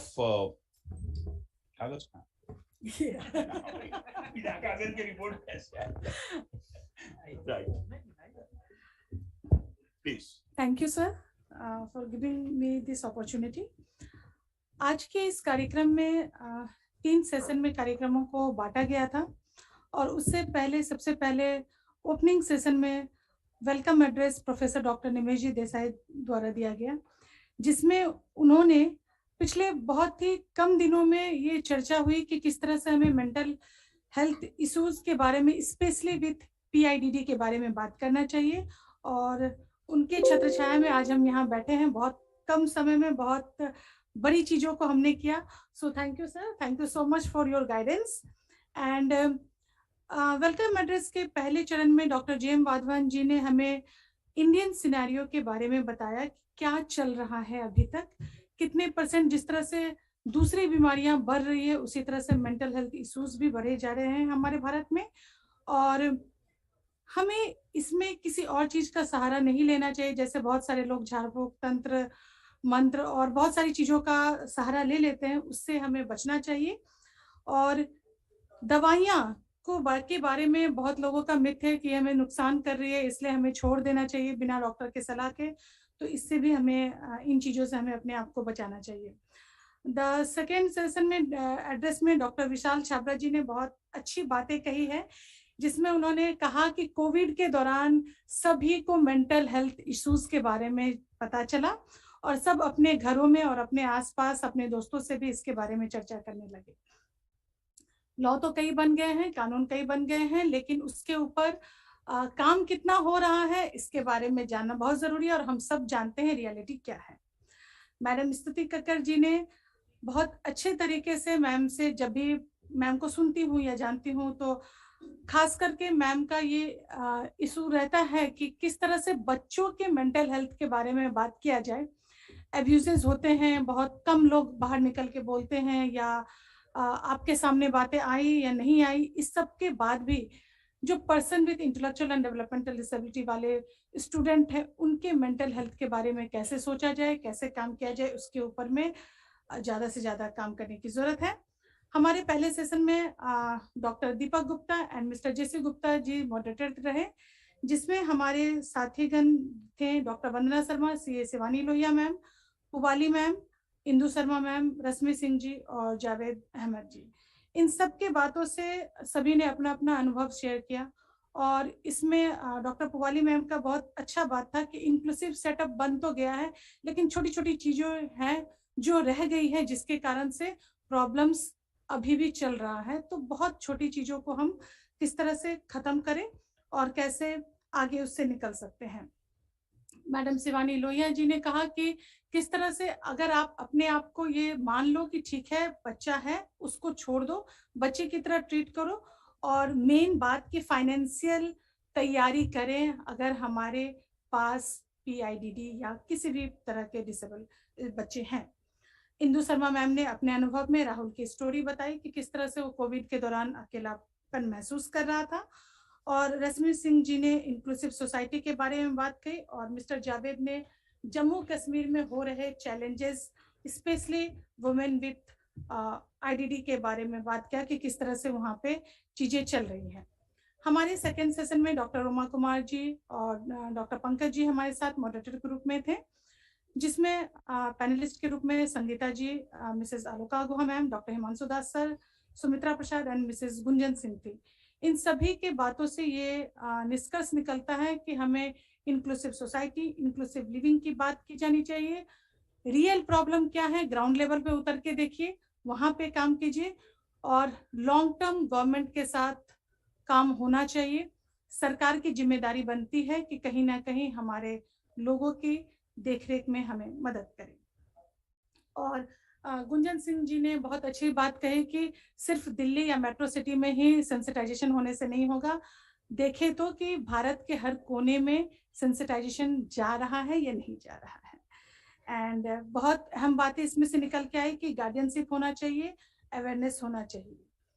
और हमारे अभी last session, third session में doctor Deepak Raheja and Mrs Srilanka Sahay ने के अंतर्गत panelist Rajeshwari ma'am, NJ Verma sir, और हमारे बीच मृदुला सेठी ma'am थी, जिन्होंने अपने अपने अनुभव में सबसे ज़्यादा मुझे वर्मा सर के अनुभव का लगा कि किए जा रहे इलाज किए जा रहे, लेकिन पता ही नहीं चल रहा कि क्या करना है नहीं करना है, और इसी कस्मों कस्म में बहुत लंबा समय बीत गया, जो अगर पहले पता होता तो शायद ये नहीं होता।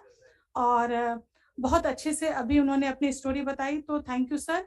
और अब जहाँ आपके बेटा काम कर रहा है और उन्होंने इतने नॉवेल्स लिखे और बेस्ट नॉवल का अवार्ड आया, तो thank you very much. And Rajeshwari ma'am ने कहा कि चुप्पी तोड़िए, चुप्पी तोड़ेंगे तो सब काम आसान हो जाएगा, फैमिली सपोर्ट की ज़रूरत है। और लास्ट में मृदुला सेठ मैम ने कहा कि चैलेंजेस क्या क्या हमारे बीच में आ रहा, किस तरह से CSR इशूज़ हैं, कोविड के दौरान किस तरह से मैडम ने अपने आप को भी निखारा है, एक बुक लिखा है जिसके ऊपर उन्होंने बहुत सारी चीज़ों को उसमें डाला है। और उन्होंने कहा कि यंग को ही मौका दीजिए, उसी को मौका दीजिए कि वो बाहर निकले, और उनके बीच में से ही जितने भी मेंटल हेल्थ इश्यूज हैं उनके जो भी उनके कलीग्स हैं उसके बहुत आसानी से पता चल जाता है। और यस, हर डिस्ट्रिक्ट लेवल पे मेंटल हेल्थ प्रोग्राम होना चाहिए ताकि कोने कोने तक, भारत के कोने कोने तक ये प्रोग्राम पहुंच सके। Thank you so much. Big round of applause for Indira Alok for the summary. Very nice, very nice. Can I request our five really eminent colleagues who happen to be here, and they have sat through all these sessions. I'm aware that the 4 people sitting with us here and Shukla ji. So Shukla ji, can you start with you? Doctor साहब, मुझे एक बात कहनी है। इंदिरा जी ने सारी चीजों को इतना बढ़िया समराइज किया और मैं सेकंड सेशन के बाद से मैं जुड़ा रहा बराबर, क्योंकि सुबह वाले सेशन में थोड़ा सा मेरी कमिटमेंट कहीं और थी, that I have already shared Alok. And निश्चित रूप से मनोविकास और आपका डॉक्टर साहब जितना भी आभार किया जाए वो कम है। आप लोग इस तरह के प्रोग्राम्स और स्पेशली जो कोविड पीरियड, जो कि न पूरे भारतवर्ष में पूरे विश्व में जो मेंटल हेल्थ और जिसकी बात आज हम लोग कर रहे हैं, सबको उसने सोचने के लिए मजबूर किया।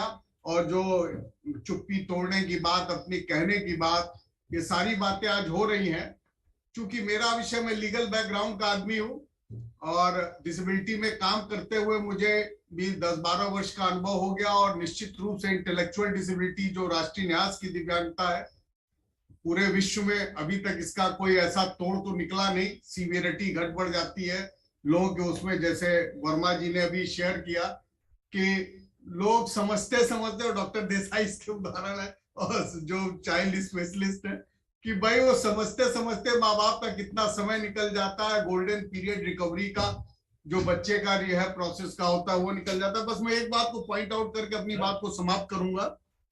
एक इसमें अभी इंदिरा आलोक जी ने कहा वो गार्जियनशिप का भी, मैं बताऊं, मुझे चूंकि मेरा फोकस खास तौर से नेशनल ट्रस्ट की स्कीम और ये गार्जियनशिप इशू एक मेरा बड़ा प्रिय विषय रहा है, तो इसमें अभी तक आप समझिए कि आरपीडब्ल्यूडी एक्ट भी बन गया, नेशनल ट्रस्ट एक्ट पहले से था ही था, अभी भी क्लैरिटी पूरे भारतवर्ष में इस कानून में किस तरीके से किसके पास जाए, डिस्ट्रिक्ट जज क्या जाए, कहाँ जाए, पेरेंट जाए कहाँ। और ठीक है कि ये बात अलग है कि वो time to time mental illness या सिजोफ्रेनिया या इस तरह की बहुत बड़ी संख्या है। डॉक्टर साहब, जब आप डायरेक्टर रहे तब भी मेरे पास प्रेसिडेंट ऑफ इंडिया और सब जगह से तमाम रिप्रेजेंटेशन आते थे, क्योंकि नेशनल ट्रस्ट में चाहे जितनी आप उसको कह लीजिए कमी हो, खामियां हो, जो भी हो, लेकिन एक सिस्टम डेवलप है। और अगर कहीं कलेक्टर या लोकल लेवल कमेटी अगर विलिंगली काम कर रही है और सिस्टम के साथ, तो चीजें हो रही हैं। आज भी इस कोविड के पीरियड में जहां सारी चीजें ठप थी, वहां ऑनलाइन सिस्टम से, वीडियो कॉन्फ्रेंस के माध्यम से, जहां कहीं डीसीडीएम ने कोशिश की वहां पर ये चीजें हुई। मैं ये नहीं कहता 100%, लेकिन जहां भी प्रयास हुए, जहां चाह थी वहां राह हुई। लेकिन इस मेंटल हेल्थ के तहत जो भी इंटेलेक्चुअल डिसेबिलिटी की चीजें हैं, उसके तहत गार्जियनशिप और उसके इम्प्लीमेंटेशन का, उसके अवार्ड करने का ये विषय बड़ा ही जटिल है। इस पर कभी और आलोक जी तो खैर अलग अलग करवाते ही रहते हैं, और हमारे स्टेट नोडल एजेंसी सेंटर भी है दिल्ली के लिए, तो मैं उनका बहुत बहुत आभार प्रकट करता हूँ। इस पर अलग से भी चर्चा होनी चाहिए, क्योंकि आज ये मेंटल हेल्थ डे है और पॉजिटिव चीजों को लेके ये सारा का सारा आपने वेबिनार ऑर्गेनाइज किया, मैंने सुना, तो बहुत बहुत धन्यवाद। इस चीज को हम लोग और आगे ले जाएंगे। और निश्चित रूप से ये जो हाइब्रिड नोट किया आलोक जी आपने, ये बहुत अच्छा किया। इसी से आप गांव तक पहुंच पाएंगे, क्योंकि फिजिकली तो स्वाभाविक है हम लोगों की स्ट्रेंथ उतनी नहीं है कि हर जगह हम लोग पहुंच सके, लेकिन एक अपॉर्चुनिटी देगा। बहुत बहुत धन्यवाद डॉक्टर देसाई, आपको देख के मैं बहुत खुश हुआ, बहुत दिन बाद सर। ये वेबिनार ही है जो हम लोगों को जोड़ देते हैं। जोशी जी प्रणाम, नमस्कार, आपको भी बहुत दिन बाद देखने का मौका मिला। हालांकि बीच बीच में कभी बात होती रहती है। जो लोग हमारे परिचित है, बहुत से चेहरे आज मुझे इसके पहले जो देखने को मिले, आज आपके माध्यम से सबसे मुलाकात हुई। सबको बहुत बहुत नमस्कार, बहुत बहुत धन्यवाद। Thank you doctor. Thank you very much. Can I just remind our 4 expert colleagues that Haiti is waiting for us out there, and of course we'll begin from that end. Kiran ji, please, you have a microphone there.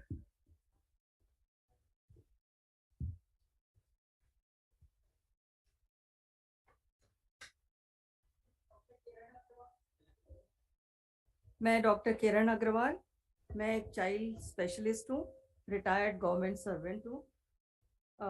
मैं 4 countries में रही हुई हूँ और child protection में मैंने काम शुरू किया था इन 1992 when I was in UK, जब इंडिया ने साइन किया था UNCRC।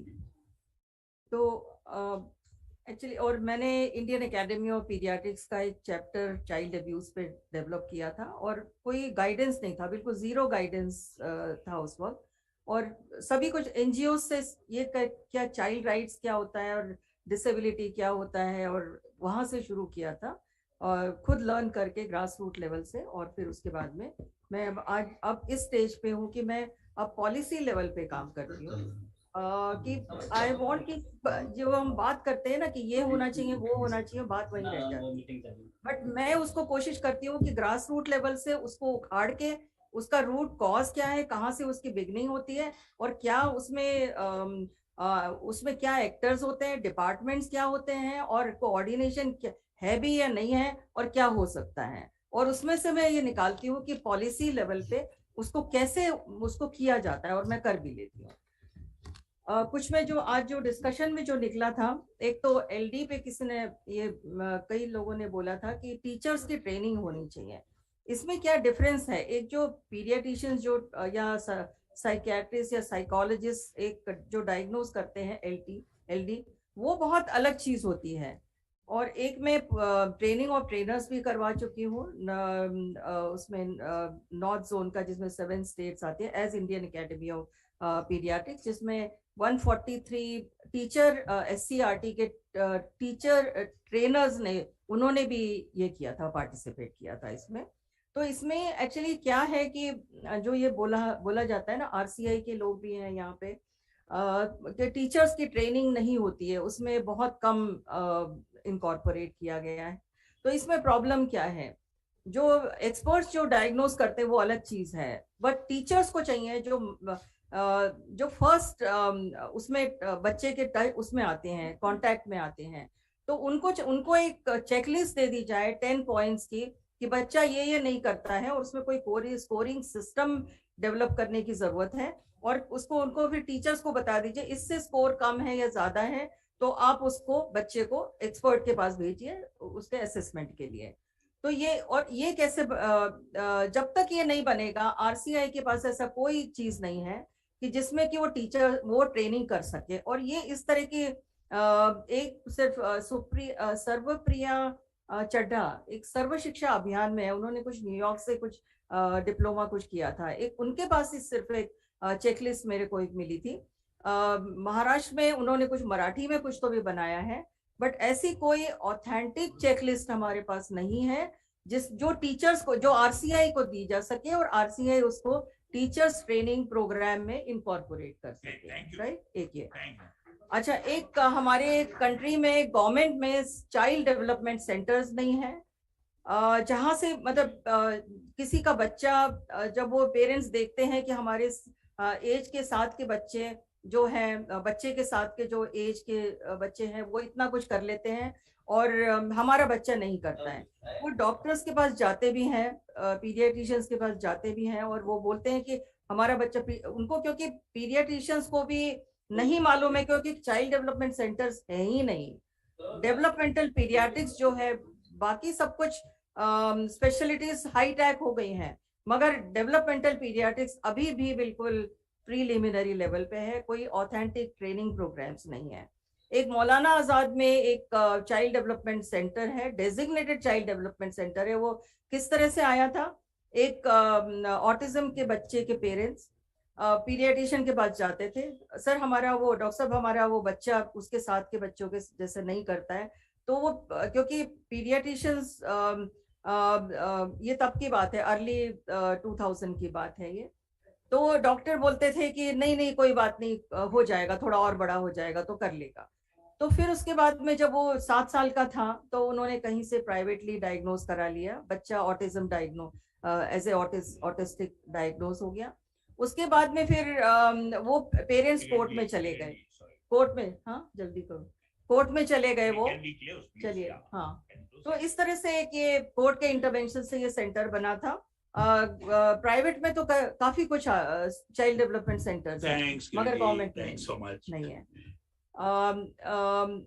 तो एक मैंने ideal module of child development centre ministry of health को सबमिट किया था बस, मगर ये होता है ना कि आगे उस पर कोई काम नहीं हो पाता है। जैसे ये डाउन सिंड्रोम के पेरेंट्स भी हैं, एक डाउन सिंड्रोम के बच्चे के, इनको मेन स्ट्रीम में लाने की जरूरत है, मतलब कोई कॉन्क्रीट काम होने की जरूरत है, ना कि सिर्फ बातें हम करते रहे। ये वाक्य भी बड़ा अयोग्य है, माफ कीजिएगा। सिर्फ बातें हो, काम होना चाहिए। काम हो रहा है, बहुत हो रहा है, 40-50 साल से हो रहा है। I do not like this sentence, I am sorry. It's a very favourite sentence. सिर्फ बातें होती है, काम नहीं होता. काम बहुत हो रहा है इस देश में. माफी चाहता हूं. Doctor जानरा please. इस देश में काम बहुत हो रहा है. Okay, good evening, everybody. Thank you, Dr. Desai, Dr. Alok Bhuvan, for inviting me here. I have nothing much to say. I'm heading the Department of Psychiatric Social Work at Institute of Human Behavior and Allied Sciences. And I believe that just as we take care of individuals with disabilities or any kind of mental illness, families' need also is very, very important. Always try and take care of the caregivers, because their stress is very, very high. It's very easy to say, but it's very difficult to experience it. They don't know what to do. So we are running a support group. So in case any of you need any kind of help, you can please contact IBAS, the Department of Psychiatric Social Work. We are there. Thank you. I request Anil Joshi for DDC, sir. Aapke last remarks. Thank you so much. I will be very brief. I have three backgrounds. One, as a parent of a 28-year-old beautiful lady who is independent, who is working for more than 8 years now. And all the exercise started when inclusion was as a concept in a very nascent stage. So the ecosystem was not really so well developed. Now, what have been those factors which made it possible? That is one. Two, I have been closely working at the policy level as well as at the ground level across the country with parents groups and different NGOs and what is there. And the third one is I am a diversity, inclusivity and accessibility evangelist coming from the IT and management background. Number one, technology has shown us the way. You all will agree that mobiles are being used even by people who do not read English, who are not literate in the true sense. It has become affordable, it is accessible, and it has hugely impacted lives of everyone, and more on the positive side. Of course, it's a two-way tool, so we got to use our own judgment to what extent it is to be used, otherwise it can be addictive. Having said that, this happens because at the very design stage, all the futuristic technologies are made inclusive with least possible cognitive load. This is where we have to take into account the impact of that. Number two, all the policymakers have to keep in mind that we have excellent policies, excellent programs, but they take time. So when we talk about responsibility, we have also to talk about timeframes and accountability, because technology is changing the way we live, the way we think, the way we expect from the society in a very fast pace. And by the time the programs actually come to the implementation stage, the demand and the need for that policy itself has changed. This is what is my research over the past 25-30 years of closely working at policy as well. Totally.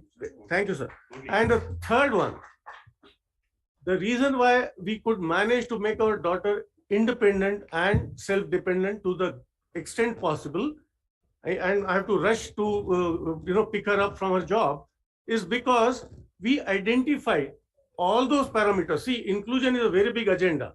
People don't understand, is all known. But let me assure you, sensitivity is there at all stages. We only need to demystify. The problem with disability sector, as I have understood, is we talk about big complexities and big problems. It's not a rocket science. We need to simplify the steps. Look, this is what I expect from you. This is what I expect from you. My daughter's needs are so much. To begin with, it will build up into a beautiful outcome. Thank you so much. For Adolf's vote of thanks, final words of wisdom. और आप पूरा आराम से बैठ के सब सुनते रहे और बहुत तजुर्बेकार है. डॉक्टर निमेश देसाई जैसे बता रहे हैं, बहुत काम हुआ है. लोग समझ रहे हैं काम नहीं हुआ. आज आप लोग हैं ना, आप लोग डिसेबिलिटी के बारे में जानने लगे हैं. 45 इयर्स पहले जब स्टार्ट किया था कुछ नहीं था. मानस और ये सब लोग भी प्रोग्राम नहीं चलाते थे. हमारा मेंटल हेल्थ का प्रोग्राम में कहीं पर रोल नहीं था. मेंटल रिटार्डेशन किया है, ये सब्जेक्ट में नहीं था इनके डॉक्टर्स के, बट वो शो करते थे कि हम जानते हैं, जबकि वो नहीं जानते थे. पढ़ाई नहीं से जाने कहाँ से. लेकिन आज के दिन में सब ऐड हो गया है. मेडिकल काउंसिल ऑफ इंडिया ने प्रोग्राम ऐड किए हैं. कंपल्सरी किए हैं, था ही नहीं सिलेबस में, कुछ नहीं था। ये तो धीरे धीरे ऐड हुआ है। तो आज के दिन में काम बहुत हो गया है, इतने प्रोग्राम्स आ गए, इतने पॉलिसी बन गई, ये सब 40-50 साल में हुआ, पिछले 25-30 साल में। हम जब से आए हैं, पहले तो हम डिसेबिलिटी में जानते नहीं थे, कुछ कोई भी नहीं जानता था, कुछ एनजीओ थोड़ा बहुत अपना काम करते थे। आज के दिन में स्ट्रक्चर प्रोग्राम है, स्पेशल एजुकेशन है, इवन आपका जो आप बता रहे हैं मैडम कि वो पीडियाट्रिक्स वगैरह में सभी में थोड़ा थोड़ा कंपोनेंट ऐड हो गया, पहले नहीं था। अब ये डॉक्टर्स का प्रोग्राम में हो गया है, इवन गवर्नमेंट की पॉलिसीज में हो गया है। एक मैडम ने कहीं बोला कि इंटरप्रेटर नहीं है, साइकोलॉजिस्ट नहीं है। सुप्रीम कोर्ट का एक ऑर्डर है, उन्होंने खुद एक ऑर्डर, एक रिसर्च स्टडी कराई थी कि कहाँ कहाँ होने चाहिए। उन्होंने ऑर्डर निकाला कि हर जगह अपॉइंटमेंट होना चाहिए, जो गवर्नमेंट डीलिंग सेंटर्स हैं, हॉस्पिटल में होना चाहिए, कोर्ट में होना चाहिए, लेकिन उन्होंने आज तक खुद नहीं अपॉइंट किया। ऑर्डर निकालते हैं लेकिन इम्प्लीमेंटेशन में थोड़ी प्रॉब्लम है। गवर्नमेंट की पॉलिसी अच्छी बनी है, नेशनल ट्रस्ट आ गया है, उसमें अवेयरनेस बढ़ गई है, इतने सारे कानून बन गए हैं।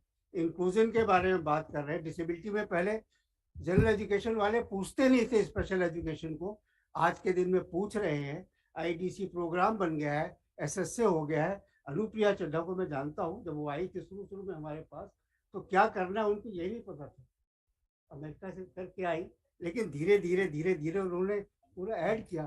तो इस कंट्री में काम बहुत हो रहा है, आप लोग में अवेयरनेस आ रही है। और जैसा इन्होंने आलोक ने आज के दिन समअप किया, ठीक किया है, अच्छा चल रहा है। और थोड़ा और हमको पुश करना है, आपको हमेशा पुश करते रहना है।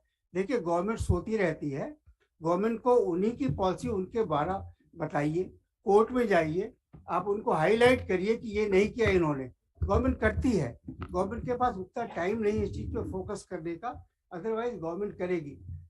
टीचर एजुकेशन के प्रोग्राम की बात कर रहे हैं, कंपल्सरी मॉड्यूल होना चाहिए, शुरू से था, लेकिन इस कंट्री में क्या है, हम अलग अलग सेगमेंट्स में रहते हैं। जनरल एजुकेशन वाले अलग रहते हैं, स्पेशल एजुकेशन अलग रहते हैं। अरे भाई एजुकेशन तो आपका काम है, आप करिए, आप नहीं कर रहे थे, इसलिए सोशल जस्टिस ने किया। आज के दिन में उनको देना चाहे तो भी नहीं लेंगे। क्या करते हैं, ऑप्शनल पेपर बना दिया, थोड़ा सा पढ़ा दिया। थोड़ा पढ़ाने से नहीं होता। बच्चे के बारे में जैसे डॉक्टर वर्मा ने बता रहे थे, जब तक पूरा उसको बताया नहीं जाएगा तब तक मालूम नहीं पड़ेगा क्या क्या कमियां हर एक चीज का। मैडम आपने बोला कि स्केल्स नहीं है, जितना भी स्पेशल एजुकेशन निमाज, अब ये NIMS के बच्चे पढ़े हुए हैं लोग वगैरह, सभी लोगों को पता है क्या स्केल, लेकिन उसकी पर्टिकुलर फील्ड है। हम हाँ टीचर के बारे में बता रहा हूँ, टीचर ट्रेनिंग में ही बता रहा हूँ। स्केल बनाए गए हैं, लोगों को पढ़ के उनके पास जा नहीं पा रहे। वो टीचर जनरल एजुकेशन में नहीं है, जनरल एजुकेशन टीचर इनको अपॉइंट नहीं करता। ये लिमिटेशंस है, इसको हमको फाइट आउट करना धीरे धीरे। मेरे ख्याल से बड़ा अच्छा प्रोग्राम हो गया। आलोक जी क्या, डॉक्टर निवेश देसाई हमेशा हल्ला मचाते रहते हैं, देखता हूँ मैं, कोई बात नहीं। इसी तरीके से जैसे किसी ने रिचमंड सोसाइटी की बात की, हमको याद है जब वो वहाँ बेंगलोर से उन्होंने स्टार्ट किया हाफ ए होम एक प्रोसेस है। इसी तरीके से हर जगह पे स्टार्ट होगा, धीरे धीरे बढ़ता गया। 4 सेंटर हो गए, उन्होंने अपने यहाँ स्टार्ट किया, अब कई सेंटर बढ़ रहे हैं। ऐसे लोगों को बढ़ाते रहना चाहिए। Thank you very much sir. Okay, so yeah. So I have the task for vote of thanks. First, I would like to tell you that the name of Manovikas is the developing men and mind. So far we were developing the men. हमारे पास बहुत सारे policies, बहुत सारे programs हम लोगों ने IDDs के लिए किए. So we started developing minds when Dr. Desai sir has entered into the Manovikas. So big round of applause for Dr. Desai sir. So we understood that what is the consciousness, कि कैसे हम क्या चीज करना चाहिए, किस direction में चलना चाहिए. So सबसे बड़ा धन्यवाद तो सर पहले आपके लिए है, एंड उसके बाद जो सबसे बड़ा धन्यवाद है आज के चीफ गेस्ट स्तुति कक्कड़ मैम के लिए. सी इज आई थिंक चली गई, या अच्छा चाय पी रही होंगी. तो she has very great ideas और बहुत सारी चीज वो हमें बताते रहती हैं. And then we have Guruji here, JP sir. आपके क्या बताऊं, आपका तो बहुत ही ऋणी है हम लोग, क्योंकि पढ़ाई ही आपके सिलेबस से किया है. और good, we had the great moderators, great panelist, so everyone, सभी धन्यवाद के पात्र हैं। और मैं देख रहा हूं कि हमारे रहेजा साहब हैं और सारे लोग हैं। So thank you very much and then great audience online and offline. या great audience online and offline both. So thank you very much being with us. और थैंक यू इधर टेक्निकल टीम की, एक बार भी आपने खराबी कुछ भी नहीं किया। So thank you very much. So thanks God, thank you all. Chai is ready, so please join us.